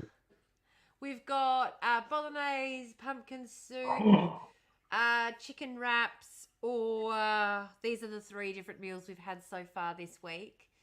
That's all right. It'll probably take me 3 days to get there for leftovers, so that's fine. Okay. Well, by then, I was going to say it'll probably only be the wraps that we had last night that'll still be good. So I am not fussy. I will gamble. Soups. Well, the pumpkin soup probably has a few more nights in it as well, actually, because the pumpkin soups is pretty good. Pretty good, I must say. It's a bit bacony, but What's wrong with that? That's what I'm saying. Where's the problem with a bacony pumpkin soup? I've always found pumpkin soup to be too pumpkiny. My kids were going, this pumpkin soup tastes like bacon. I was like, you're welcome. Yeah. My God, I wish things that we ate when we were growing up tasted like bacon. I love you, my children. Enjoy. I'm trying to trick you into eating vegetables. There's also cauliflower in there, but you can't taste that either. Bacon. One of the things that is gross. I was going to say, one of the things that my parents used to do to trick me into eating pumpkin was you mix it with a potato, like mashed potato, mashed pumpkin, creamy potato. You know, I put too much butter in it. Yeah. That's what it was to get pumpkin. But honestly, for like in my experience, being a guy that was picky when he was a kid and then grew up and had to fend for himself. I wouldn't worry too much about what your kids don't eat because it'll get to a point where they're just like, whatever is in front of me, as long as I don't have to cook it myself. Yeah, exactly. And you know what? Yeah. Even now, my kids are a bit like that. Like my kids will go, "Oh, I don't want that." And I'm like, Mm. "Well, the fridge is there," and they're just like, "Oh, okay," like with their forks. Yeah. Oh, no, you got good kids then. Like straight up, you got good kids. They already appreciate your cooking. Yeah. Sometimes I made a pumpkin and ginger soup a while back that they did not enjoy, and I was like, okay, because Yeah, I don't think I'd enjoy that either, to be honest. Well, because I always make like pumpkin and cauliflower, and like pumpkin, cauliflower, and ginger is quite a popular one, like from growing up back in the day. And I really like the flavor of ginger, so I'm like, okay, like maybe they'll enjoy it. Nah, wasn't a winner. Their cousins loved it because their cousins were over for dinner that night. They loved it. My kids not so much. Mm. But then I was like, surely bacon. But no, they still had complaints about the bacon. So now I'm just like ready to give up. I'm just like, nah. Too bad. Well, I mean, pumpkin flavor. what it was. Soup. I was about to say, what it was like back in the day. Well, you can eat it, or that's it. Yeah. You can figure it out. Like it's not that's it. You can figure it out. I mean, in my house, you'll guide. I'm sure you. Yeah, mine was too. Yeah. Okay, so I'm just trying to I'm just trying to approach the situation from if I was a parent. Like I don't have any kids or anything like that. But if I was a parent and I was in that situation, I'd be like, well, that's it, empty threat style shit, because they're my kids. I'm not going to put them through the same shit I went through. It's bullcrap. No, it's just messed up. It's very much a matter of like, and I do the same thing. I say to them, like, I always make sure there's one thing on their plate that they will eat regardless. Like, I always have like a bread roll on their plate, with butter in it, or I'll, always give them as well. Like, you always put extras next to them. Like, I always serve as well dinner and dessert at the same time in my house. Yeah. What I've noticed is that if my kid doesn't like the taste of something, they'll go backward and forward between their dinner and dessert, and it gets them through at least half of their dinner. Yeah. Yeah. Well, I mean, that's results, right? Absolutely. Like parenting is figuring all this out. That makes sense. Mushrooms. Yes, please. Sorry, what'd you say? Oh, no. Just, it makes sense that it's good that you give them the option and that they're actually consuming half their meal. Yeah. Like whether it be because they're switching it between something sweet, whatever, they're still consuming half their meal without a big drama. Yeah. And dessert doesn't really exist. Yeah, absolutely. And Kim, that's and I think that's a good thing as well, because like quite often too, there'll be times when I'm cooking it up still, like I'll be like, sorry guys, like it's still on the stove. As soon as it's done, I'll serve it up. But by serving it up at the same time, it's also like the kids, they know that they'll be hungry. Like they see what they have to eat. They have everything that is on offer to eat in front of them. And they can calculate and know that they'll be hungry still when they finish eating their dessert. And they don't want all the sweets. They know that the sweet part of the meal, they'll still be hungry after eating that. And they don't want to eat that first. Like they'd rather save some of that for last. But they want to taste some now. Like they like to. And the other thing is too is my sweets is often like homemade apple pie. Or like homemade strawberry tart. Like, I know what's in those sweets. You know what I mean? Like, yeah. No. Like it totally makes sense. Like you're giving them more of an option to figure out how they like to eat. Like like I said, they'll get to a point where they're just going to consume anything that's in front of them. That's just what eventually happens as you adult, I suppose. But for now, you're giving them an option where they can make choices, and based off what you've seen, they're eating at least half of it, like I said, without drama. So And like, in terms of, like I said, I have no kids. I'm Yeah. sorry, I was going to say I have no kids, so Yeah. I don't know what it's like raising children. But from what I understand, getting kids to eat is kind of challenging to Yeah. say, put a word to it. I think that's a win in my perspective. Yeah. And I think the other thing is too is like I grew up in a household that had a lot of issues around eating, and a lot of people that I know have the same. Like a lot of people, we grow up in households that have issues around eating because, you know, some like foods are so. There are so many rules around foods in cultures around the world. It's a fucking minefield. But by trying to destigmatize foods and by trying to, you know, like by trying to teach my kids, you know, they can have as many apples as they can icy poles in a day, as in one, because balance. Like if you have too many apples, it's going to hurt your stomach just the same as if you have too many icy poles. It doesn't make one of these foods a bad food. Like, yes, sugar is sugar. And I'd prefer you have an apple first, and if you're still a bit hungry for something, then sure, we'll have, you know, you can have an icy pole. Like I'd prefer you eat one first over the other, but both of them, like you're not. I'm not going to say have 3 apples before you have 1 icy pole because that's not balanced either. You know. Yeah. No, I understand that. Yeah. Now we are going to be signing off in 5 minutes, guys.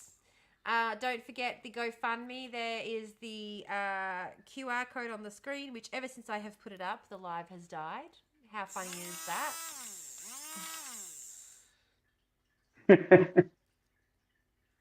Just me? Wait, what? No, you're good. Listen to you blend away. My grinder going. Yeah. Is that a Kmart grinder? I gotta be honest, someone left it here. Yeah, the best kind of grinder. The best kind of grinder. No idea. It was free. Yeah, exactly. No, mine's a Sunbeam one because it's a coffee grinder. Like I bought it with the intention to grind coffee beans, so it was kind of expensive. I have a coffee grinder as well, but after someone that I've used for it, but after someone left this here, I was like, nope. Yeah. Fair. Yeah. And you don't have to grind up anywhere near as much at a time, you know? Yes. You can literally just grind up enough for one session at a time, which is what I prefer. Yeah. Wait, sorry. When were you live streaming last? It was what's today? Wednesday? Yeah. Sorry, I have no concept of days at the moment. So you streamed on Monday, yeah? Yes. All right. You said you weren't supposed to be you a crook. Yes, I am. I did say at the beginning of this stream. You told us to hold you accountable? Yep. I said the same thing at the beginning of this stream, and you're the first person to mention it, and we are 4 minutes away from the end of a 4.5-hour stream. You're the first person to mention it. I didn't want to put it this way. I understand what it's like to be sick and, you know, partake. And I understand the struggle you're going through. When you said it on Monday, I didn't want to overstep the bounds and message you on Tuesday saying, don't you do it today. But you know what? Based off this, I'm going to message you tomorrow just to fucking check in. Definitely. I need to. No, I'm not doing it between now and the 24-hour live stream because I'm going to get you say that. Live stream. No, because I'm going to be modding. Are you going to play D&D with us on the live stream, the 24-hour? You know what? I've always wanted to play D&D. I have absolutely no idea. I'm going to sit and watch so I can sort of understand what's going on. Well, I'm gonna start a chat, and we're gonna do a live. We're gonna do a live one day, probably with Emery leading. They don't know about this yet. Poor Emery. We just dob them in for shit. They're not even here to say no. Fuck off. I'm busy. That's part of community. Suck it up. Suck it the fuck up, Emery. Everyone's doing their part. Yeah, you know? you're part of community. Yeah, exactly. Everyone's doing their part. I'm doing fucking jack shit, but you know, everyone else is doing shit. No, you were quiet for 15 minutes and told no one anything. What? Who did that? What? I was quiet for 15 minutes. What did I miss? Oh my goodness.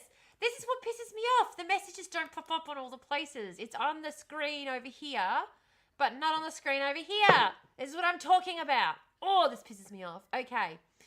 Okay. You're never getting dessert. Yeah, dessert was always balanced mange in my house or some weird fucking English thing. Oh, blanche mange. And all stodge, so I never eat desserts. Yeah, I can see that. I can absolutely see that. Remember it was muted till I jumped off? Actually, can we we'll just throw it to the chat. How long were Yes. Tamara and I talking basically off your opinion before we realized that the chat was still there? Because like I completely forgot about it too. You and I were just talking for so long. I just sort of thought about it. No, well, I've always got my eye on the chat, but it wasn't, I had it up on my pop-out because I was keeping an eye on the fact that my camera, wasn't, moving. So I had, Yeah. what's it called open? I had OBS open. So I had my OBS chat open, and for some reason it wasn't posting everything on my OBS chat, and the OBS chat was covering the chat that's on screen, which was showing stuff. But then if I open StreamYard, StreamYard's also showing the comments. So I'm just going to stay in StreamYard because, it's fine. Oh, It's something. you're cooking dinner. It's up to date. Sunbeam ones always die when I use them on coffee and seeds and stuff. Yeah. They work really well on herbs. I use mine as a herb grinder because I grow all my own herbs. I'm Sorry, I was just laughing at the coffee grinder thing. The Sunbeam one that dies. Like I've never used it to grind coffee. I've never used it to grind coffee either. Well, I used it to grind that's why it's still good. Yeah, exactly. I got mine from Kmart and I use it specifically for the marjoram. I grow my own basil and marjoram, but the marjoram is the stuff that's a bit brackish, and I'd rather just grind it in there. So I do have to sign off because I have to go get my daughter from school. That's good. It was a good stream. Seeds. It was, and I hope we managed to raise a bit of money. And I will be we'll be live Friday doing the same thing. Probably talking about other shit though, but we will be again just trying to raise money. I got to go away and eat dinner. No worries, Kim. Yeah, I can't eat coriander. I'm one of those people that it tastes like soap for, so that will not be a problem for me. Thanks so much for joining us today. Tim, thank you for joining so much today. Now, thank you for having me. No worries.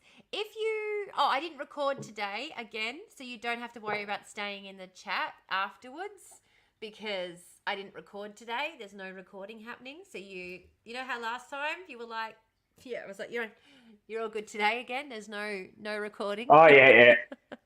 Yeah. Okay. Your VODs too, or set to hidden. Yes, I will do that. I can do that from my phone, so I'll do that in the car as soon as I jump off because I got to go grab my darling girl. She was her first day back to school today after being off for a few days unwell. So we'll see how that went. I didn't hear from the school, which I was expecting to do. So bravo. Good day to start back on Wednesday too. Yeah, I 3-day week. Like 3-day week. Yeah, and I felt like if it's too much for her and she goes, no, I don't want to go back tomorrow. She doesn't have to. She can try again Friday. Yeah. Yeah. If she does go back tomorrow and then say, no, I don't want to go back Friday, fine, no worries. Like, it's just no stress, Yeah. Like, no, that's great. No, you sound like a great parent, just from my opinion. We'll see you listen. But you listen, right? Like, that was the one thing about us growing up was our parents didn't listen to us. No, they didn't. They did not. You listen. And my kids do tell me off a lot, and I'm always like, oh, yeah, fair enough. Oh, yeah. I get in You're open to listening, then. You're open to listening. Anyway, you've got to go pick your daughter up. I do. We'll see you next time. Yeah, we'll see you next time. We'll see you on Friday. Again, I won't be on TikTok, so look out for the messages that let you know that I'm on. I'm popping on our dance pop outro. Everyone have a fabulous whatever. what Couple is of the rest days. your week? That's the one. See you later. Bye. Bye.